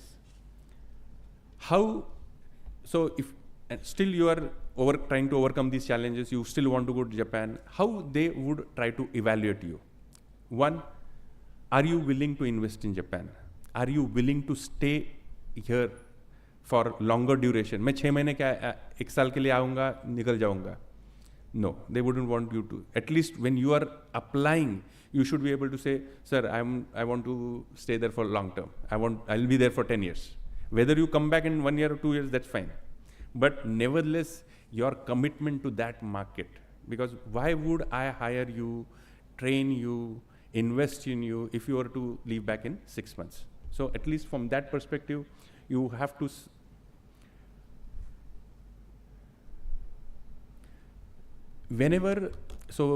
today when you see the markets are down, there is recession, this, that, when you apply for internships, people say, Arey, there is no job at our this thing. But you have to continuously look for triggers. So pandemic was a trigger. Now these, let's say for example, in 2025, SAP would discontinue support for one of their major products. And everybody is asked to move to SAP HANA, for example. Now, if you know this today, and you have prepared yourself to SAP HANA, in next 2 years, you are a perfect ideal. So this is a trigger. This is not defined by you or me. Markets have decided. In 2005, Microsoft stopped services for Visual Basic, for example. So whoever had .NET experience at that point of time got a trigger. So this way, if you look at automobile companies changing to EV, this is a trigger. So today, if you have, even in your second year or third year, you just publish a blog or write a small 200-page article in your college thesis or something, that how batteries should be developed or whatever. What are the materials going bad? But this would act in your resume that this guy has an understanding of EV. So these are some of the triggers. And again, you should be continuously looking at newspapers, but these triggers will help you leapfrog in the job market. The different types of opportunities are the terminologies that you see today: IoT, automation, data analytics, digital transformation. Again, if your projects or learnings, whatever subjects, you tailor your resume and anything around these technologies, there are opportunities. B, if you were to directly jump into or try to target some Japanese companies, again, if that's possible, but you'll see a lot of Indian companies out here who are working in Japan, almost 70 plus. So in Pune, we have, say, Rian, Vizdec, Shimbi Labs, Grey Orange, Fidel. All these companies are operating there. These are product companies you might want to look at. One good other idea to look at what type of opportunities are jobs and how to tailor yourself. Key is you have to get a job, whether you like or not. So it's like the Indian marriages. पहले शादी कर लो, बाद में प्यार हो जाएगा. वैसा, get a job and you'll start liking that field. In the initial formative years, you don't want to say, मुझे AI चाहिए, फलाना चाहिए. पहले तू जापान जा, सीख ले, and then you try to build up. Likewise, so if you take, like if you go to Fidel Consulting site, you go to say Career Cross or different job sites, take top 200 jobs or 500 jobs. Look at what kind of skills, and you can develop a heat map of what are the skills required in today's market.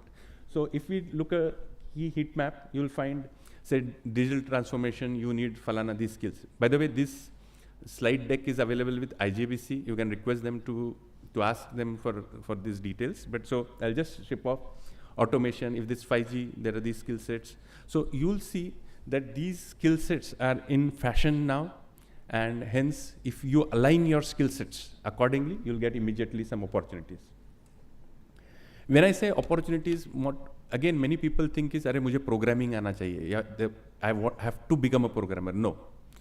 There are different role sets. If you take an organization, then there is a, say, financial analyst required, there is a CEO required, there is a sales guy, there is a marketing, there is a business analyst, there is a software developer, there is a tester, infrastructure support, there is a customer support, and so on.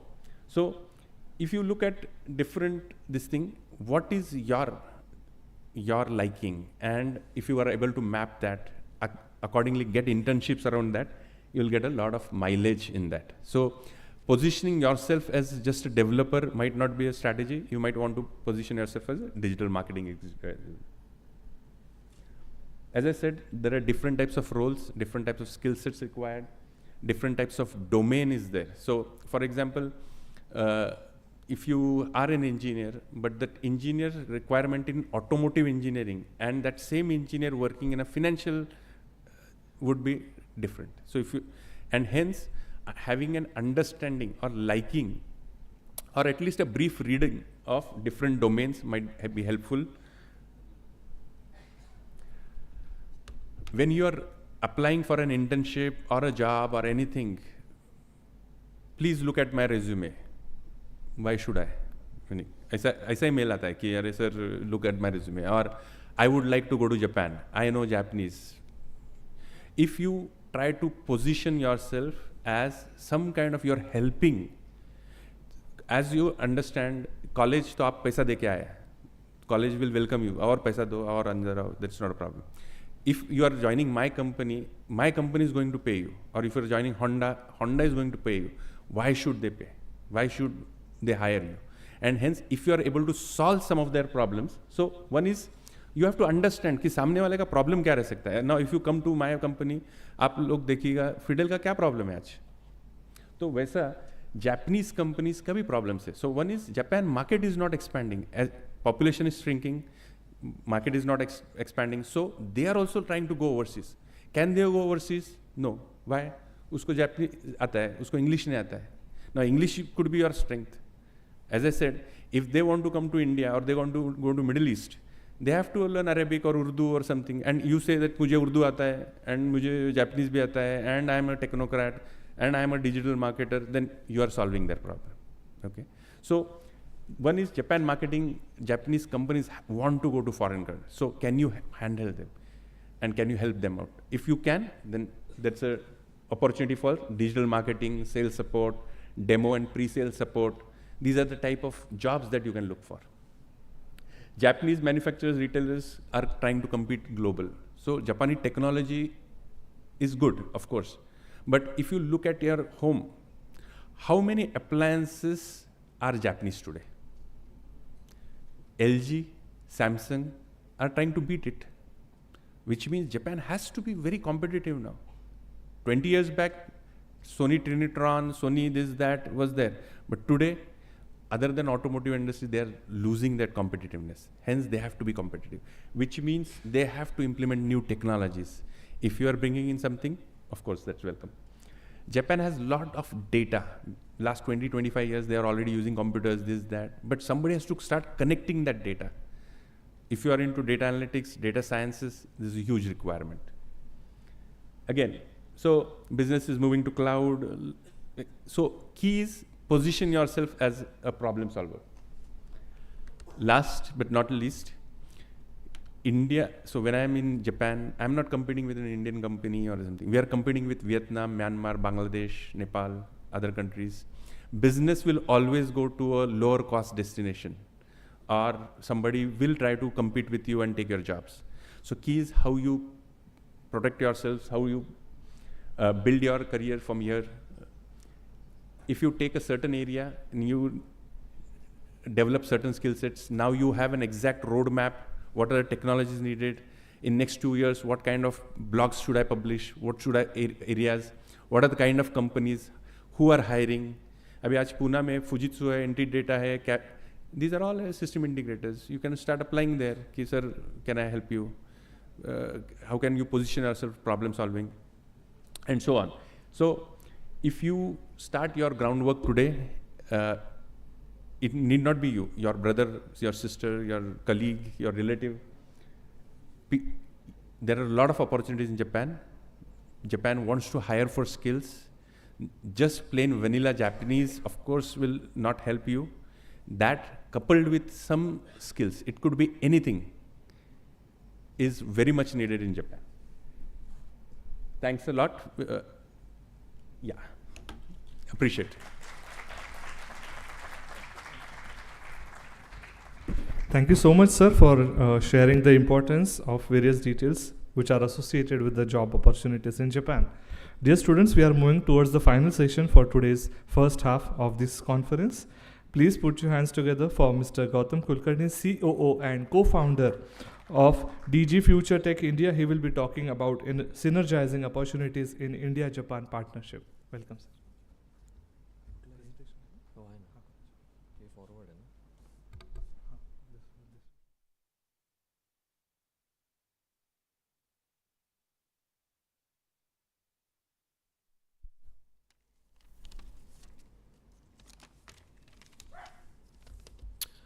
Namaskar. I think everybody is now hungry. We are, I think, already over time, so I will just keep it brief. It's being honor to be in my premises. When I say I'm actually a MIT alumni. Okay, it feels so nice to be back in this premise, and back in those days, there were not so many buildings here, but now things have changed. So. And it's honor to actually, be a part of this, this association. So, I think Dr. Manasi Shirgurkar, Sunil, and other dignitaries, they have already touched base about the opportunities in Japan and so on, right? So I will kind of just touch base on two things. One is the industry academia collaboration, right? So nowadays, what I've seen is that there is a lot of collaborations happening between the companies and the colleges or the universities, right? So which is a good thing, because what we have seen is that we get resumes, or we get people approaching to us, but then they don't really match with what is the requirement from the industry per se, right? So I'll just skip to that particular slide. Quickly, now,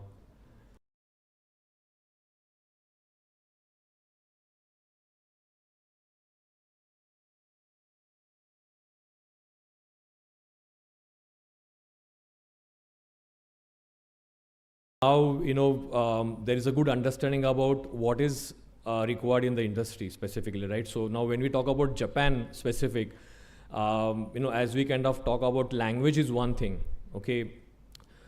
Technical, what I have seen is that a lot of people kind of say that, okay, I'm going to learn this technology, that technology, learn that course, take this course. But what I have seen is that there is a lack of soft skills. Okay, now when I say soft skills, it could be communication, written communication, it could be writing, speaking. Nowadays, we are so much on WhatsApp, very precise, that's we can say, but it's a very short communication. And what I've seen is that people are very good in technology. Okay, so we have people, we have employees who are very good in technology, but then when it comes to communication, it kind of, that is where people lack in, and that is where we kind of help our employees to kind of come up with the communication. So this is what I've just put in a brief. So there is this industry academia link. So academia kind of helps in the curriculum, industry collaborations, student counseling, and so on, right? Whereas in industry, there are some training sessions that are provided, supervise students in the projects, resource sharing. Now, what is required by the students is technical skills, soft skills, innovative ideas. So, as Sunil probably also mentioned, what are the requirements, or what is that, say, Japan is looking for, or even like any other country per se, right? So this is what is required, So my profile or my resume might say that I know Python, I know Scala, there are a lot of technologies mentioned there, but then, typically when we talk about personal development, that really lacks somehow, right? So that is where what I see is that all you guys, when you are talking about or when you are going to take any courses, I would really recommend if you can also take courses in your mother tongue and also in English, okay?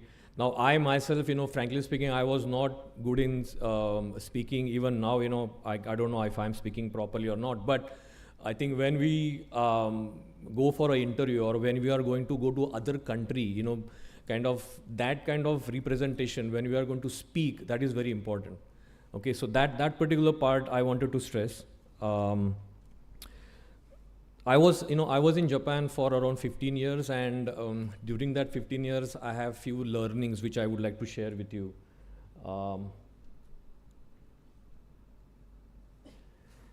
Okay, so the first learning is the cultural sensitivity and adaptability. Okay, so Japan, has a different culture, as I think people have mentioned earlier, and I think we need to kind of understand that. I think just watching anime and manga probably will not help, but I think that is very important. Then building trust and relationship. Okay? This actually takes a long time. Okay, so for us, as a company, we kind of took around 3 to 4 years to actually kind of link with our first client and get a long-term relationship. So that time, I think is very important. So that actually is, building the trust and relationship. Importance of precision and attention to detail. Here, I would like to just tell one of the experiences. I think everybody knows that Japan is very famous for on time, punctuality. I was traveling in the train, okay, and the train was, I think, around 30 to 35 seconds late. And the train conductor actually announced that we are 30 seconds late, and he apologized that during your busy schedule, the train is running 30 seconds late, so we really apologize. Now that was a shock for me that 30 seconds is nothing, right? So, but that is where that that precision comes into matter, right? Effective communication, I think, as I mentioned, Kaizen. I think one of the presentations mentioned Kaizen, which is a continuous improvement. There is one book called Atomic Habits. Okay, I don't know how many of you have heard about or read. So in that, there is a mention of 1% change or 1% improvement. So we don't need to kind of improve or change very fast, or kind of make it as a I will change within 3 months or so. But what that book says, or what this Kaizen says, is that just make a small difference in your life, right? So for example, say if I wake up at 6:30 a.m. in the morning, maybe I start waking up at 6:29. Okay, then 6:28. So that small change also will help, groom and change our habits. So that Kaizen is also like changing in the processes and very small changes, but over the period of time, we see the impact of it. One more example, just quickly, I will tell about my experience about the customer service, right? The customer, how the culture there is. Like, so I was actually traveling in a taxi, and I was actually late. So I told the taxi driver to go fast, and he kind of, I think, went by around 60 kilometers per hour, but there was a limit on that road of 40 kilometers, and we were stopped by the police. The police stopped, he stopped there, they had some discussion for 5 minutes, and then police actually told me, he apologized to me. He said that, I'm very sorry, but because he was going beyond the speed, I had to take your 5 minutes. He will drop you where you want to drop, and he will come back to me. Now, apologizing from a police was a different thing for me, but that is how that culture is, right? So I think overall Japan is a very nice country, and if we can actually kind of cope up with what are the requirements, it is a very nice country to go. I would definitely recommend to go there. Now, just a brief about my company. So we are a managed service provider. We actually have 3 companies. One is DG Future Tech Limited, which I'm currently representing. Rian is into languages, linguistics, and FTB Communications is more into incubation. Like we provide support to startups or new entrepreneurs and incubation center. So that is what FTB is.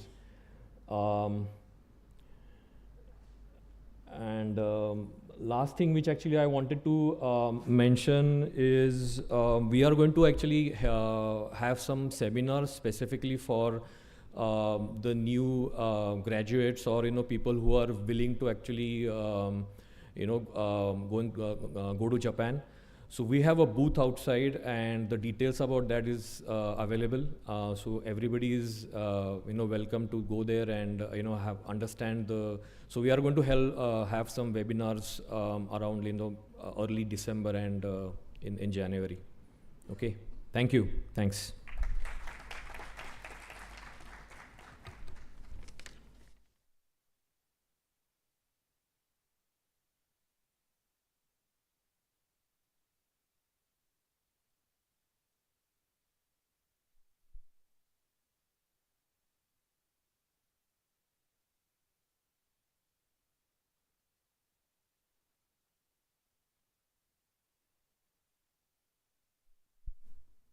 Thank you so much, sir. Thank you so much for your valuable inputs.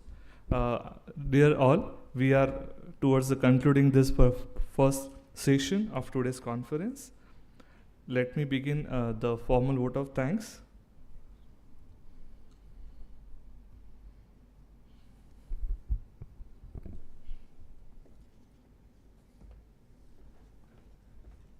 Announce next session first.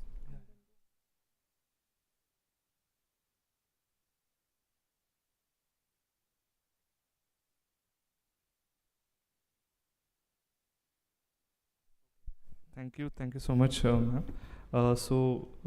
I conclude my vote of thanks quickly, so because you are already waiting for lunchtime.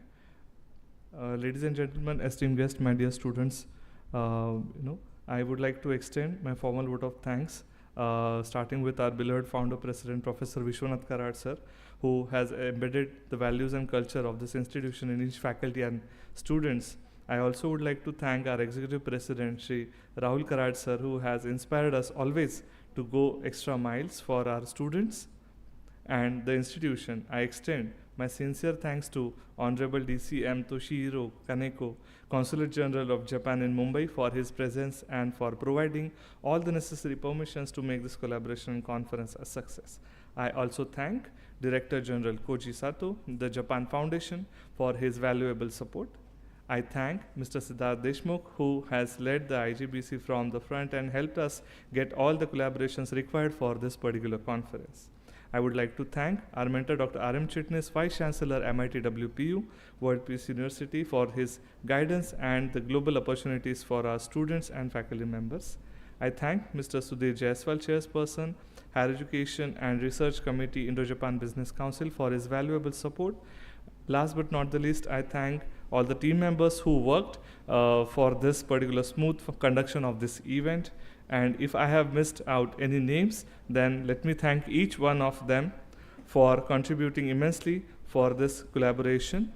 The next session we are commencing in next 30 minutes. I request all the students and parents and faculty members, those who are interested, to please be seated by around 2 p.m. and we will be starting very soon the sessions which are happening. Let me just read out the names for you, so if you have any thing interesting, you can definitely join. We have study opportunity at Kansai University. Then we have Dr. Hemant, who will be talking from Shiman University, Japan. Then Miss Kushi will be there from Edu Japan. She will be talking about studies in Japan overview, admission and scholarships. So if anybody is interested about admissions and scholarships, you can definitely join us in second half. Then we will be having presentation from Asia Pacific University and presentations by International University of Japan. And we will also have a presentation from TNI Career Council Consulting, and University of Tokyo will be joining us in the second half. Thank you so much. So students, the next half session is from the university itself. This is going to be very useful for you if you have interest to study and develop career in Japan, because they will first-hand perspective from the professors and the representatives of those universities. Thank you so much.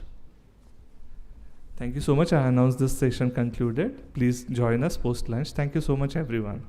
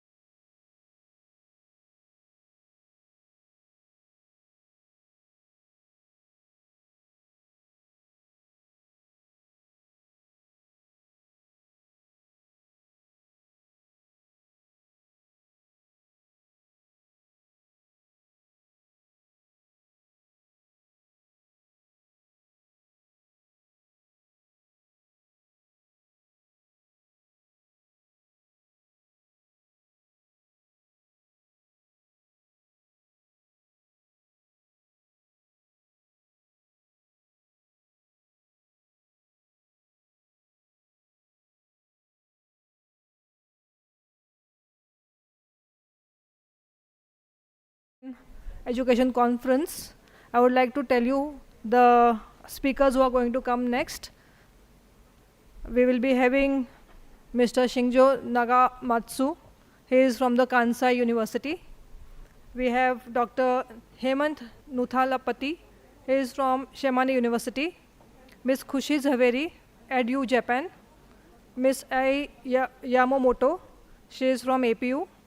Professor Yasuyuki Miyochi, International University of Japan. Mr. Dhaval Mehta is the CEO, TNI Career Consulting, and Mr. Kazunori Sasaki, University of Tokyo. So these are the various people coming from the various universities across Japan, and all these universities, the representatives which are coming over here, the representatives who are coming over here from these universities, they are going to tell us about how the universities perform there and how we can get an entrance to that university if you want to go and study there. So if we talk of Kansai University is one of the top-ranked private universities. It is situated in Osaka City, Japan, and it is a university which offers a variety of programs of graduate and professional courses.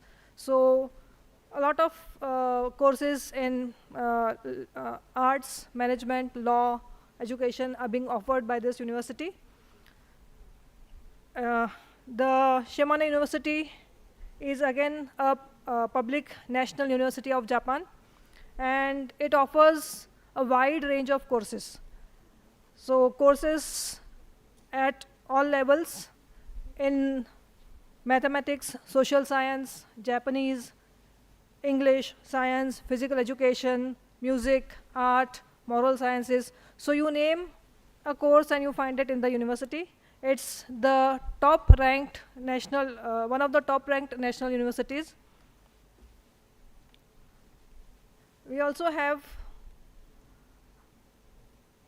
person representing EDU Japan. So EDU is Japan's first non-stop platform for education, and its aim is to serve as a comprehensive research to guide to guide and assist the students across the globe.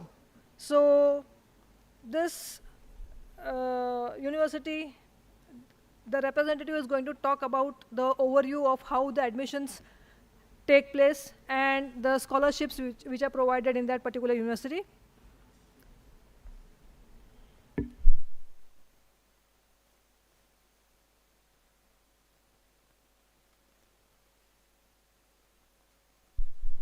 We also have a representative from Asia Pacific University. This university was established in Oto, Japan through the collaboration of 3 parties from the public and private sectors. And again, it is offering a wide range of programs for the students to go and take admission. We also have International University of Japan, a representative from the International University of Japan. Again, wide range of programs are being provided by this university, and it is one of the topmost universities in Japan. University of Tokyo, it has programs like management, arts, and it also has research programs. And we also have a representative from this university.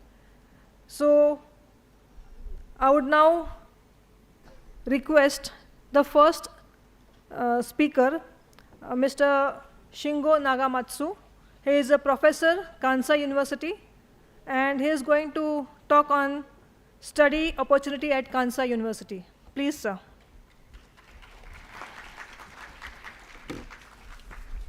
Thank you very much. Thank you very much for the introduction. And thank you very much for the organizer of inviting me as a presenter here today. So I'm very honored to be here because let me talk about my personal experience about India.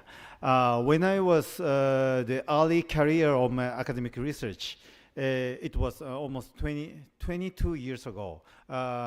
India is my first place for conducting my field research about disaster.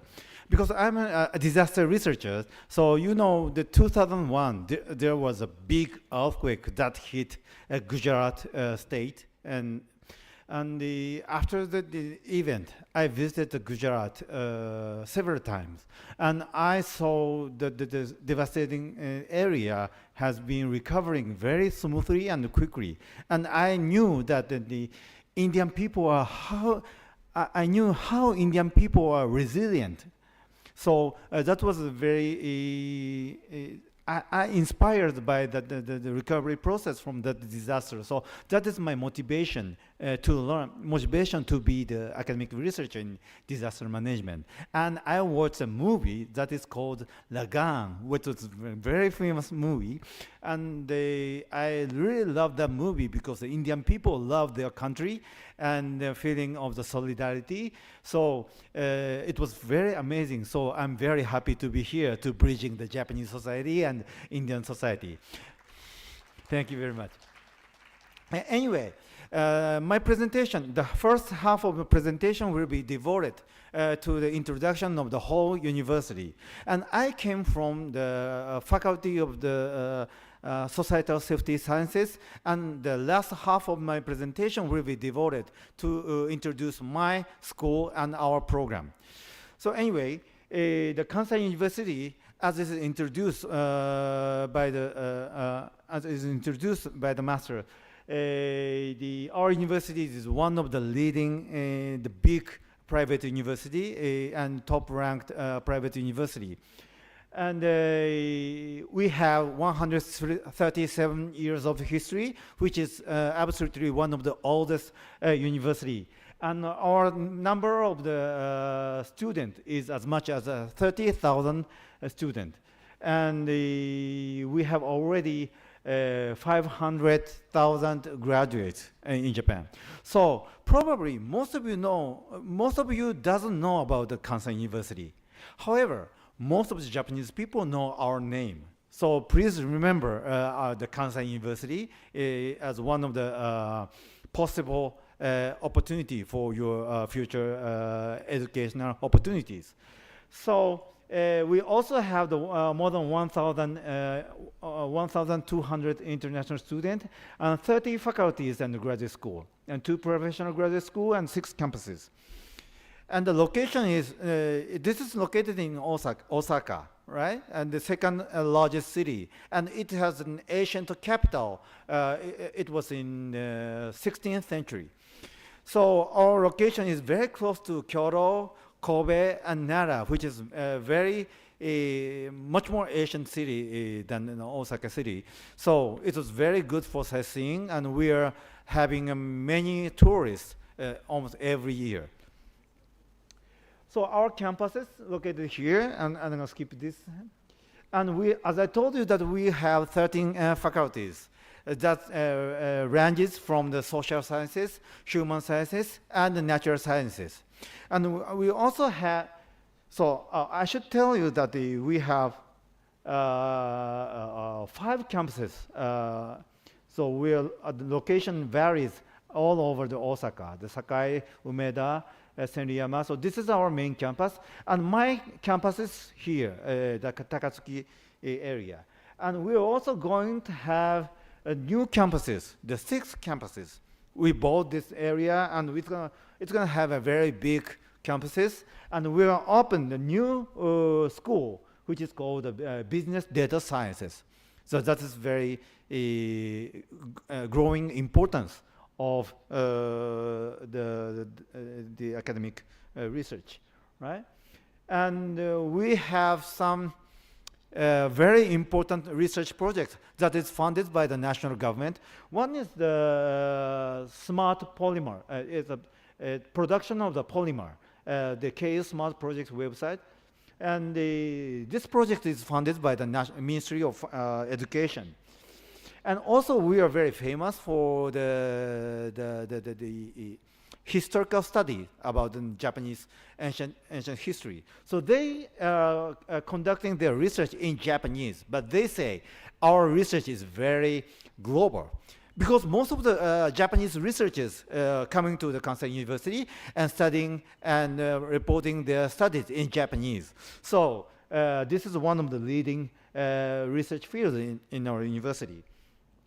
And as for the education, we are providing some academic project that is called, for example, the COIL. COIL is a kind of the international educational system that connects to the via internet. It's quite similar to the Zoom, right?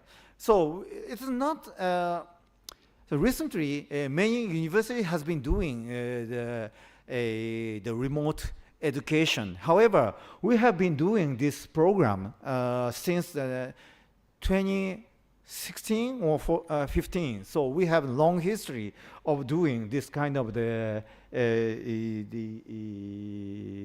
educational program. So we also offering, we are not just offering the degree program, but also providing the summer and winter school. And we also have another school which is called Becca. This school is just providing the Japanese language and the culture program. So this Becca is regarded as a preparatory studies for going to the degree program. Yeah, so this is the introduction of Becca, but the time is very limited, so I'm going to skip this. So if you have really interested in this program, please come to our website by using this, I can say, the QR code. And we also have the plenty of student support, like a scholarship, and the international student support organizations and support, and many international students want to have their job after graduation. So we are going to support for those students. And we also have many dormitories. We have currently 5 dormitories, I think. So this is very good for students. So I have 2 international students for my graduate studies. So they are also staying there. And the scholarship, we have many kinds of scholarship, on-campus scholarship and university recommendation and open recruitment. So if you're really interested in the postgraduate studies, we have 2 vacancies, 2 positions of the mixed, the government-funded scholarship for 2 students. So we are now open. So if you're really interested in this mixed scholarship, please feel free to contact us. And yes, this is the support for job hunting in Japan. And we have, because we have so many graduates in Japanese society, so we have a good relationship with those businessmen, which is leading our Japanese industries. So this is so our university is very famous for having a very great job hunting. So this is a good recommendation. So maybe you will find a very famous Japanese global company within this list. So all these companies has a good relationship, and we have many workers who are graduates from our universities. And this is student dormitories that I told you. We have 5 dormitories, and we also add 1 more international dormitories in the new campus that I mentioned earlier. Okay, so I want to move to the introduction of our program that is called the PhD of Disaster Management Program. So this is a very unique program that, in which the international students can pursue the PhD by, even though they don't understand Japanese. So all programs are provided in English, and the thesis should be, the English thesis is also accepted. this is not so many. This is not so many in the Japanese university. Most of the university needs the student understand the Japanese language, but our university doesn't require the Japanese language in terms of the disaster management studies. So I'd like to introduce about the Kansai region and the disasters. We have experienced a very big earthquake disaster and traffic accident. The one is the Great Hanshin Awaji earthquake that was occurred in 1995. And this is a JR train accident that killed more than 108 people. That was happened in 2005. This is very close to our university. So we have plenty of the experiences of this disaster and the accident. So we have plenty of so many of faculty members have committed to investigate of this disaster and accident. So we have plenty of the idea to reduce these kind of the calamities. So that's why we established our school. And also, we established our program in 2010, and 1 year after our establishment, we experienced the 2011 Great East Japan earthquake and the nuclear power plant accident disasters. So that has also enhanced our knowledge to mitigate the future disaster risk. So, and I want you to know that why we running this kind of the program, because Japan is one of the leading country in terms of the disaster risk reduction. So so far the international community, I mean the United Nations has the World Conference on Disaster Risk Reduction 3 times in the past. And the one is in Yokohama, and the second one is Hyogo. It is very close to our university. And the third one is that was held in Sendai. So all the World Conference about disaster was held in Japan. So I believe that Japan is the most appropriate country to learn the disaster risk reduction. But anyway, our university, the Graduate School of Societal Safety Sciences, has like this. So we have a wide variety of the professors, and we have more than 100 graduates, and we also have the undergraduate program. So these are the faculty members which providing the lecture and supervising at the PDM program. So it varies: risk management and urban disaster reduction planning, psychology. I'm an economist, earthquake engineering, and geodisaster prevention. So we are the mixture of the technology and the social sciences.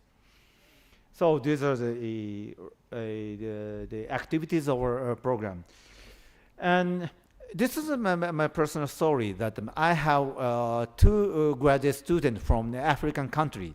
So one of which is coming from the Mozambique. So I'm now conducting the field study of the flood evacuation program that encouraged them, the local people, to evacuate when they receive the early warning.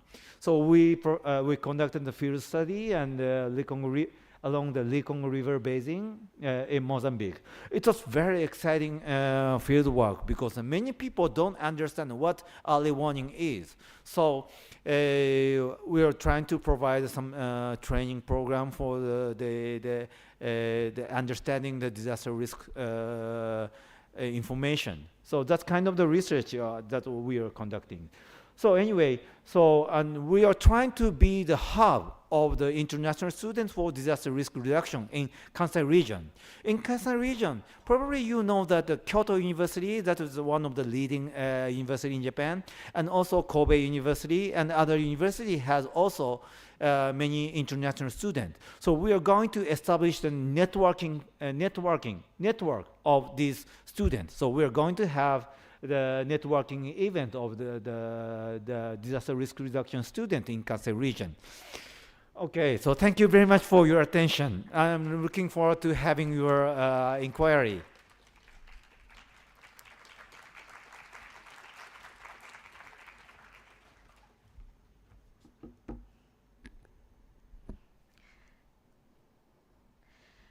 Thank you so much, Professor.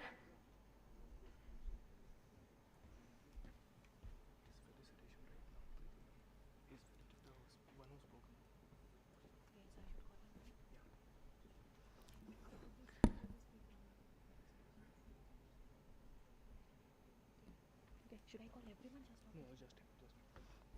Okay. Thank you so much, Professor Nagamatsu. I would like to call you back on stage again. And I would also like to call Associate Dean, External Affairs, Dr. Preeti Joshi, to felicitate Professor Nagamatsu. A round of applause for them, please. Okay. I would also like to invite Abhishek Jaiswal sir on stage. Abhishek Chaudhary sir and Jaiswal sir, please do come on the stage. Thank you. Yeah, please do come this side.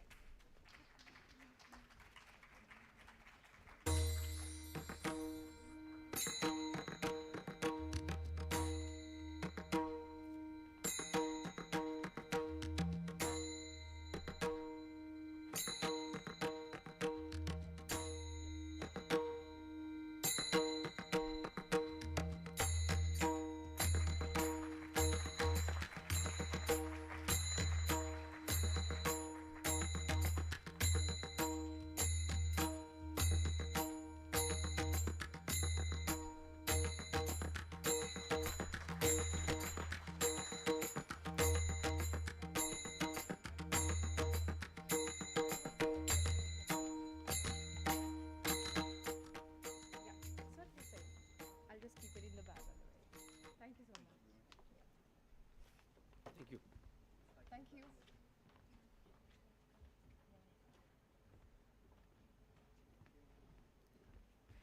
Okay, so welcome everyone again. Thank you so much for waiting.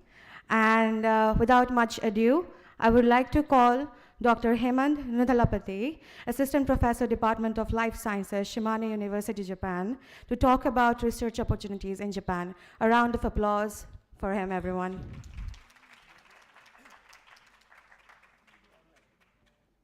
It's online? Okay.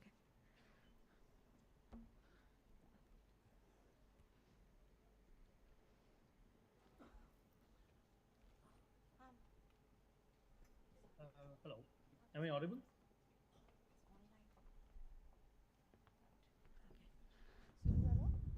Hello. Oh, sorry, ma'am.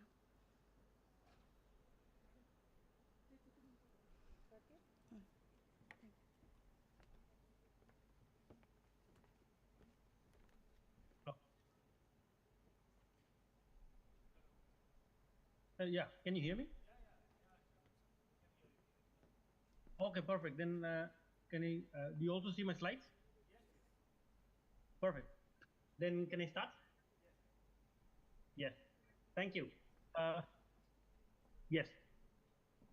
So first, let me thank the organizers, that is, of course, IJBC and in collaboration with the consulate. So I'm Hemant. I'm an assistant professor at Shimane University. And what I'll be talking about today is some very general pathways for research that you can conduct in Japan. Whether you are, I'll talk more about that in detail. But first, I would like to actually congratulate and also thank Siddharth ji and Abhishek ji and of course Sudhir ji, because this is a kind of a brainchild of his. 3 years ago, we started HERC, and he put together a team of experts who are really passionate about promoting education between India and Japan. And this is the second version already happening today, and I'm very glad and pleased to be a part of this. Only one thing that I would like to say is that I'm very sorry for not being able to actually make it personally there. I really miss going to attend this one personally. But anyways, let me just directly go to just before I jump into the topic. First, let me give you a brief introduction as to who I am, what am I doing here in Japan, right? So, because I understand that most of the audience is students, and just by looking at what I've been doing, I mean, looking at my background, perhaps students may understand or realize that it is okay to actually keep moving towards the east. That's the only motivation for me. So I'm Hemant, as I said. I was born, brought up in Chennai, and I moved to for my bachelor course. I was studying in Hyderabad, Telangana, and then I moved to BHU for my master's. So even though most of you guys right now are probably bachelor course students who are looking for opportunities to go elsewhere, especially to Japan for masters or PhD and so on, I did until my master's in India. And after that, I moved to Taiwan, in fact, to do my PhD and postdoc.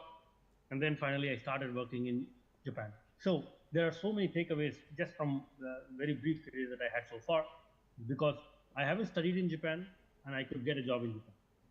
Of course, there are much more opportunities if you come study here. Okay, so which I'll explain a bit very briefly.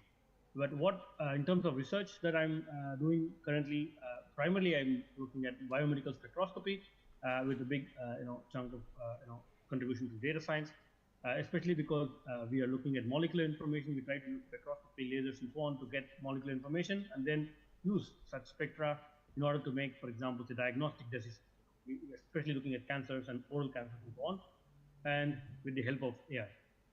So if any of you are really interested in something like this, of course, you can write to me. This is my contact email address. So again, as I said, the key takeaway is that many of you students are probably from that region, or perhaps from different parts of India, and you may be wondering, oh, what happens if I go to another country to study? There are so many speakers discussed about how there is so much of cultural overlap and so on. However, there's a lot of portion of those that are not overlapping. So there will be some culture shock, there will be some problems with food and so on and so forth. But so yeah, do you hear me? So anyways, I think it's fine. So I think students will be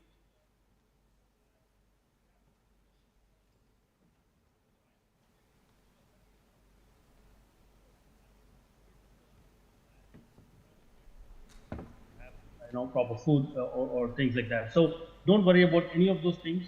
For why, I'll tell you later. But just jump ahead and try to get the best opportunity that you can get, and hope you can study and work in Japan in the future. So we have some good facilities. I don't want to really talk too much about what kind of facilities they have in detail, but primarily we have all sorts of microscopes. It could be different lasers and spectrometers. We try to just get a lot of data using this from different samples like tissues, cells, single cells, saliva, urine, and so on, blood, and so on, and we use it to make disease diagnosis, or sometimes very fundamentally applying for biotechnology like microbial characterization, and so on. So again, if you have interest in if you have background from basic sciences like chemistry or physics or even biology, or from engineering, if you're interested in data science, for example, then you are always welcome to work in my laboratory. So where is Shimane? So many people, even Japanese, do not really know where is Shimane. I'm just jokes apart, but I just want to give you a very brief of where we are located so that you will understand the rest of it. So this is Japan. I think most of you may already know, because most of you are interested in Japan.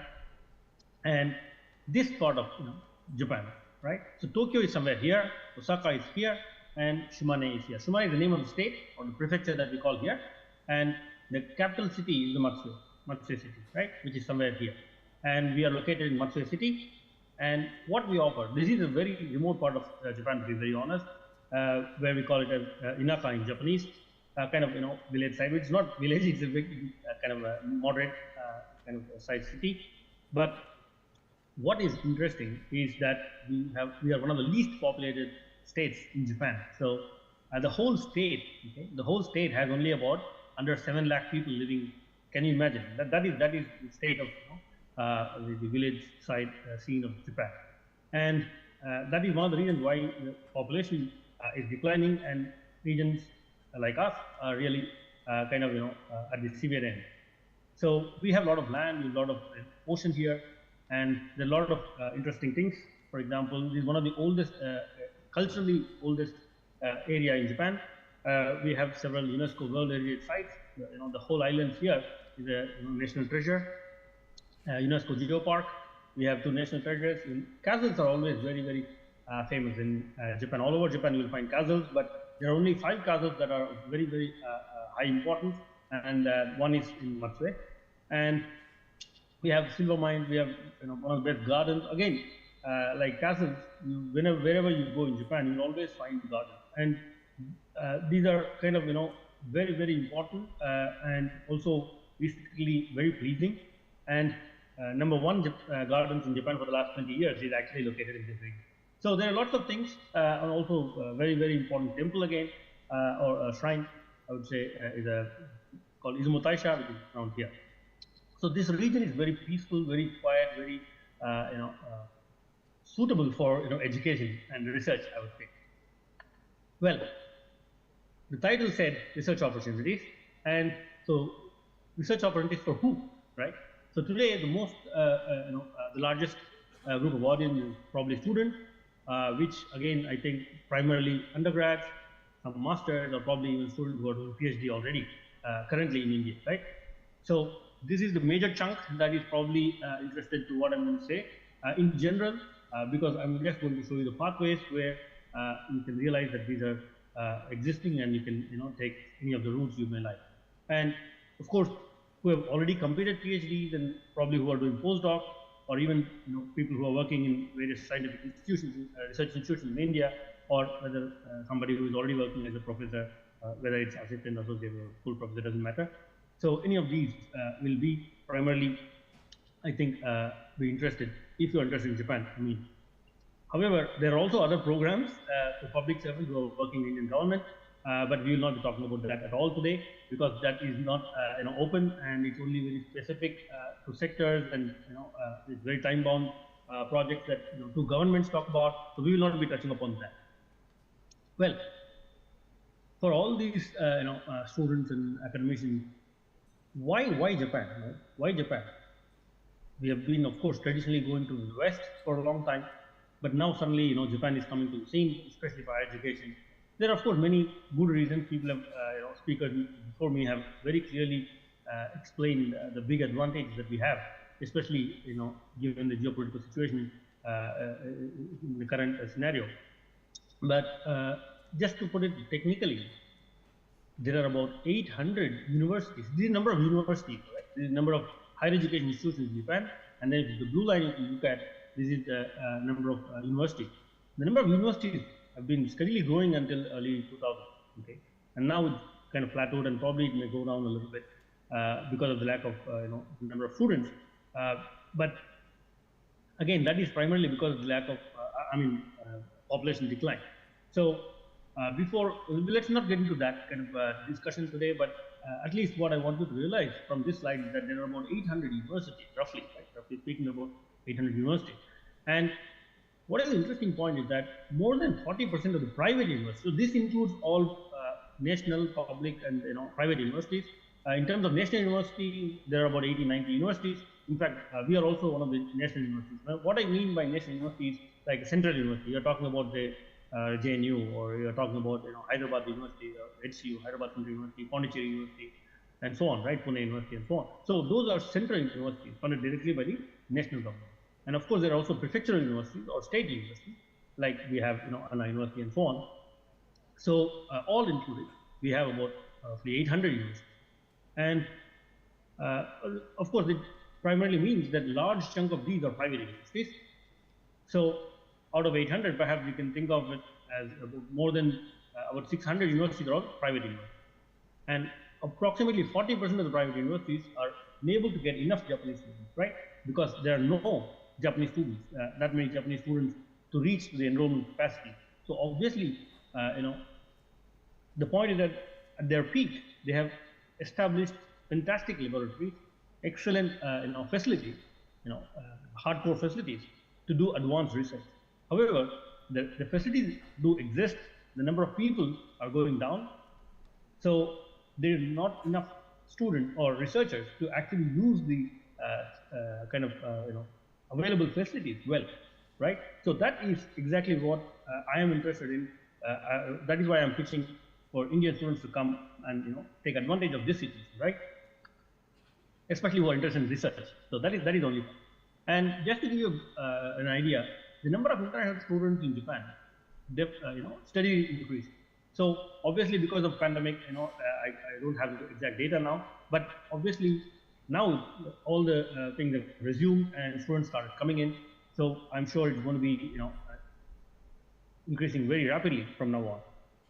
But anyways, the total number of Japanese students studying in Japan is still very few. As mentioned before, one of the speakers, that about 1,500 or under 2,000 students. So out of 350,000 students, only 2,000 students are coming from India, and that's exactly the lagging point, right? So I hope all of you who are listening will definitely be interested in studying in Japan. So anyways, let's come back to the hardcore topic that we are looking at. What are the pathways? What are the things that, so just first let's take an example of students where let me just stand from your end and see, okay, I'm a bachelor student or a master student or a PhD student. When what I put in green is that these are students who are already in India, for example, right? So if you are a bachelor student, naturally, before going to the next point, but the point is all the courses, in fact, bachelor's or master's or PhD, all of them are actually research-based courses. So even for bachelor course, you have to do your own research for the last 1.5 years and write a thesis. All the programs need theses to be submitted. And master's, of course, 2 years program with thesis, and PhD, of course, is the research program, right? So all of them are research-based programs, and master's and PhD can be done in all English. So you do not have to really worry about it. If you really want to get into bachelor itself, you must definitely study Japanese. There are a few all English courses, but in general, you may need a very high level of Japanese language in order to enter bachelor course. But assuming that most of you have already at least either in bachelor course or in other higher education courses, let's see what you do. Right now, as a bachelor student in India, you would either want to get into master, right? Masters in Japan. When I do it in red, so I'm talking about Japan. And if you're already a master student, you want to get into PhD. So I'm already putting it very clearly that these programs are all available in English. So you do not really have to worry too much about studying in Japan, right? So Japanese language definitely is a very important factor if you want to really come and work and sustain here and live longer here. But the point is, if you are primarily interested in research, there is no hurdle, or language is not a real problem. I am teaching in English. I have master students, PhD students, both Japanese students and foreign students, and there's a mix, and we are able to do just fine. So I don't think you should be worrying. You should be really giving too much stress at this point if you are interested in research. So the whole presentation primarily is based on an assumption that you are interested in doing excellent research, right? So there are very few courses, but there are some joint or combined courses where you can do masters plus PhD. That is one very option, but it's not very popular. Okay, so it doesn't matter whether you take this route. You will still take only 5 years after bachelor course in order to get a PhD program, because independent PhD program after your masters is primarily only 3 years in Japan compared to the West, which is an average say 5 years. Even if you take 1 or 2 semesters more in order to complete your PhD in Japan, you will only be at max say 3 to 4 years, not 5-7 years, right? So that will really save up a lot of your time in your life in order to advance in your career, if you can take advantage of that situation. Well, what are the routes? What are the routes? Why do you have to do it, right? So if you want to, for example, if you're already a bachelor student, and if you want to completely go out, for example, come to Japan and study as a full student, so you have to probably enroll in a full course, like master's course or PhD course. Most of the master's courses are privately paid. That means you have to pay from your pocket. However, the fee is one of the lowest among developed countries. So you do not really have to, even if you study master course in India, you are probably almost paying the same money, okay, or probably even more in some places in India, right? So in terms of cost, if you are planning to do in India, it would not be so much different if you want to go and do it in Japan. Well, as I said, one of the best points to keep in mind is that there are excellent research facilities.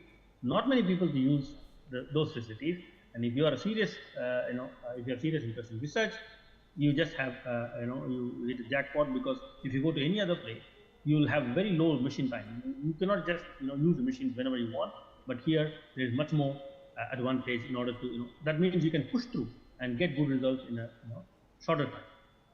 And of course, already you know that universities, most of the universities have good reputation.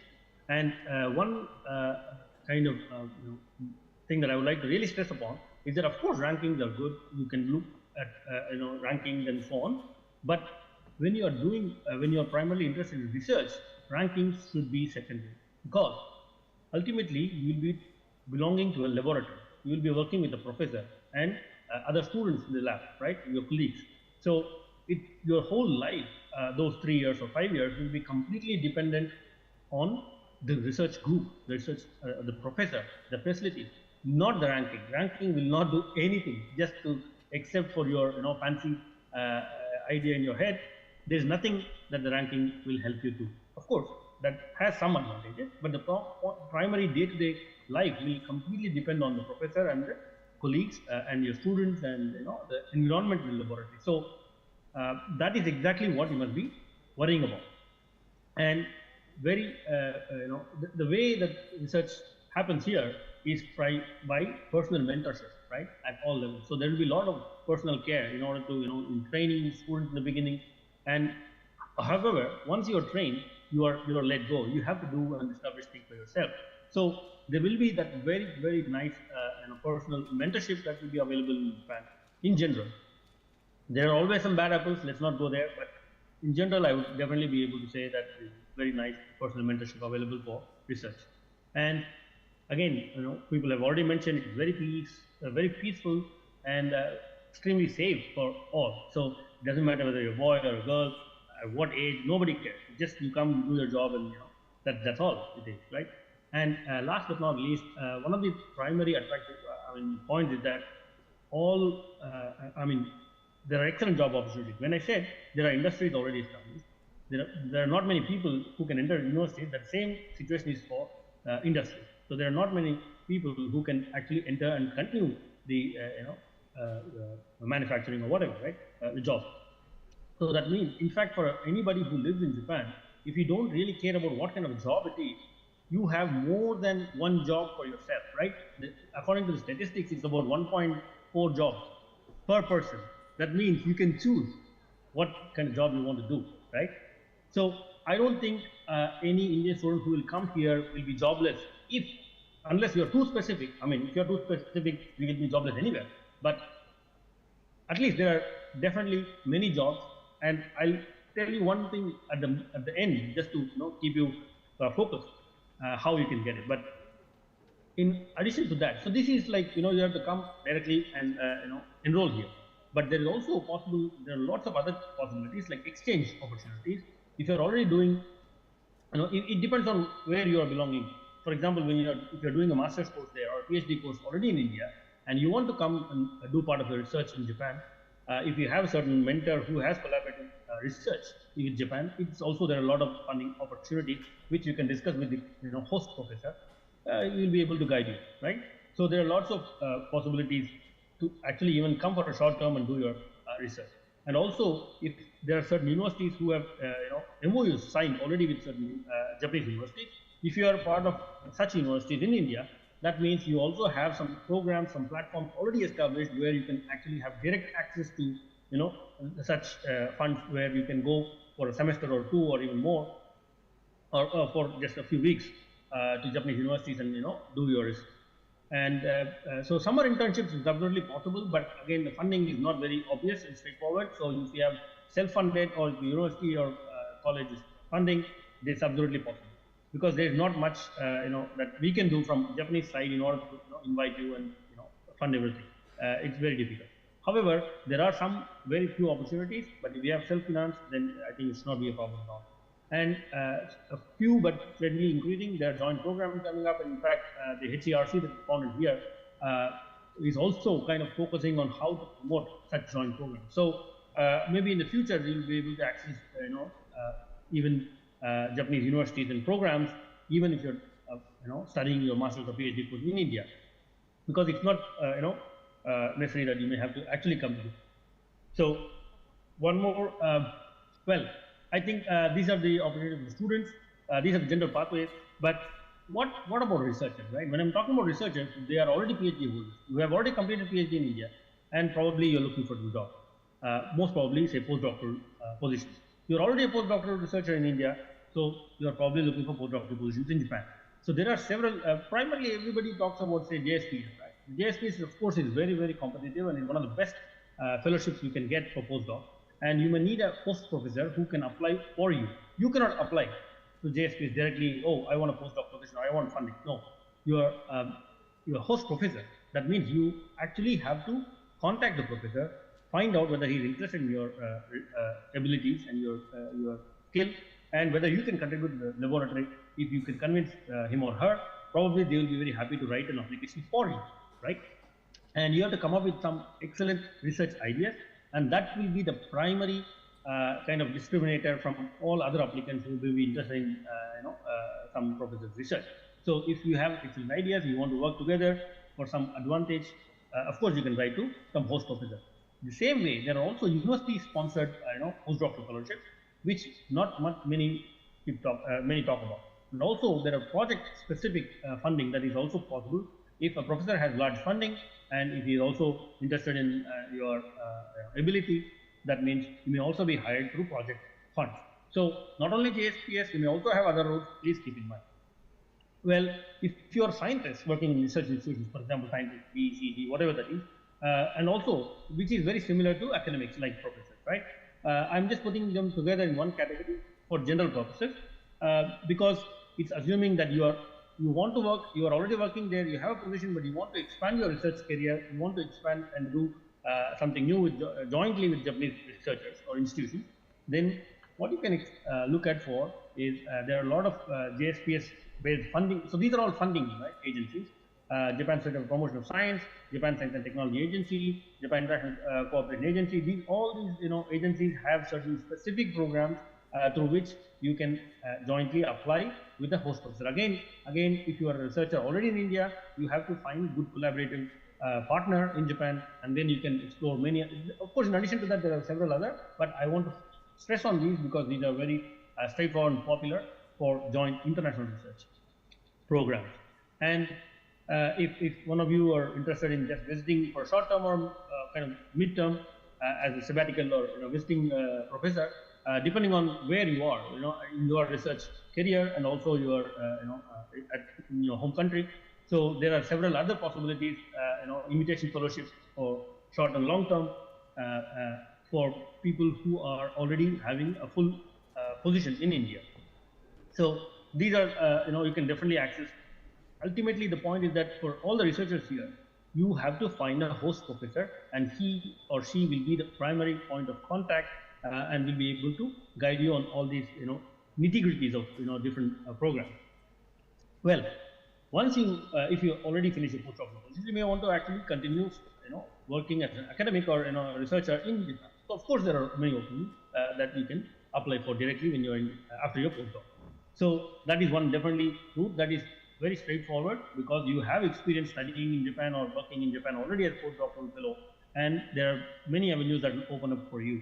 But one thing I would like to also focus, and I want to give confidence to all others as well who are already working in India. If you are really looking for a change and you want, for example, come to Japan, and so there is also this is not very popular route, but it is open. I have seen examples. But if you are on the top of your game, if you are a good researcher, serious researcher with excellent publication record and funding acquisition record and so on, and if you want to come and work in Japan, you are very much, I think, welcome. It's the same, of course, for academics. If you are already a professor there, you want to move, for example, for research, certain whatever reason that is. So it is also possible. So these are the ways. I think there is something for everybody who is interested in research. If you like Japan. So what to keep in mind, I'm going to finish it very quickly now. What do you really have to keep in mind? This is very personal opinion. It may be different based on some people, but based on my general observation, of course, everybody says this. I have to say this because that's the truth.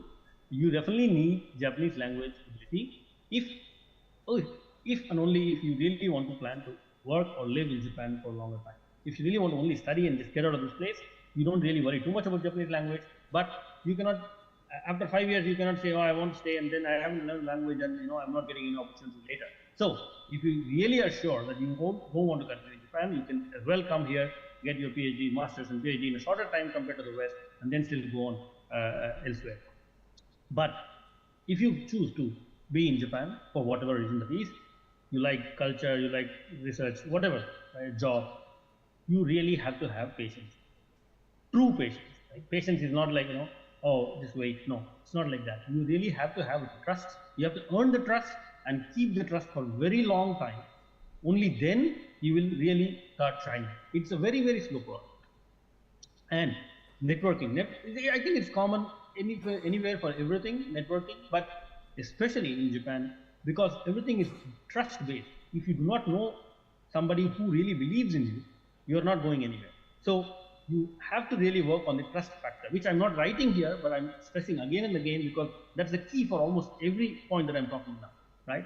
So again, because of that, you will have slow and sustainable personal growth. I'm not saying sustainable growth doesn't mean like, it's rapidly growing economy. I'm not saying. I'm only saying that as a person, as a family, or individual, you will have slow growth, but you will keep growing sustainably.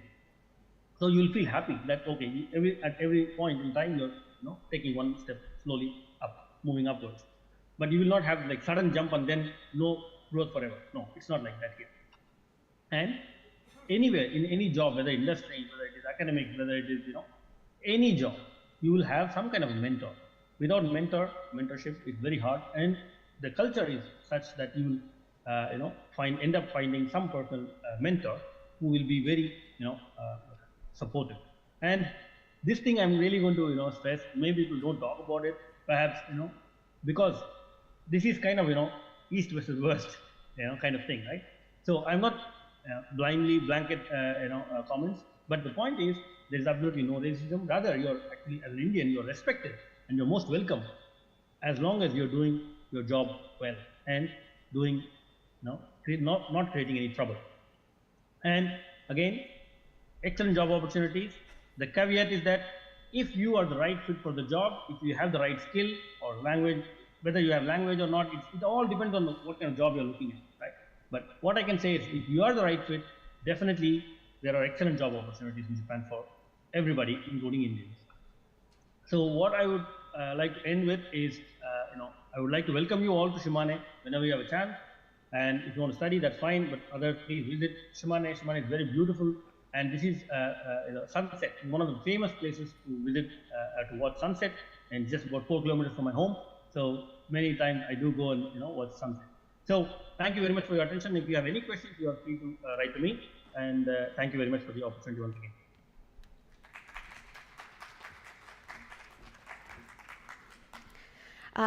Thank you, Dr. Nuthalapati, for this exciting presentation. Now I would like to welcome Ms. Khushi Zaveri, founder EDU Japan. She will be presenting a study in Japan, overview of admission and scholarship in Japanese universities. This presentation will be virtual, so I'll request the IT team to connect with her on Zoom. Please have a round of applause for Ms. Khushi Zaveri. Introduction. I'll share my screen right away.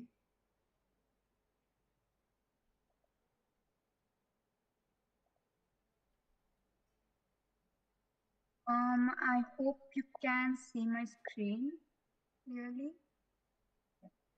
All right, then I'll begin right away.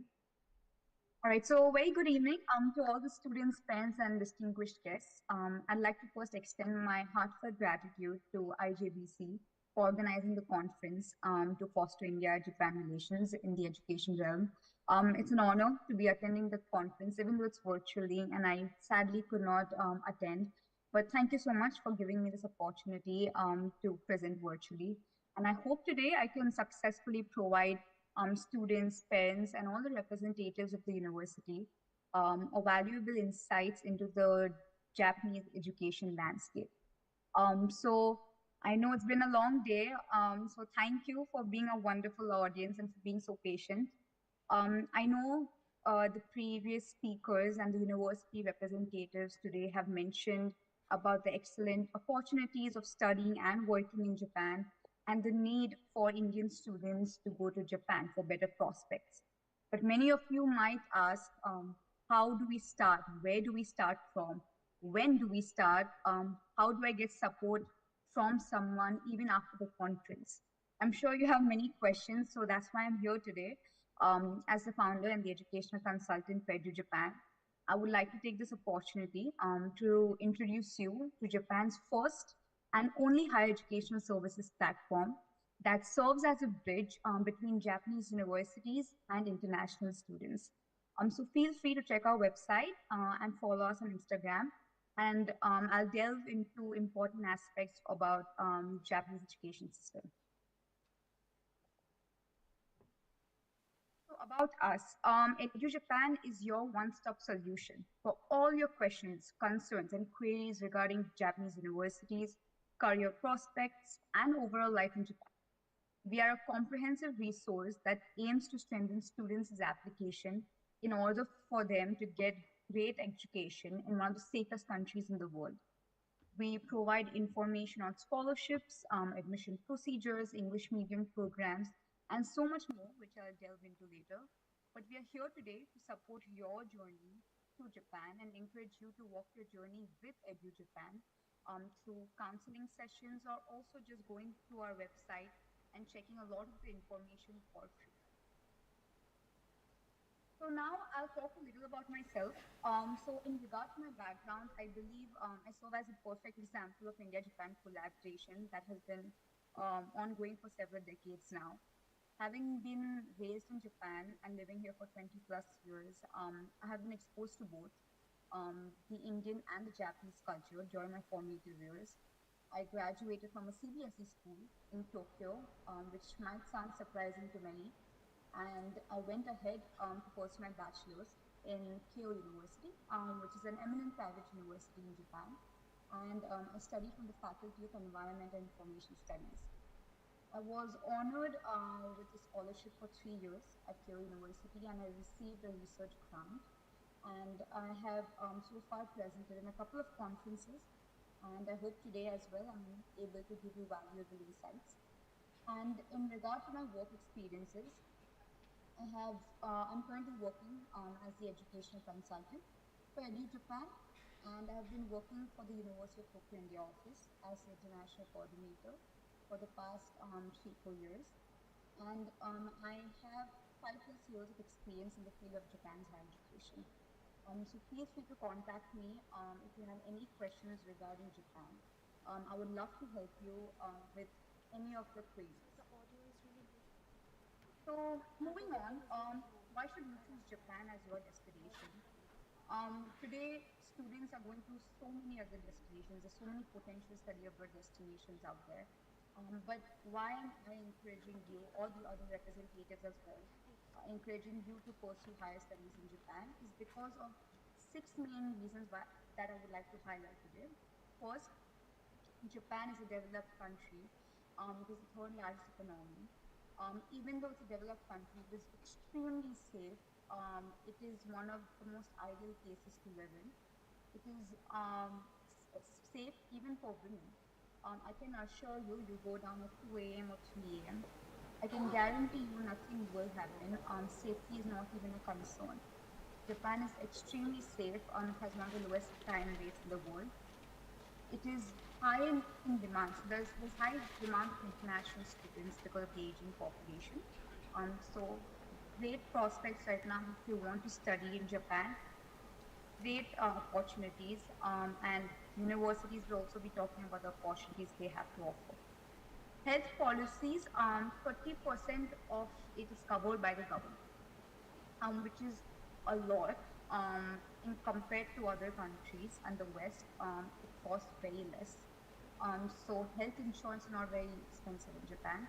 Public transportation, I'm sure all of you know that Japan is known for its bullet trains, Shinkansen. It's great train and bus network, and it's very affordable. So commuting on a day-to-day basis will not be that difficult. And lastly, affordable education. If you go to the West for education, many of you might know you have to pay 5 to 10 times the tuition than of international students, or than for domestic students.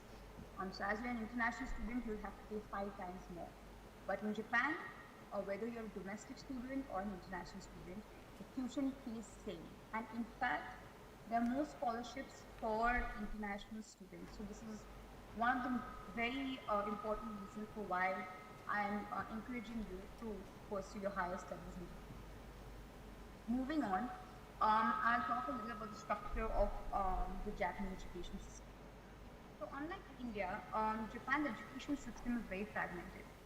Every program within every university has a different application timeline, which can only be fully understood by an individual who has been part of the system for quite some time.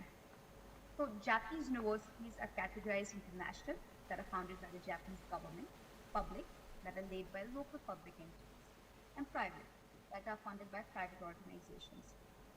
Now 77% below.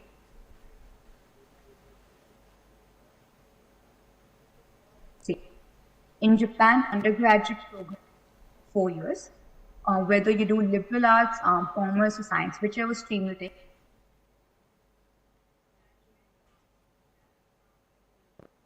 And PhDs, so it won't take much time for you to pursue a PhD. The English programs in Japan are well renowned. They have a lot of programs at very affordable prices in compared to other countries in the West. So please keep this in mind and proceed. Now, there are many misconceptions of Japan. Some of you might have heard that Japanese is mandatory. It is required before studying in Japan. Please keep in mind that Japanese is not required. Most of the international students here do not know Japanese at all. I'm not saying don't learn Japanese. If you have it, great. If you have a JLPT certification, that's great. It will strengthen your application. But is it mandatory? No, it is not mandatory. Please keep this in mind. Then education is not expensive in Japan. Even if you do not get a scholarship here, public universities is 3 lakh rupees. Private is 5 to 10 lakh rupees per year. So keep this in mind. If you get scholarships, you can get many tuition reduction scholarships as well. But also if you don't get a scholarship, it's not very expensive. And there are many English programs in Japan. People think that there aren't that many, but there are many. It's difficult to find information on the internet, but that's why we are here to help you with the process. But there are many English programs that you could apply for. And as the previous speaker mentioned, that racism and discrimination is not really an issue in Japan. People are very friendly. Japan is known for its kindness. So it's not a very significant issue. And the fifth one, the other misconception is there aren't scholarships. There's a lot of financial aid. You do not need to get more than 90% to get a scholarship. Japanese universities don't only look at your transcripts. They look at how you are as an individual. So if you are good in, if you have done more internships or more activities, if you have expertise in other realms, they take that into consideration. So even if you're not a 90% student, it's fine. You can apply for scholarships. So please keep in mind that all of these are misconceptions. Nothing of this is true.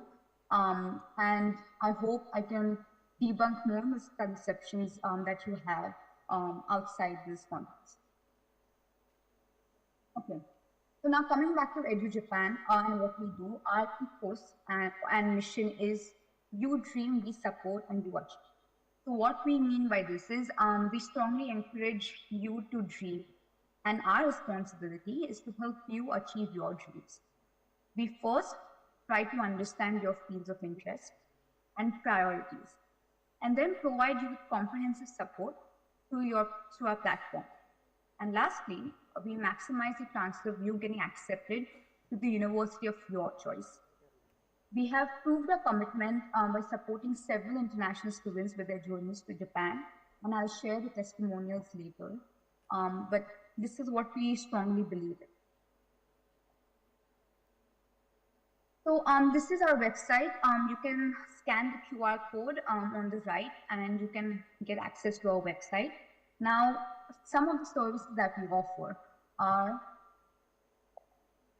first, study and work life in Japan. We provide valuable insights into the day-to-day life, the expenditure, the monthly expenditure, how is life in general in Japan as an international student. We help you with that. Next, university counseling service. We provide personal assistance to every student. Next is Japanese university profiles. You can find a list of universities, Japanese universities. I'll show you the slide for that later. But you have access to all the Japanese university profiles for free.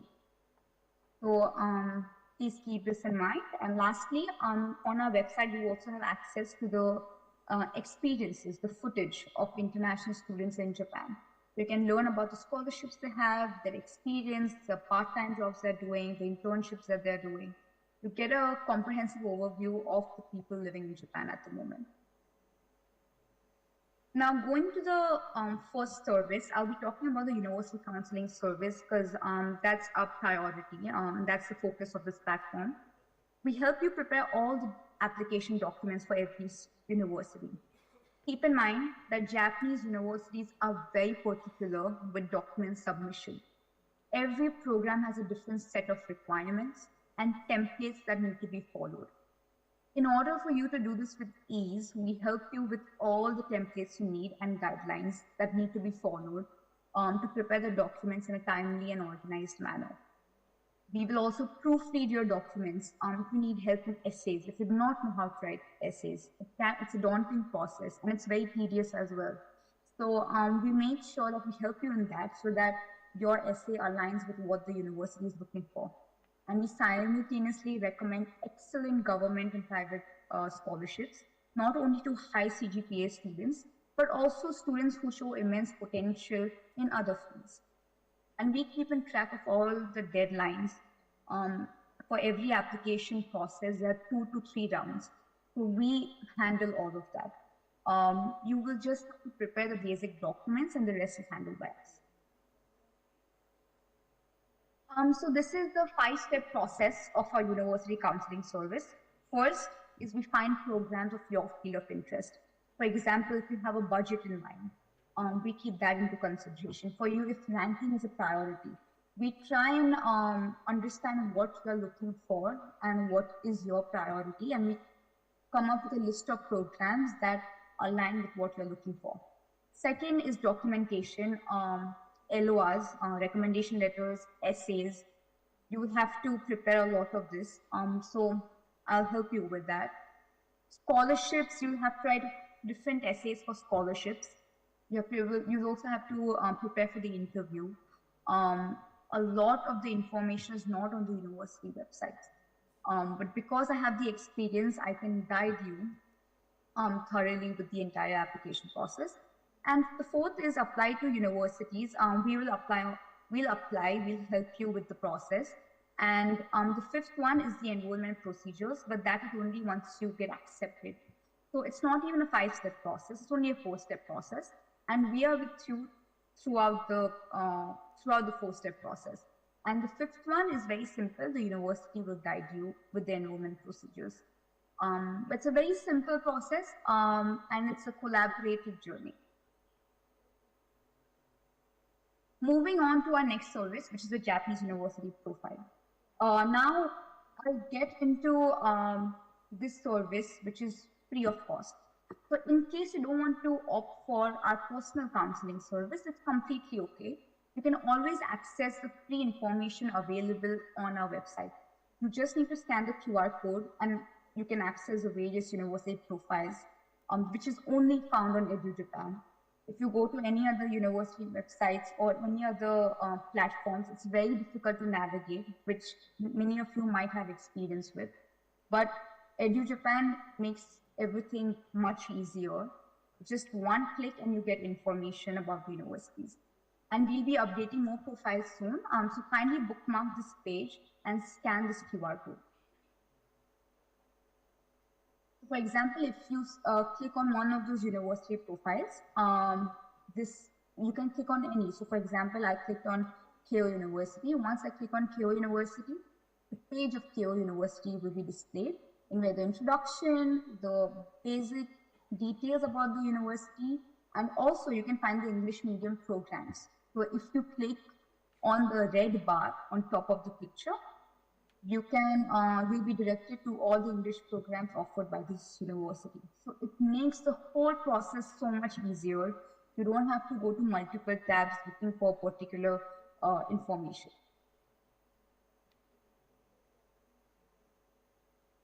Next is international student experiences. Now, many of you, today you are listening to me talking and the representatives will be talking, but I'm sure you also want to learn a little from the people who are actually studying in Japan at the moment. If that's the case, you can scan this QR code and you'll get access to all the international students who are studying in universities in Japan, whether it's public, private, or national university. Regardless, we have footage of the international students studying in Japan. So if you want to learn about scholarships, part-time jobs, extracurricular activities, job prospects, why did they choose that particular university? All you need to do is scan this QR code and you get access to the information. I'll show you an example now so you get an idea. I'll play the video. A place to discover your own potential. A place to discover your own potential. Provides the building blocks to create a better future. A place designed for future change makers.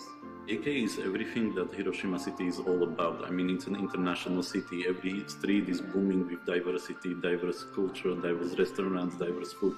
And AK University is nurturing that potential in academic field. So I hope that gave you a gist of what the videos are about. This is about the university, but you can also find information about the scholarships and the tuition fee, the scholarships that international students in Japan have, and the scholarships provided by the particular university. Everything is on our website. So all you have to do is scan the QR code and access the website. So now let's compare. You may ask that there are some existing websites by the government or other private platforms, but how does EduJapan stand out in this case? Here is a basic comparison. There might be a couple of consulting firms in India that promote Japan's education, but not many know the real requirements due to the limited resources on the internet. Some counselors believe Japanese is a requirement. Some say SATs is a requirement. Some feel Japan is very expensive in terms of education. But I can assure you that many representatives today from the universities will agree with me when I say that one can only truly understand the requirements of Japanese universities by either interacting with the university itself or someone who has been studying and living in Japan for a decent amount of time. So as I've been fortunate to be working in the education sector, and not only have I studied, but have also lived in Japan for 20 plus years, I believe I can address all your questions regarding Japan. Even if you do not choose to go with a counseling service, we provide free consultation. The first time you can book a consultation with us for free and ask us any questions you have regarding Japan. Our website is very easy to navigate. We are a very unbiased platform. Our website has all the answers to all your questions, and we are located in Japan. So we will provide you with first-hand, we'll provide you with information which is really accurate. We're very transparent with the way we work. We'll provide you first-hand insights because I have received a scholarship. If scholarship is an important criteria for you, I can help you with that as well. Maybe you won't be able to find that transparency from other platforms because they're not located in Japan. But I think that's what makes EduJapan stand out.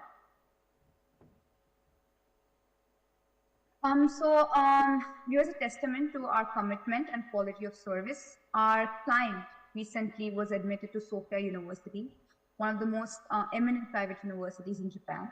And many other students have passed several other rounds at other universities. You can check them out on our Instagram page as well.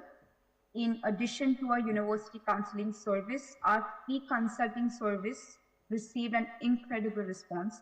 90% of the students and parents have given us a 5 on 5 rating and would recommend us to their respective circles. The rest of the clients gave us a 4 out of 5 rating, with not even a single client giving us an average or below average rating.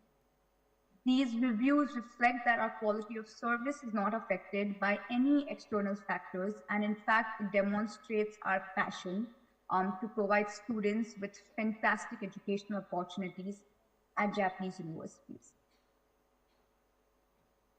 So now I'll just quickly sum up the 5 main reasons for why you should choose EduJapan for your journey to Japan. So the 5 main reasons why you should choose EduJapan as a trusted companion is first, as I'll be your admissions counselor or education consultant. As I mentioned earlier, I am a Japanese national, a graduate, and a scholarship recipient. So I can provide you with first-hand valuable insights into Japan's education. Second, some of the universities that will be presenting today, we actually conducted field work with them a year ago. We visited their universities personally, and we interviewed the students. So you can find a lot of the information on our website as well. We have developed a close relationship with Japanese universities. Third is comprehensive profile building. We analyze your profile, not only your marks, everything, whether it's extracurriculars, anything else that you've done, your publications, whatever you've done, we analyze your profile and provide insights to strengthen your application for Japanese universities. And fourth point is we understand the requirements of every university, and we assure that your application is strengthened by 10 times. And fifth is, as you just saw, the feedback has been really positive. Clients are happy with the service that we offer, and we hope to continue giving the best to our clients and help more students to come to Japan for higher studies. And hopefully, from the audience, we have a couple of students coming to us so that we can be their companion in their journey to Japan. So we, EduJapan, would like you to be our next success story. So please take a picture of this slide and feel free to DM us on Instagram or book a free consultation by just scanning the QR code. In case you're not available on Instagram, you can always email us at edujapan@gmail.com, or you can access our website, or you can also contact me on LinkedIn. You can learn all about Japanese universities, admissions, and scholarships through our Instagram page. In case you want to come to Japan in 2024, I would highly recommend you to contact us as soon as possible, as the applications have begun in most of the universities. I hope I was able to provide you with valuable insights into Japan's education, and I look forward to interacting with you very soon and meeting some of you in Japan. So thank you so much for your time and for your patience, and I look forward to talking with you all very soon to the consultations. Thank you so much. Thank you so much, Ms. Zaveri, for this informative presentation. I'm sure the students have a lot to take away from this. For our next speaker, I would like to invite on stage Ms. Yamamoto Ai, Admission in Charge, Ritsumeikan Asia Pacific University, for her presentation. Please have a round of applause for Ms. Yamamoto.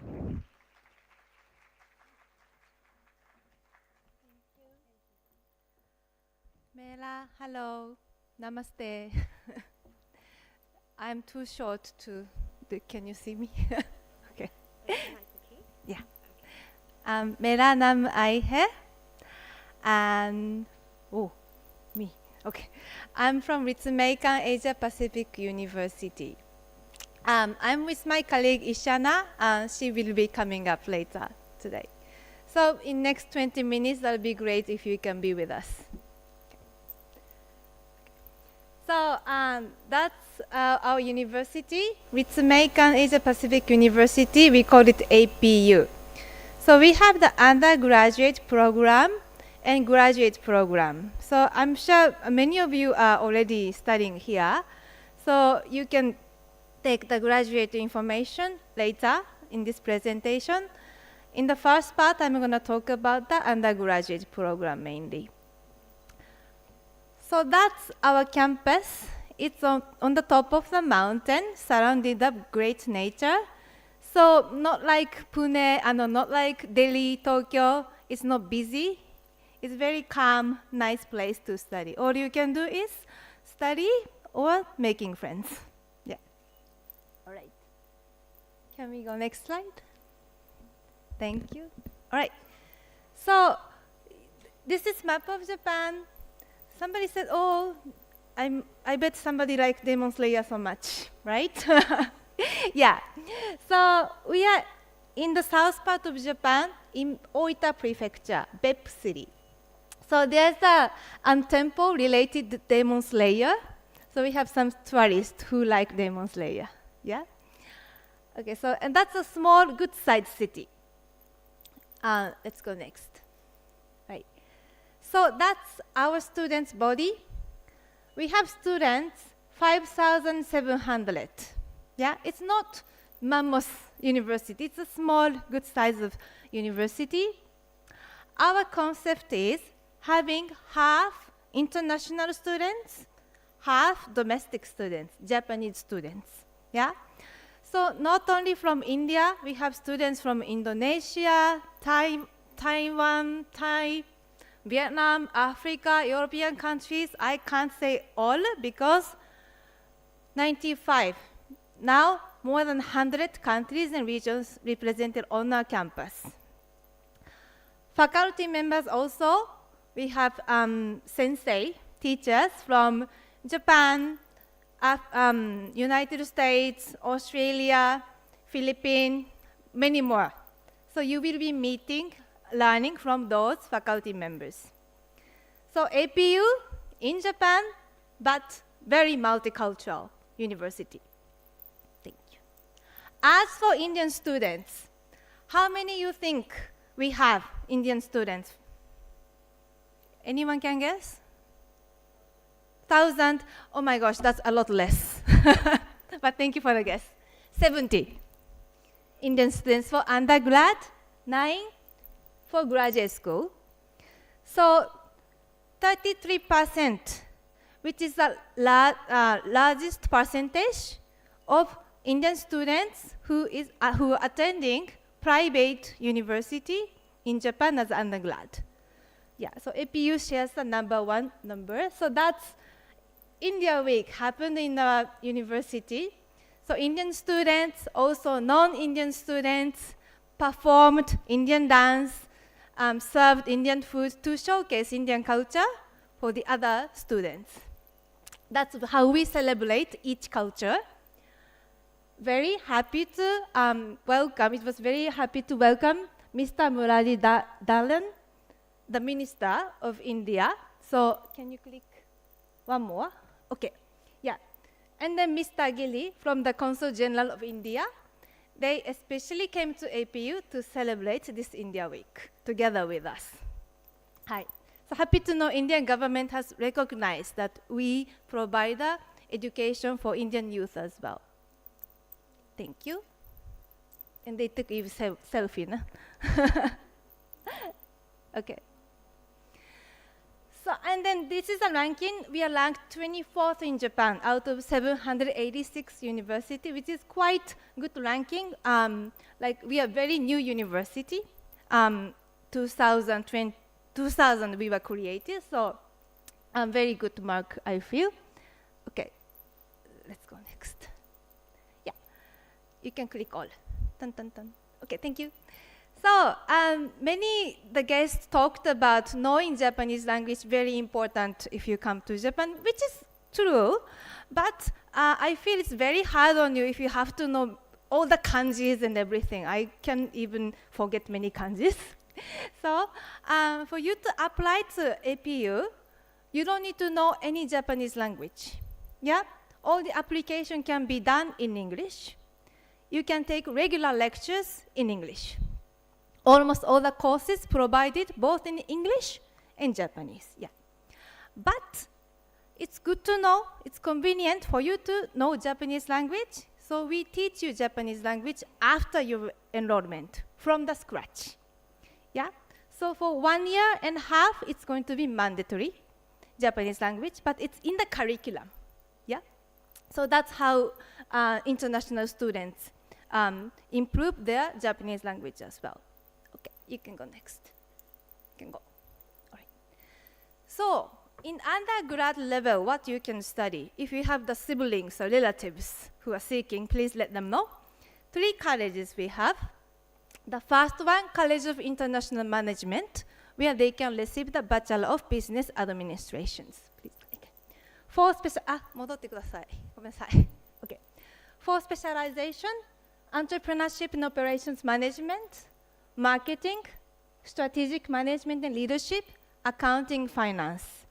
Maybe you may have heard of AACSB accreditation, which only top 5% of all the business schools in the world have this accreditation. We are the one of the university who has it. Thank you. College of Asia Pacific Studies, which you can receive the College of Social, Bachelor of Social Sciences. Under this college, you can study global economy, culture, society, media, and international relations. So basically humanity and then international relations. College of Sustainability and Tourism, where you can study the tourism hospitality management. Japan is a good place to learn the hospitality. Also, environmental studies. So if we want to contribute to solve the environmental issues, you can study in this College of Sustainability and Tourism. So we try to make the curriculum flexible. So for example, you got into the College of International Management. You can still take the subjects from the other colleges, like subject related to international relations or environmental studies. So you can kind of design your curriculum on, based on your preference and the interest. All right. So we are friendly financially as well. So let me invite Ishana what we mean.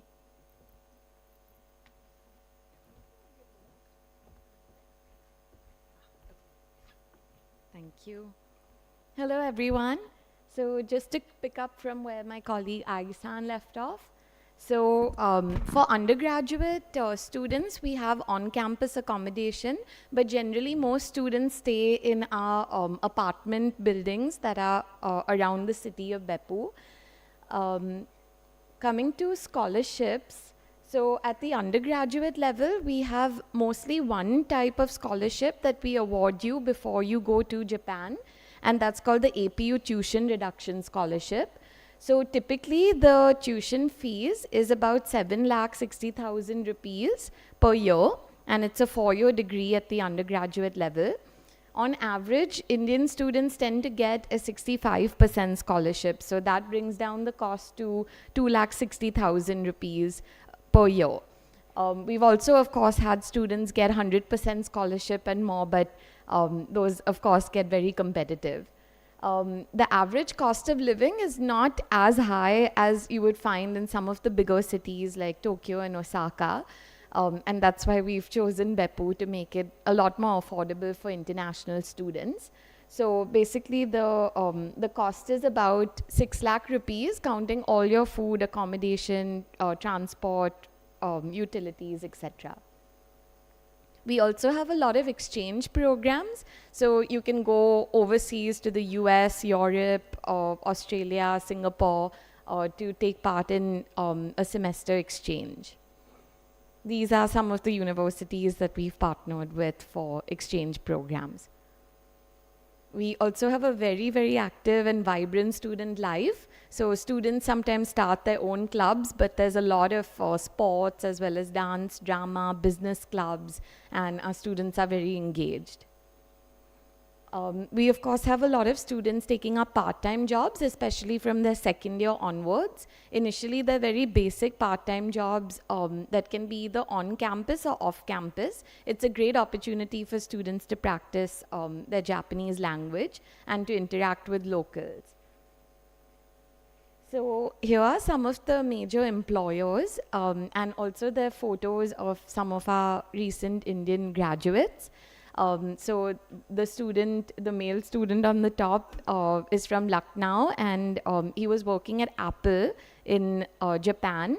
Now, then he moved back to India, worked for Mitsui & Co. in Delhi, and now he's back at Apple in Dubai. I need to update that.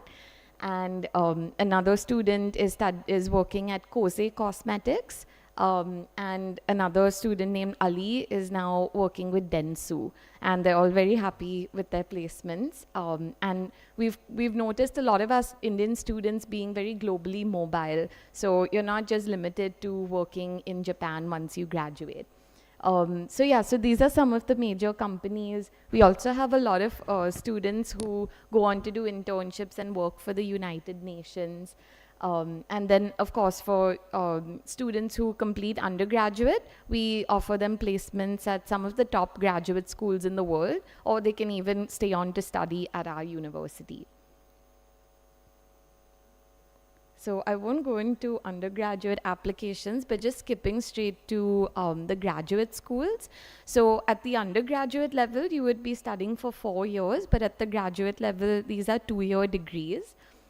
So we have two main colleges. So one is the Graduate School of Asia Pacific Studies, where you can get a Master in Asia Pacific Studies or International Cooperation Policy. These are MSc programs.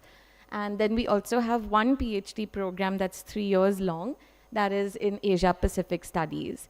Then we also have the Graduate School of Management, which is the MBA program. So these are the various specializations that we offer. And just please take note that for the Graduate School of Asia Pacific Studies, you don't need to have any work experience. As soon as you graduate from university here, even 3 years of education is accepted. You can then straight away enroll. But for the MBA program, because of the accreditations that we have, like AMBA as well as AACSB, we have very strict entry criteria, and you have to have 3 years of work experience minimum. So coming to the cost, so it's basically the GSA, which is our MSc programs. Those are the most affordable, which is 2.8 million Japanese yen for 2 years. So we divide that in half for the per year cost. And then Graduate School of Management, that's GSM, that's the cost for the MBA program, 3.8 million. And then GSD is the doctoral program. So that's the total cost for 3 years. And here, we have a lot of scholarships available. So APU we have our own tuition reduction scholarship that goes up to 100%. But then there's also MEXT, etc., Asian Development Bank. You can apply for those scholarships. Those are external, so you'd have to go on to a different website to apply, but we can guide you through that. And basically, the scholarship that ends up being the highest is what will apply to you. So if APU gives you an 80% scholarship, but MEXT is giving you 100%, then MEXT will apply, and vice versa. Yeah, and of course, all our courses are taught in English, even at the master's level.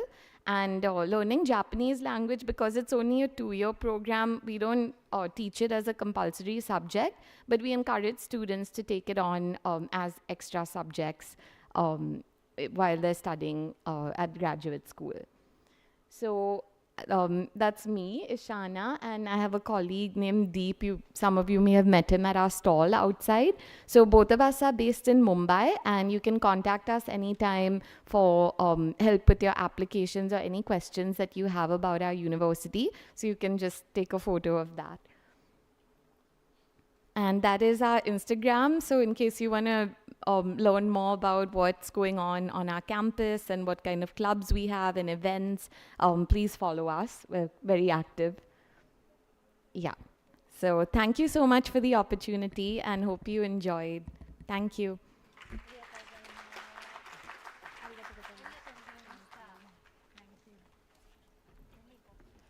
Okay. Thank you so much for the enlightening presentation. Now, one by one, I would like to call back Ms. Yamamoto Ai on stage. Professor Yasuyuki Miyauchi, Director, Global Recruiting, International University of Japan. Mr. Dhaval Mehta, CEO, TNI Career Consulting. And Mr. Kazunori Sasaki, Senior Manager, University of Tokyo, India Office, Delhi. I would also like to call Mr. Ashish Kasbe to felicitate our esteemed guests. A round of applause, everyone.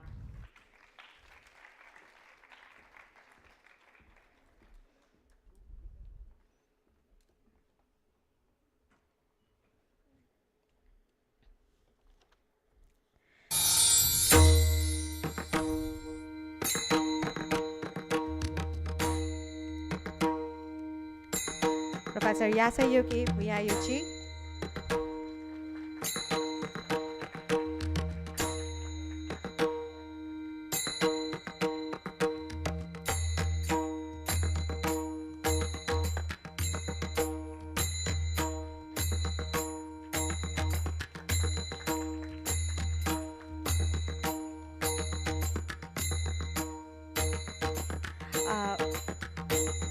Ms. Yamamoto Ai.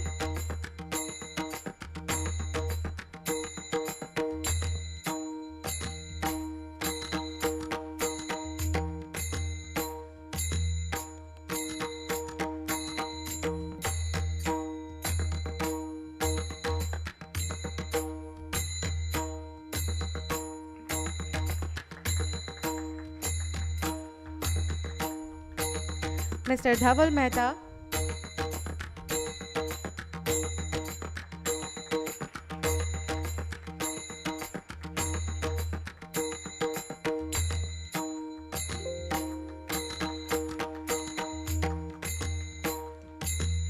Mr. Dhaval Mehta.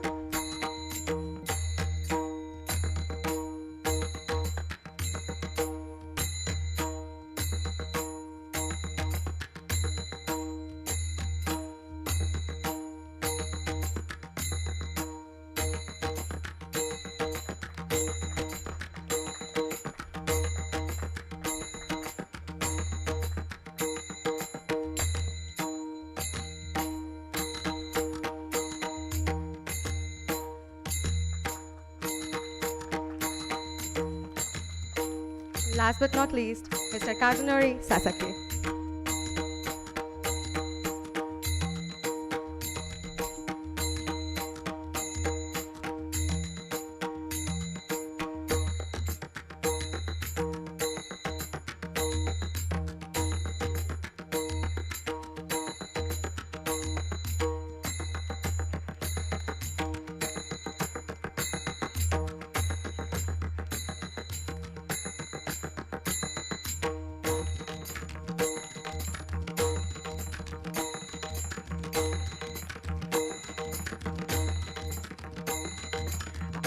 I would request all the guests to assemble together for a group picture.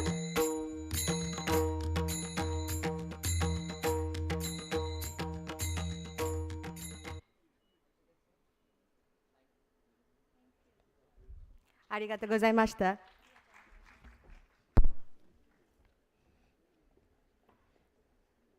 Thank you, Mr. Ashish Kasbe, for felicitating the guests.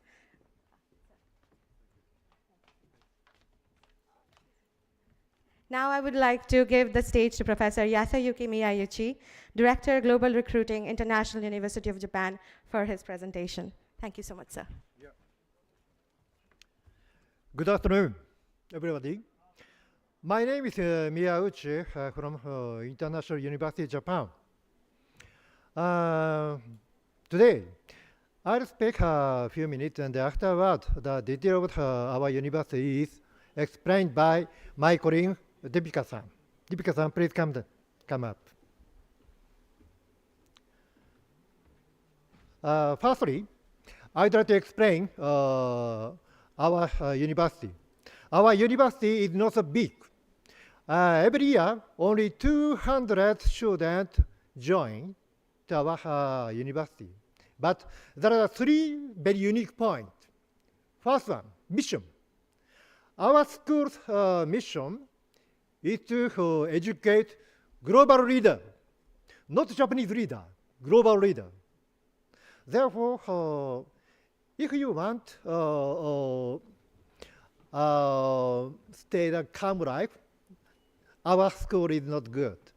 But if you want to be the top of the society or group or country, and they save the country to bring some solution. In the time, our university is the idea. Good goal. Second point, our university's future very unique. Even in Japan, and our university is located not in Tokyo, rural area of in Japan. However, 100% curriculum is taught by English. No Japanese is required. And number of Japanese is less than 10%. 19% students come from more than 70 countries. And this year, we welcome 11 students from India. Very quite a big number, because total number is only 200. And third point, because of the major students, international students, therefore, our university is designed for international students 100%. Within the campus, official language is not Japanese, only English. And then we provide a lot of scholarship. Therefore, 82% of international students get full scholarship. Full scholarship. And the remaining 18% also they get some scholarship. Our Japanese staff collecting the donation from the big companies in order to support international students. This is our 3 unique points. Okay, so please explain detail of our university, because she just come back from the IUJ, Niigata. Okay?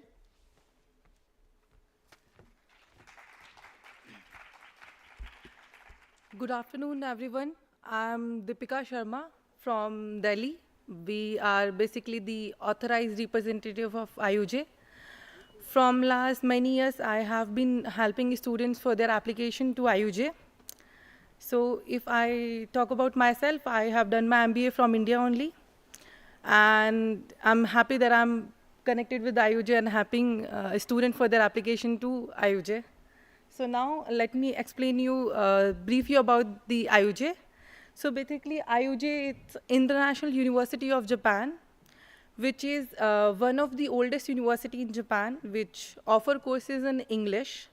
And the university is established in 1982. And so here's the agenda of my today's presentation. So basically I will be giving you an overview about the programs and the advantages of pursuing your degree from IUJ, as well as I will explain you about the admission procedure and the scholarships. And maybe we'll have a Q&A after that. Next, moving ahead, let me tell you where the IUJ is located. So as Miyauchi-san has mentioned, so we are not in Tokyo. Here's the map of Japan. So IUJ is located in a Niigata prefecture, which also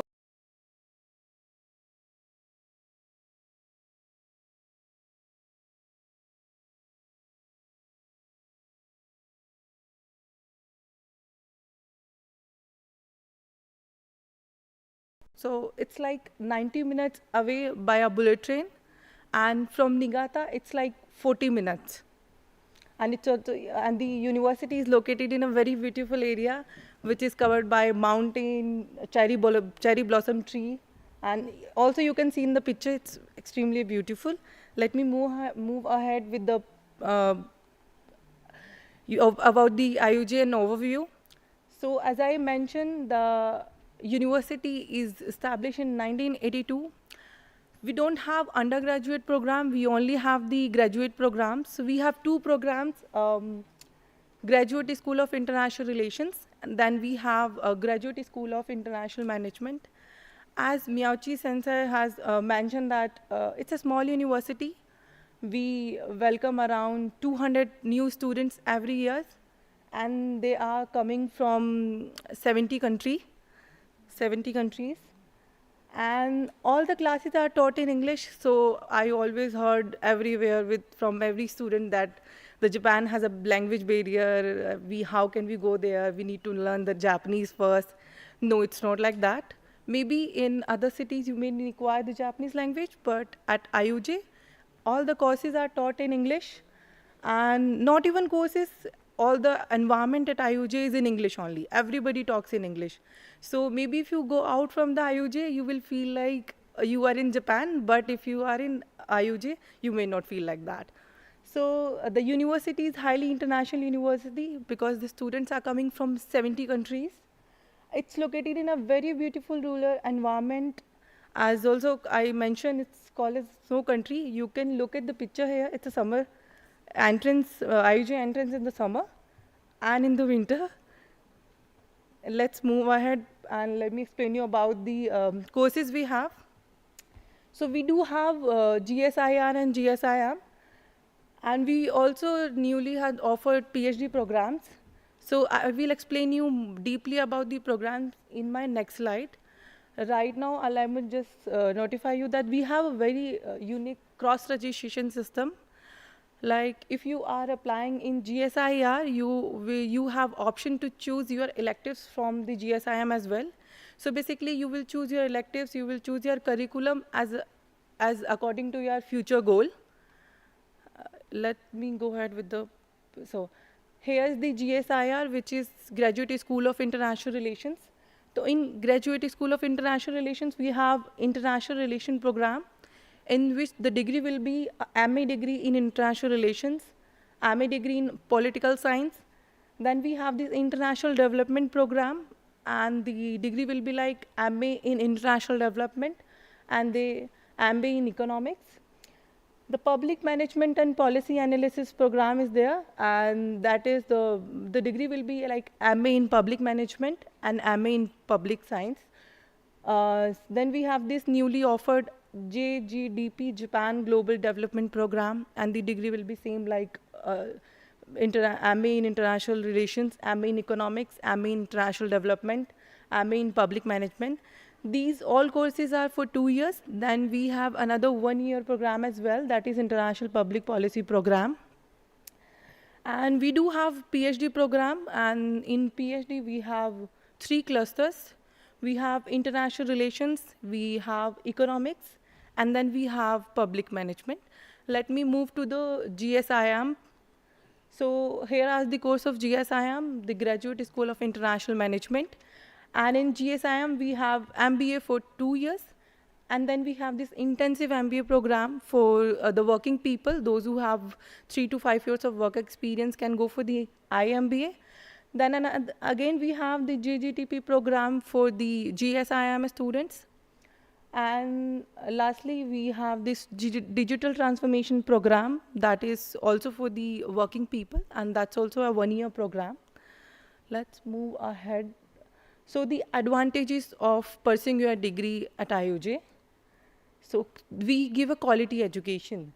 So you can see here we are the accredited by AACSB. Only 5% of the business school has this accreditation in the world, and we are one of them. And the School of International Relations is selected as one of the top school for IMF scholars. So let me talk about the ratio of the number of student per faculty member in IUJ and in other countries. So if you see in USA, it's like 1 faculty member for 15 students. And if I talk about UK, it's like 1 faculty member for 10 students. In Japan itself is like 1 faculty member for 19 students. But in IUJ, we have 1 faculty member for 80 students. I personally I personally have seen how professors teaching in the class. I never have seen so interactive class. So it's like because the number of students are less, so teacher gets more time and the professor interact with every student there in the class. So also it's not like they are teaching you in the class, you also can access your faculty member even after the class. Yes. So as I mentioned in my earlier slide, that the curriculum is adaptable adaptable to your needs. You can choose your electives, you can make your curriculum as per your future goals. We also have a special guest lecture and the field trips for students to enhance their skills, to see how the things are going. And then we have the excellent learning environment. So excellent learning environment means, I'm mentioning in my PPTs that we have a student from 70 countries. So we have an excellent environment there. Because look at this picture, you will see the diversity of a student. So as though it's not about doing your degree there, it's not about learning. It's about you will be able to see how, because the students are coming from different part of the world, and every student had their own thoughts, and also they have a different perception. So it's about doing degree along with having a multicultural team leadership experience, also having a different perceptions. So also we have alumni around 5,000, those who are from 140 countries, which means wherever you go in the world, you will find at least one IUJ alumni there. So if you come to IUJ, you will be part of that big network. So if I talk about the current students, so we have around 237 current students in Graduate School of International Relations. And in Graduate School of International Management, we have around 137 students, and they are from United States, Latin America, Japan, Asia, East Europe, and many more countries. So from India, we currently have 23 students, and the alumni are 187 from India. So here's a voice of one of our alumni, Mr. Gopi Soumya. He's working with Microsoft Japan Company Limited right now. You can see his message on the IUJ's website. Excellent living environment. So here's the map of our campus. If you look at this picture, So here's the main building we have where all the classes happens. Along with that, we have the library, which is open till the late night. We also have a computer room there, which is accessible 24/7. We have the research institute. We have gym, cafeteria, school shop. And also we have a single student dormitory at the campus. Along with that, we have a married student dormitory. And we also have faculty residence here. So you may not be able to see here, but the campus is covered by tree, forest, and the mountains, which makes IUJ campus is very beautiful. I would ask you to go to the IUJ's Instagram page, go to the YouTube and see the campus life. You will be able to witness the beauty of IUJ, which I personally admire. And these are the picture of summer, winter, autumn, and spring in IUJ. These are the IUJ's campus picture. You can see the beauty here. And these are the facilities we have at IUJ. So we have the dormitory for the student. Along with that, we have sharing kitchen in the dormitory. So sometimes Indian students don't want to eat Chinese, don't want to eat Japanese, so they have the sharing kitchen. I have seen in the evening all the students, Indian student and other nationality student, they come together, they cook together, they enjoy the dinner together. So you have the sharing kitchen, you can enjoy the cooking there. We have this barbecue site, and then as I mentioned, the library is open till the late night, and the computer room is you can access the computer room 24/7, so you can continue your study further in the computer room after the classes. And here are some pictures where we do some activities at IUJ. It's like the first picture is for the international festival. So I guess in May, we have a festival called International Festival, where all the students, those who are coming from the different part of the world, they represent their culture, their food, their dance, not even IUJ members, not even faculty member, even some people around the Minami Onuma seat, they also come to see the international festival there. And here are pictures where students are enjoying the barbecue. And there is a native Japanese festival called Naked Festival. And if you can see, there is a picture where some students are giving Japanese presentation. So along with your degree, you have an opportunity to pursue your Japanese language there. So it's not mandatory to do the Japanese language, but definitely you have an opportunity. If you want to pursue, you can pursue a pursue your Japanese language. And here are some students, those giving the Japanese presentation here. Let's move to the next slide. So the admission procedure and the scholarship, which is the main motive of my to explain you here. So the IJ admission procedure is complete online procedure. So you just need to go to the IUJ website, register yourself there. Once you register yourself there, you will get an ID and password, and you can start your application. You can fill up your academic details. Maybe you need to upload some documents, which I'll be explaining in my next slide. Do the payment submission, and then you will get the announcement of your result. We do require an interview, but that is only for the domestic students. Some application of international management will also require for an interview. And PhD student also need to do the interview for the application. So application material, so as I mentioned, it's an online application. So two most important things we require in the application is your personal statement and the research topic. And English score is not required for Indians, because those who have 15 or 16 years of education in English, they don't require the TOEFL or IELTS. So we do require some of the scanned certificate like transcripts, graduation certificates and all. We also ask you for the recommended information.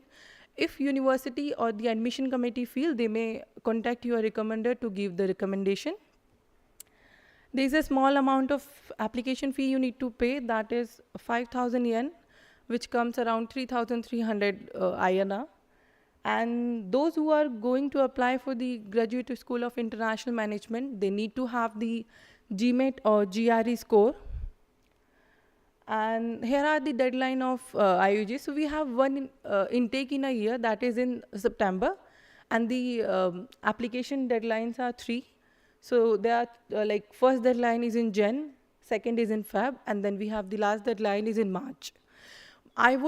So those who are looking for the good scholarship, I would recommend you to go for the first and second deadline, because the chances of getting good scholarship are in first and second deadline. Definitely you can apply in the third deadline as well, but the chances become less for the scholarship. And there are the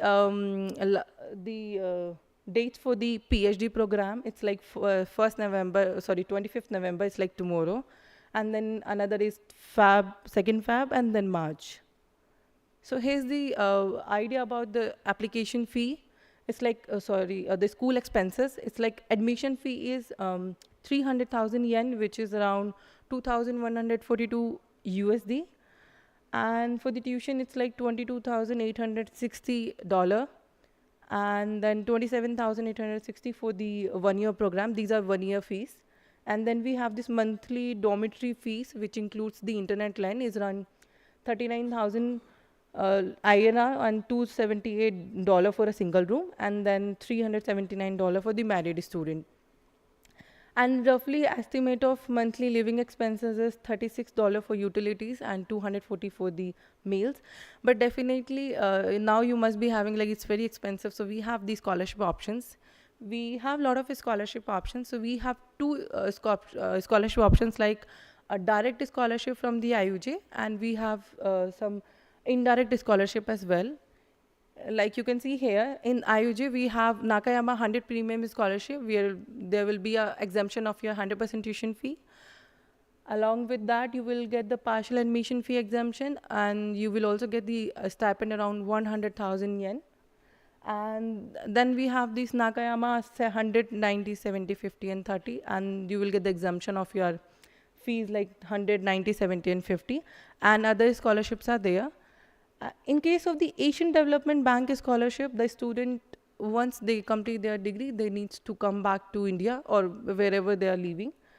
And we have this AON, JERA, and other scholarships. So if you need to more about the scholarship, you can go to the IUJ's page to see about the scholarship details further, or you can come to our booth and have my details, and I'll guide you for the scholarship. So I should say, I should mention that 80% of the international student in 2023 has received 100% scholarship. And thank you so much for having me here. I might not be able to give you all the details, but you have my details here. Click a picture and you can contact me after the event. And our booth is there outside, so I can meet you there. Thank you so much for having me here today. Thank you for your patience. I look forward to see you in IUJ's campus. Thank you. Thank you.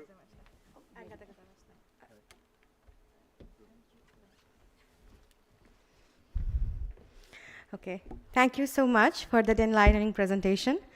Now I would like to invite on stage Mr. Dhaval Mehta, CEO, TNI Career Consulting, for his presentation, India-Japan Synergies in Education, Culture and Work. A round of applause for Mr. Mehta.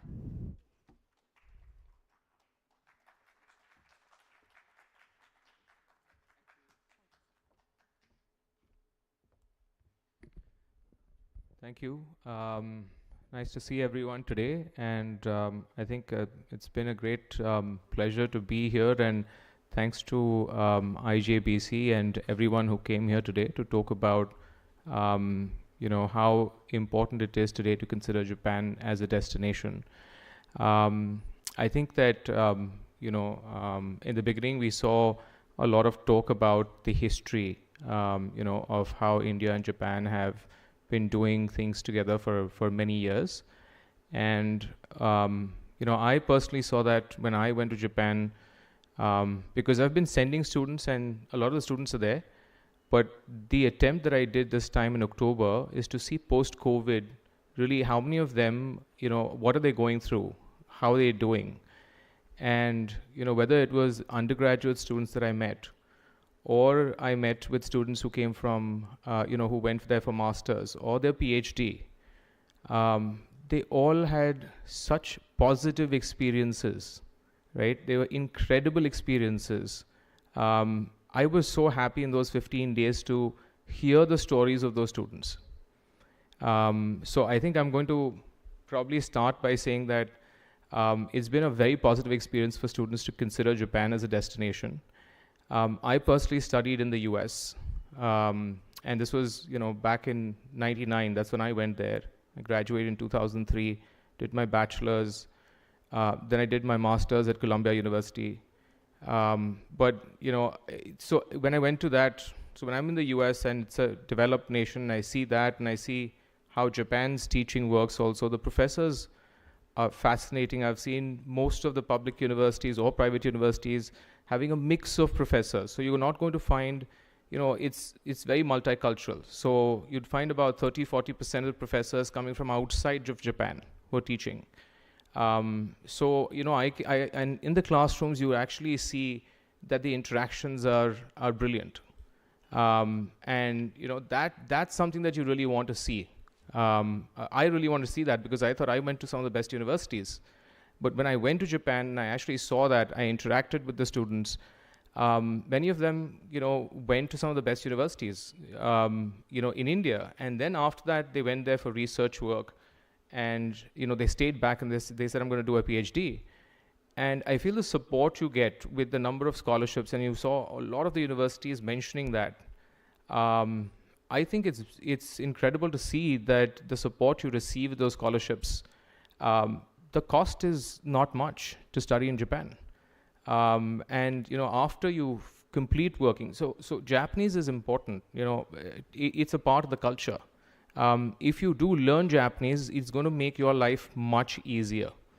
But it doesn't mean, I've seen many of them who've gone from here some of them who've had a basic knowledge of Japanese, then they've gone there and actually themselves learned more. They've put in the effort to learn more, and it has helped them, right? And we've seen students take variety of courses, so it's not just STEM focused. So if you think that only if it's engineering focused or anything to do with, Japan has courses all across. You saw that today. Whether it's a tourism course or whether you saw a course in design or whether you saw courses in technology, you're going to find all sorts of diversity there. And they're English taught programs. They're not programs that are just in Japanese. The reason of learning Japanese is partly for interaction that you have, the cultural interaction. And I think that it helps a lot. It opens you to opportunities. So I feel my presentation is going to be more focused on that. So I'll walk you through our slides, but I just want you to know that, and we have a booth outside as well, and Arman's been out there, and he's spoken to a number of students who've come across and spoken about this. But I think it's an incredible opportunity because this year, and you saw the start of this, it was spoken that there are only 1,500 students going to Japan. From the 1.3 million in India that go outside, you've got 1,400 kids going to Japan. And when I look at that number, I'm like, why is it not more? Why aren't you guys thinking about Japan as the destination? Because honestly, if you ask me, it's a gold mine, right? It's a place where you have the best of faculty. You have people who are incredibly nice. Yes, maybe, initially food might be a little bit of a challenge, right? You just have to know the right places. Really, you just have to know the right places to go. When I was talking to the students who went there, they said we went to the canteen, we saw what it is that we liked, we started cooking, we had these exchanges with other international students, right? Because there's students coming from 150 other countries there. Whether you go to Tokyo, you go to Kyoto, or you go to Fukuoka, you have so many choices. And what I figured when I went this time, you can just take the train and be anywhere in 3 to 4 hours. I love that. The flight, taking the flight, sometimes when you're, going 1 hour of preparation, and then you take that flight for another hour and a half, and then you come back again, and it takes 3-4 hours. It's just, you just get to the train station. You're there, in time. The train leaves exactly on time. Everything works on time. So you could have a good work-life balance, because people really appreciate the punctuality, and they appreciate your time. So I think that's something that I've really seen, and which I've been amazed, and I feel like it's an incredible society where you get to understand their culture as well. They're very welcoming. So that's what I would say, at least from my experiences, and I can show you that from my slides. So we'll go to the next one. So this is just a slide where I'm talking about, a little bit about myself and my two co-founders, Chirag and Kevin. We started this with the idea that we wanted to make sure that we could reach out to a lot of schools and students. So we work both on the institution side and we work with the students. That's our ecosystem. And we started this in 2014 in North America, and we reached about 11,000 schools. And, coming to India right now, we've been working with universities and schools. So I've already come to MIT before. I love the place. It's a beautiful campus. You guys have something incredible. But when you're looking at masters, trust me, you're going to find the campuses there also just being as nice, right? You've heard that. The weather also is great. Most of the places, the winter might get a little bit, right, cold, but still it's not that bad. Trust me, I went to Michigan, and it was minus, with, a foot of snow. So I've lived in the worst conditions possible. And I also lived in Chicago, windy city. You go to Japan, still very nice, right? You can go to Mount Fuji, and from a distance, you can actually see a little bit snow on the peak, right? But that doesn't hit you until you actually go up till there. And it takes about a day to go up, and then, a couple of hours to come down. But there's so many destinations, even if you want to tour around, right, after. So I'll go through, and we have a great advisory board. As a matter of fact, a lot of our students who have been sent there, who are studying PhD, whether they're at University of Tokyo or at Waseda or at Kyoto, they all are very helpful. So, if we work with you or you work with us, we'll be putting you in touch with those students who've already gone there, who you can ask real questions to because they're already studying there, right?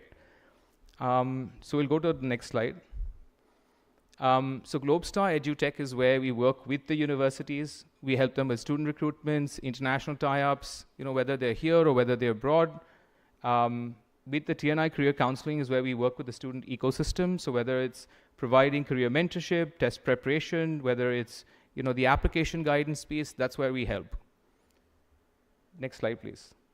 So where I said I had this recent trip, right, to Japan, and I was like, why is that? We wanted to understand how our current students are doing, understand, what the mix of international students is, and also, a perspective was to understand the culture, food, what the life is, and our goal was to assess the academic offerings, their campus culture, overall sustainability for Indian students. And the initiative was a part of our strategy, to look for opportunities for students. And we felt it was incredible. Now, that's what I'm going to show on the next slide as you're moving along.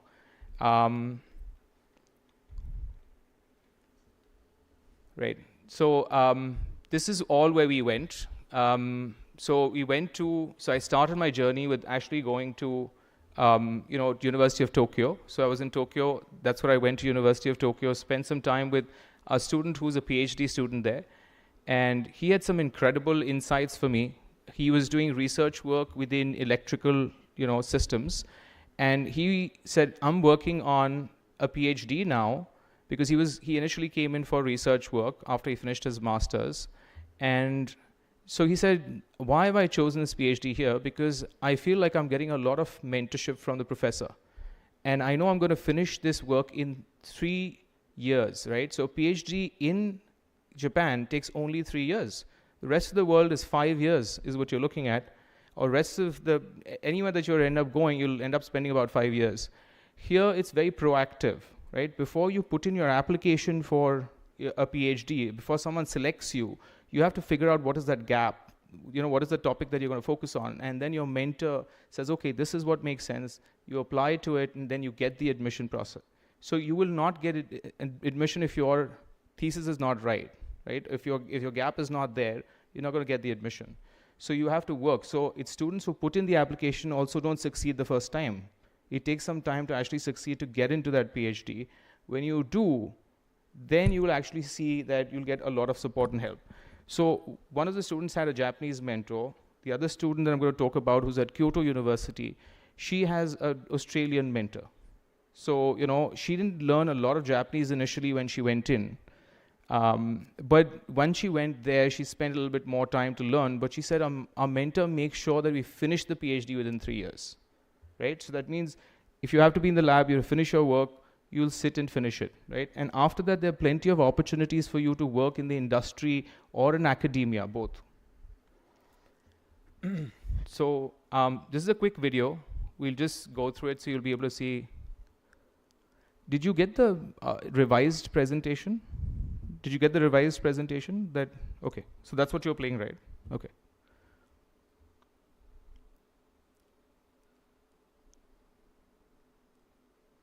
Is the video playing?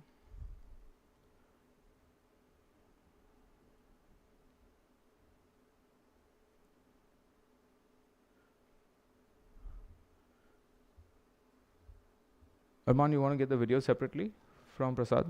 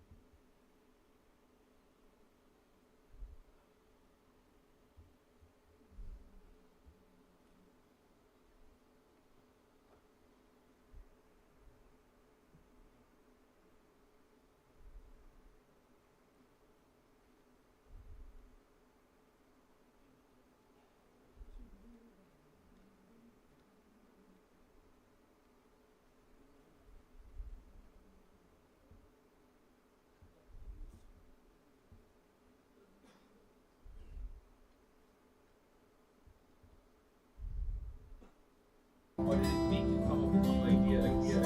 What did you feel? Understand come to Japan. Number one. Yeah. And then why? Okay.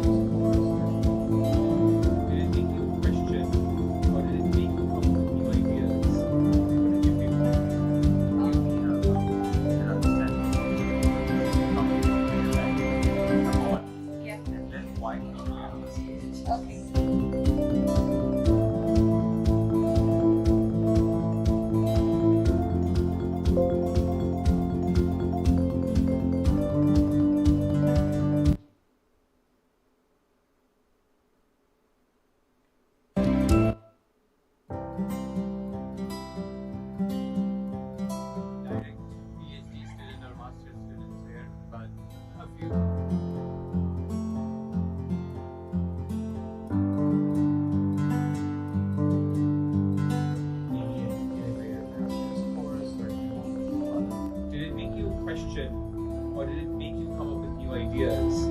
What did you feel? Give me an understanding of what was your motivation to come to Japan. Number one. Yeah. And then why? Okay.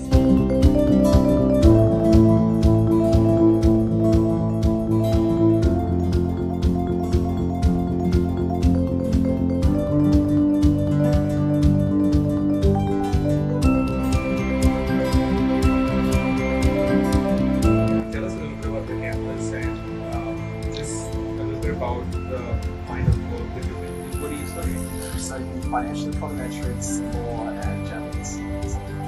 Oh, that's a handful.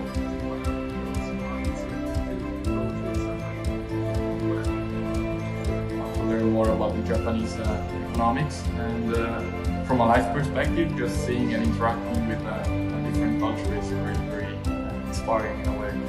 Yeah, that's interesting. And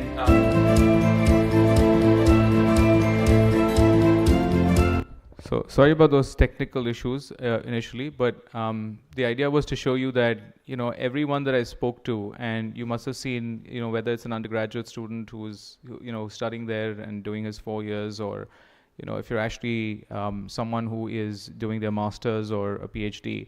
And I think you saw most of the universities, you know, the kind of fees that you're paying, anywhere between 3-5 lakh rupees to, you know, you're paying 10 lakh rupees a year at the maximum if you don't get scholarships. So the kind of, you know, life that you would actually get at a university, the education that you're actually getting, and the employment opportunities post that, they all line up to actually make Japan an exciting destination, right? And so what do we discover? Okay, so what we discovered is that, you know, students at the undergraduate, masters, and PhD are happy with their decisions. There are more masters and PhD students, of course, you know, from India right now, and that is going to only broaden. You know, I wouldn't be surprised to see that students can actually, you know, once they welcome themselves to this, that the growth from this 1,400, 1,500 students will probably go up to, you know, a good 10,000 students. So very possible if, you know, students start considering that there's a lot of opportunity, you know, to not just study in terms of the quality, but also the, you know, the employment. So every student that we are seeing there, they are getting employed in companies, and the companies are very open-minded, right? So whether it's Apple, whether it's Microsoft, or, you know, whether you're looking at local Japanese companies who are actually global, they all are very open to the, you know, the idea of employment for international students. Now, in terms of mobility also, you know, if you want to come back home, you don't have those issues and constraints that maybe a US visa or someone else actually gives you. We've never seen that actually happen, right? When you're such a small contingent, they really want you to be able to go to your home, come back, right? And the flight is about 8 hours, 8.5 hours if you're taking an ANA Airlines flight, not very difficult. So, you know, in terms of, you know, advantages, there's just plenty. We saw that, you know, even Japanese students, very open-minded, you know, if you want to work with them on a project, the only one thing is you have to be more independent. You have to be someone who engages in conversation, and you'll actually find people coming back to you and talking to you. If you're going to expect that they're going to come back and first talk to you, that might not happen as much. So I've seen courses and most of them, right, these all are English taught courses. So it's not that you're going into and you have to learn Japanese all the way. I think someone spoke about this earlier also. There are these, levels of Japanese, starting from an N5 all the way to N1. And you can learn Japanese slowly and eventually get to an N1 level where you're, professionally competent. And you can do that while you're studying. So it gives you enough time, right, to do that. And then when you go to a workplace, it's better for you to have that N1 so that, you can converse and professionally and it becomes easier for you. So yes, that's one important thing. So there are courses in economics, hospitality, business, sports. I've seen, I don't think language has been such a barrier for everyone that I spoke to, and corporates are very open to hiring international students who speak. It's just you need to put in the effort yourself, right? So value is very much there. So I'll move to the next slide. These are some of our success stories because you saw some of them that were actually talking. So whether they are pursuing PhD or bachelor's, we've actually seen them across the board. So we work with students across 12 different countries, but we've seen Japan as a very prominent area. At least in this cycle, we've seen a lot more students applying this cycle and wanting to go to Japan. So I'll move on. Again, advantages is world-class research. From the time you start till the time you end, you got a lot of interdisciplinary education. The cost of tuition fees is much lower than going to the US, going anywhere else. You've seen most of them talk about it. What I also observed is that a lot of international students at all the public or private universities that I visited. Most of these universities give you free Japanese lessons as well. So for the first 2 years, you'll actually see them helping you out, so you don't have to worry about it as well. And residing in sort of like Tokyo or Kyoto can be a bit expensive if you're right in the city. But even if you go out a little bit, maybe 30 minutes out, you still get cheaper accommodation if that's where you want to live. I've seen students doing that even if they're going to Tokyo University. They might not live on that campus, but they'll live probably about 20, 30 minutes away. But it's still convenient, for them to be able to, travel that much because the transportation is just incredibly good. Very safe, I must say. Extremely safe. Anytime, morning or evening, late at night, even if you're traveling, you won't have that as an issue. Yes, the only thing is taxis are super expensive. So don't expect that you're going to take a local taxi outside and be able to get anywhere or to the airport. I can just give you a quick understanding of how expensive it is to take a taxi in Japan. So if you were 50, 60 kilometers, that's how Narita Airport is from Tokyo's, the main city, you'd almost spend about 15,000 rupees to just take a taxi. So don't attempt to do that. I'm just going to say that you have to take the train. I know he's nodding there because he's there. Because I have actually seen that. See, my brother works at Sony, right? He's been there for 11 years. And even he would not take, like he's almost at the CEO level, but he doesn't actually take a taxi, even though they can. So it's just to say that. So go to the next slide. This is what I was just saying. We've got 26 million, students either in the high school area or, college, and we've seen 1.3 million students going. We've seen 1,457 students as of last year, but this year we're seeing that increase. We feel that in the next 5 years, this is going to reach about 10,000.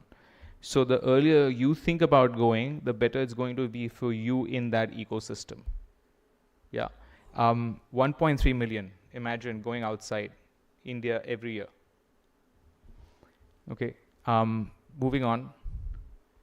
These are the scholarships that you saw, but we've put them down here. These are for Indian students, whether you're looking at the Kyoto City International Foundation or the Hyogo International Association or the Asia Fukuoka. So there's a lot of scholarships that you're going to find. This is just one piece of it. If you go to the next one, the next slide, that's got a ton of them here, right? So if you want to take a quick picture, you can take it, and you feel like there's a whole lot of scholarships that we can actually tell you about. And I know universities have some specific scholarships also, right?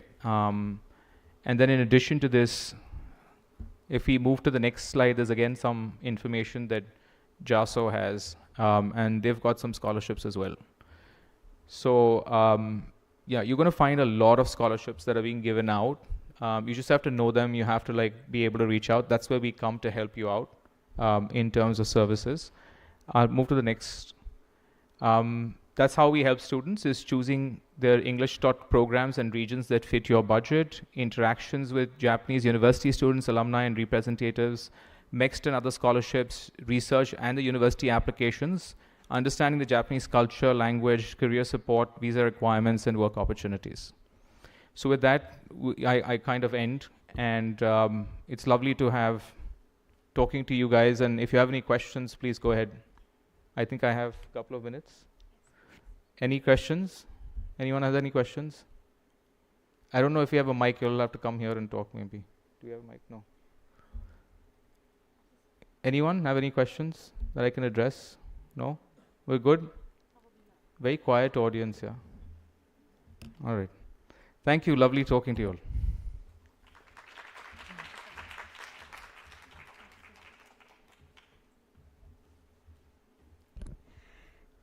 Thank you so much, Mr. Mehta, for that intriguing presentation. I'm pretty sure the students learned a lot. For our last guest today, I would like to invite Mr. Kazunori Sasaki, Senior Manager, University of Tokyo, India Office, Delhi, for his presentation.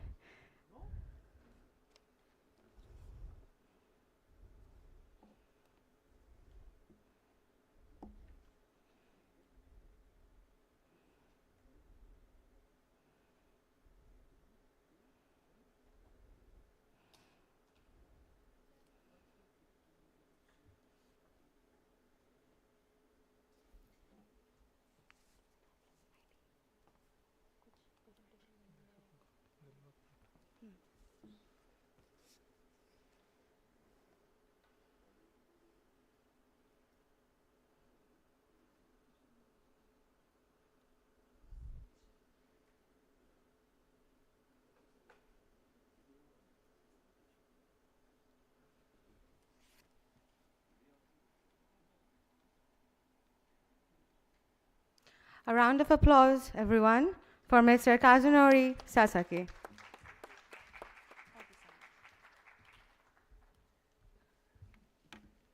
So,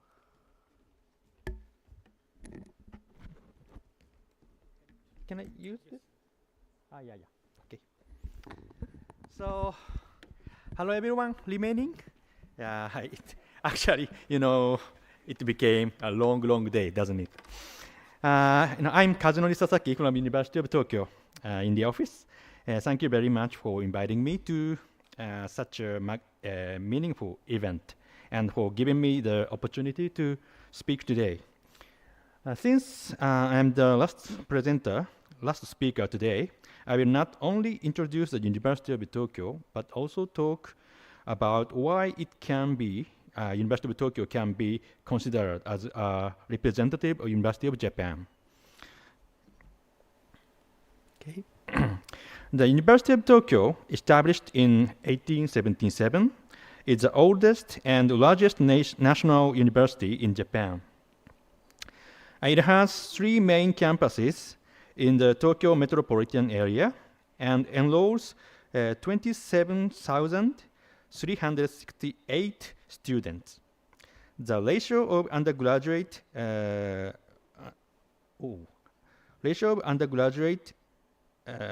to graduate student is almost equal, with each group comprising just over 13,000 students.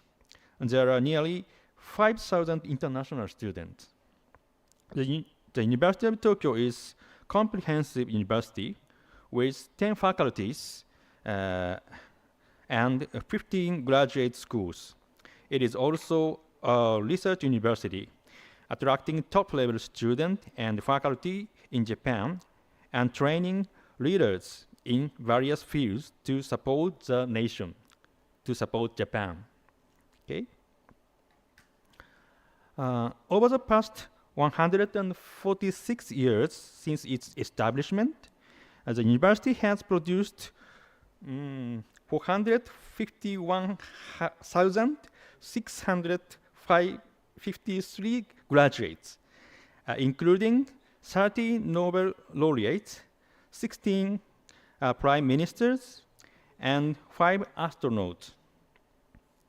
Many graduates have become president of leading companies, university professors, or bureaucrats in central government agencies. The current ambassador of Japan to India in India is also an alumnus of University of Tokyo. In India, talented individuals often seek opportunities abroad or high-paying jobs in multinational companies.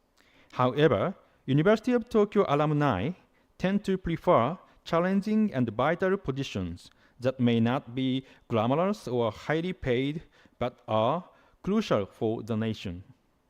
This prioritization of national prosperity over personal success is characteristic of the Japanese mindset. Okay? Thus, the University of Tokyo is highly esteemed both domestically and internationally. While its overall ranking points are 85.3, its research strength scores full marks, comparable to top universities in the US and UK. Particularly in engineering and other specific fields, the university leads the world with its cutting-edge research and facilities. Studying in these fields at the University of Tokyo will undoubtedly establish you as a world-recognized expert. Okay, now let's watch a video that highlights the university's various fields of excellence. So please play the video. Nine. Close this window and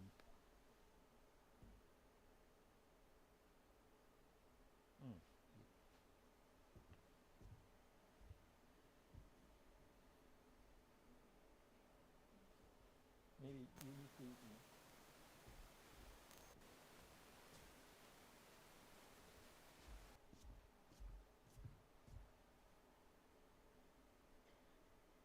No. This.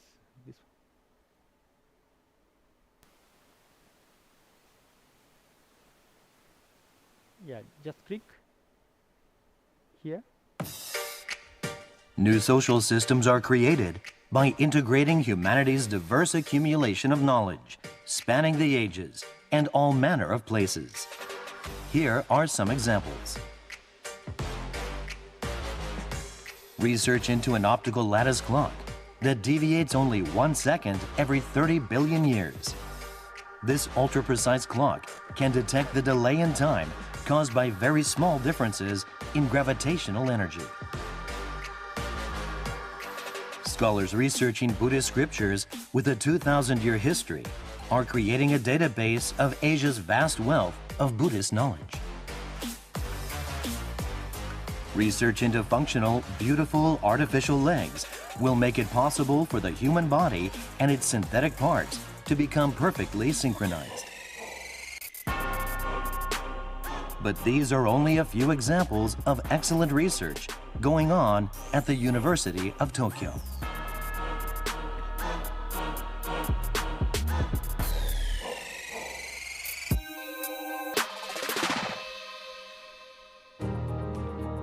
The University of Tokyo was founded 140 years ago as Japan's first national university.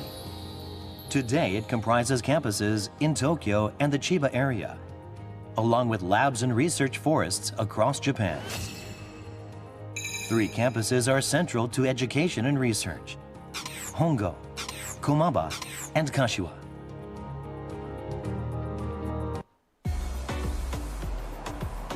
The Hongo campus is the main setting for specialized education and research. Traditions dating back to the university's early days and cutting-edge research coexist on this campus.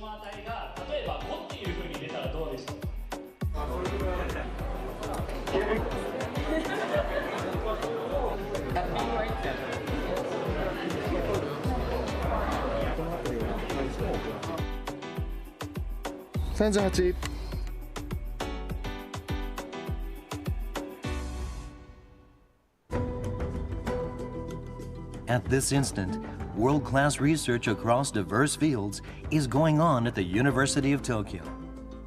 Transcending disciplines and even time, and reaching across borders between East and West, diversity of knowledge yields synergies that enable a yet higher level of excellence.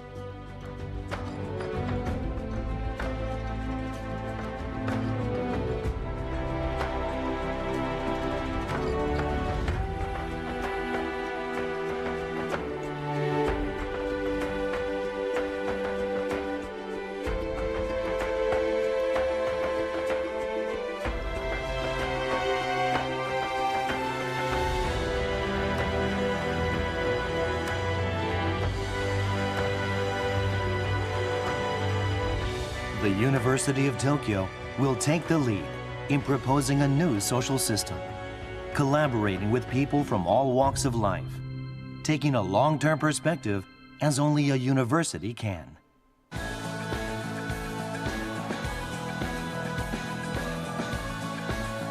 Partnerships with the private sector are one form of this approach.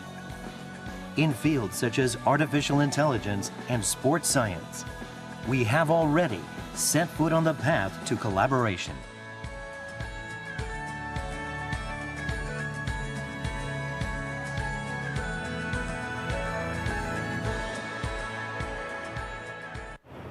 Stop.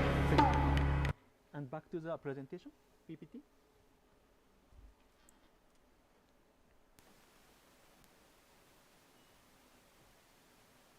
Yeah, thank you. Yes, there are so many fields, or we excel within the world. Why can the University of Tokyo achieve unique research results in so many fields? The answer lies in the unique academic culture of Japan, blending Eastern and Western knowledge. Originally, the University of Tokyo was established about 150 years ago to quickly adapt advanced Western civilization. Let's watch the next video for more insight. Again, please go to video.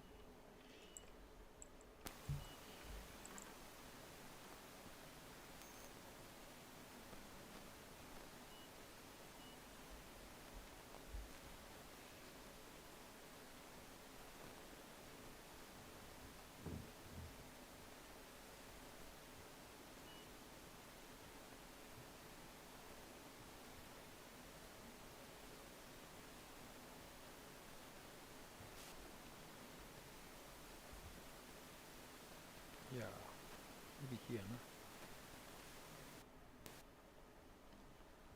no? Oh, so here, maybe here or something.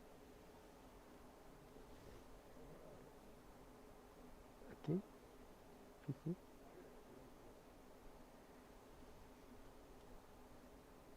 So please go to, proceed to that archery scene. No?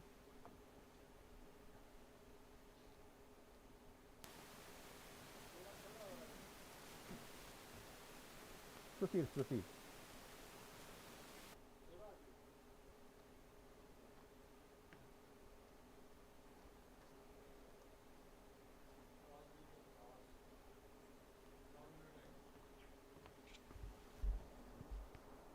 No,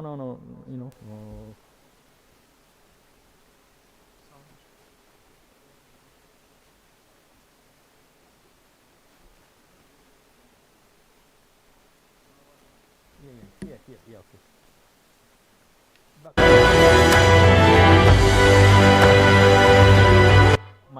Okay. You want to take it back? Yeah, no. Proceed. The University of Tokyo will take the lead in proposing a new social system, collaborating with people from all walks of life, taking a law, sports science. We have already set foot on the path to collaboration.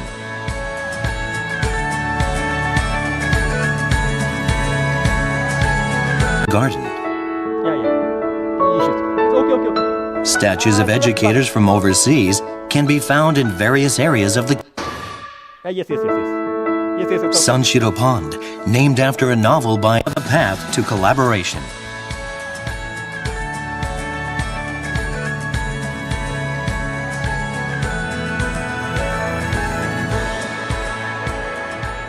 Okay,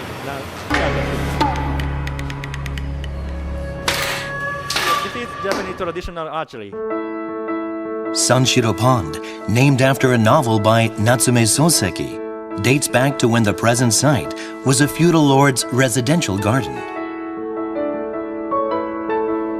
Statues of educators from overseas can be found in various areas of the campus. They are professors who were invited to teach at the university early in its history.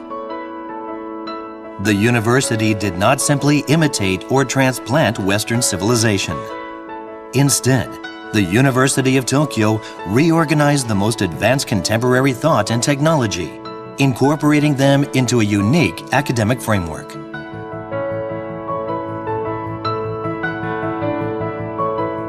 For example, the University of Tokyo recognized engineering as an academic discipline and was the first to incorporate it into formal university education.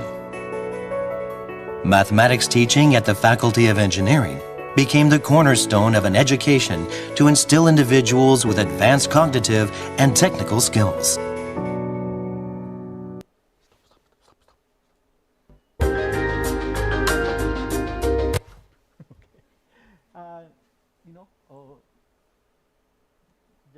Change PPT. Thank you. Okay, as mentioned in the video, Japanese people did not just imitate Western academics and technology. Instead, they integrated these with their own, Japanese, Japanese own 1,000-year-old culture to create new field of study. Engineering, combining mathematics, physics, psychology, and craftsmanship, is a prime example of this synthesis.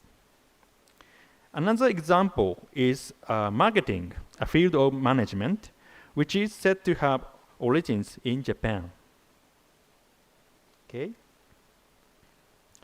The famous management scholar Philip Kotler once quoted Peter Drucker, illustrating the Japanese approach to merging Eastern and Western knowledge, rapidly developing a unique culture. Okay. Philip Kotler says, quote, Peter Drucker thinks marketing first arose in the 17th century and in Japan, not in the West. We are the origin. Okay. The University of Tokyo's library still houses books from all over the world collected during that era. Let's watch a short video about the library. Again.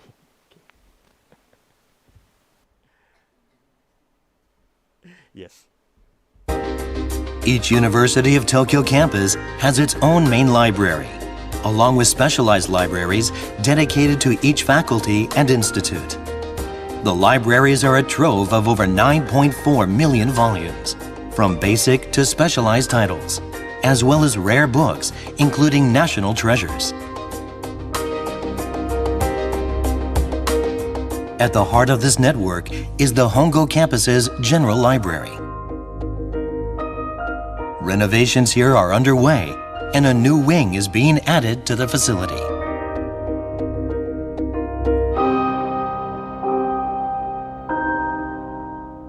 Yeah, thank you. That's it. Please close this video. Yeah, okay, thank you. Okay, Japanese scholars translated foreign academic works into Japanese, thoroughly understanding and adapting them. This enables the development of new research field in Japanese. The ability to handle Western culture in Japanese facilitated the integration of foreign and Japanese cultures, creating something unique. Conversely, the Japanese language is well suited to incorporating foreign cultures. I strongly recommend those considering studying in Japan to learn Japanese language. Knowing Japanese will allow you access to a wide range of knowledge from all over the world. While English programs are increasing, not engaging with Japanese written knowledge means missing out on half of what Japan has to offer. Japanese language is a key asset for the Japanese people. Okay? Since the sentence structure of Indian languages, like Hindi, is similar to Japanese, for you Indians, learning to speak Japanese is not so difficult. Once you can speak, reading and writing will follow. I really encourage you to start studying with interest. Okay?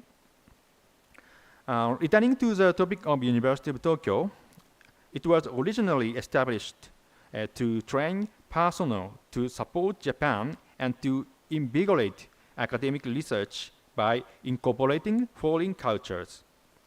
Historically, there weren't many international students.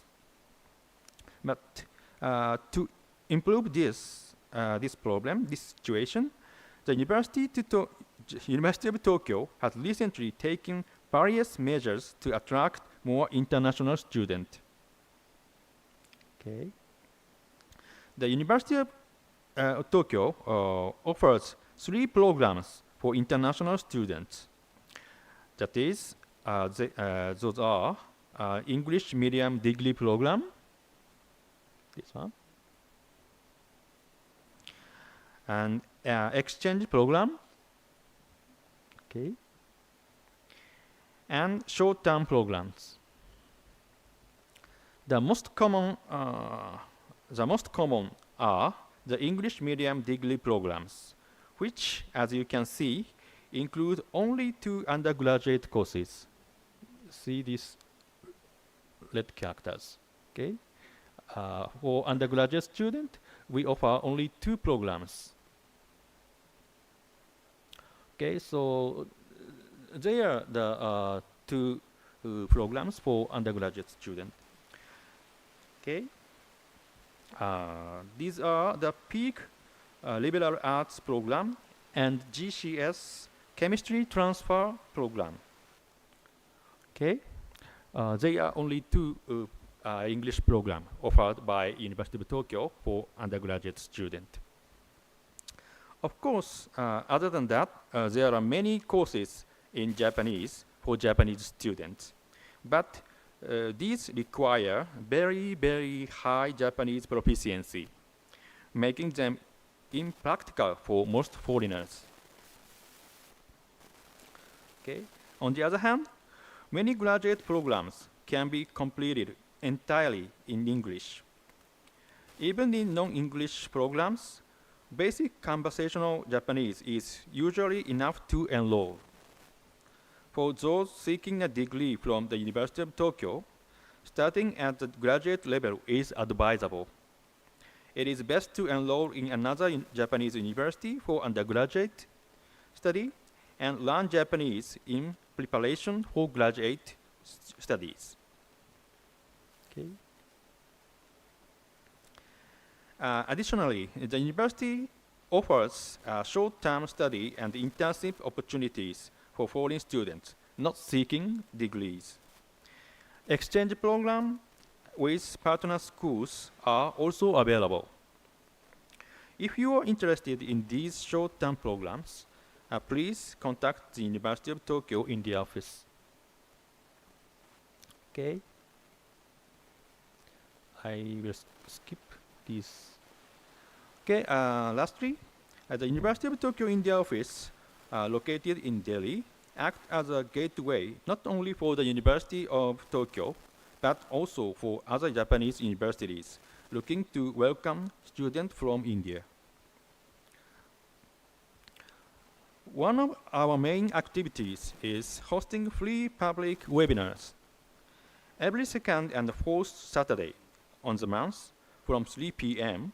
for about an hour and a half. 3 to 4 Japanese universities present themselves in that webinar.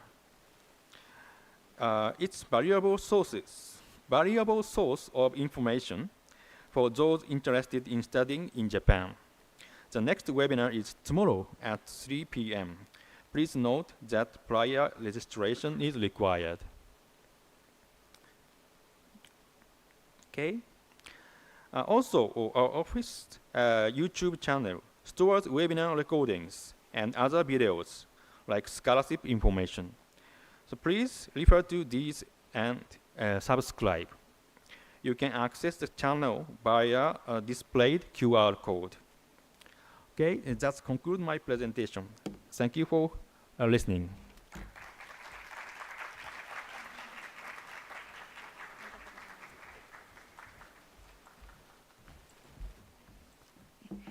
Okay, that brings us to the penultimate stage of the conference. I would like to invite Mr. Abhishek Chaudhary, VP Industrial Relations, Indo-Japan Business Council Director, Nanobiz India Private Limited, for a closing note and vote of thanks.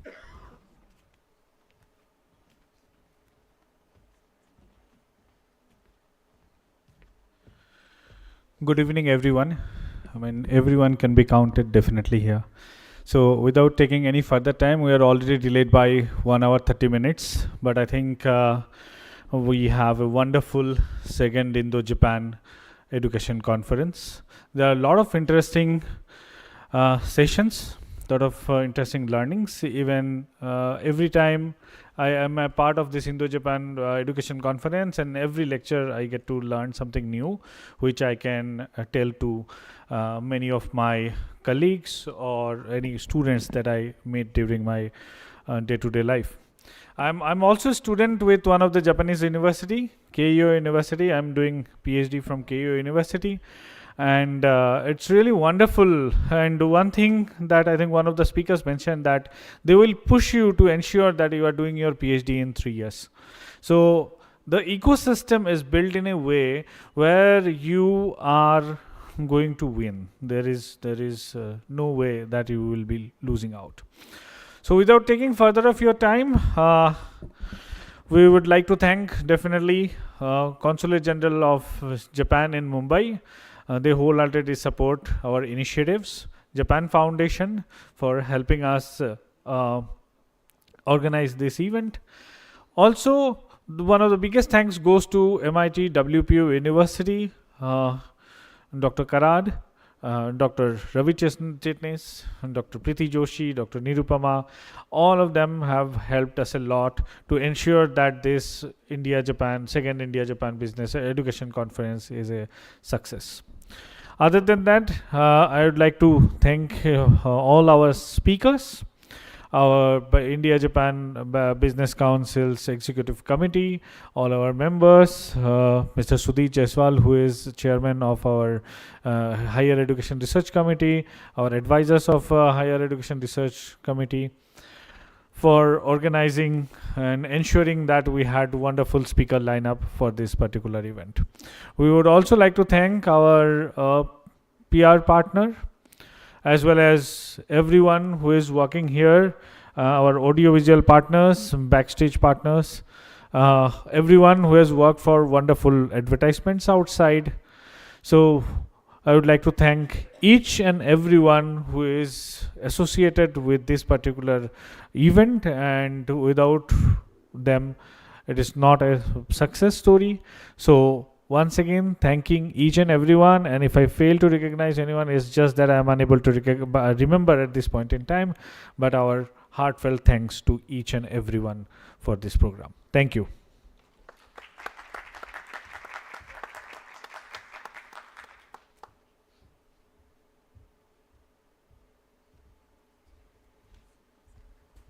And we must thank Abhishek. He's the man behind this entire program. His hard work was amazing. Thank you, Abhishek.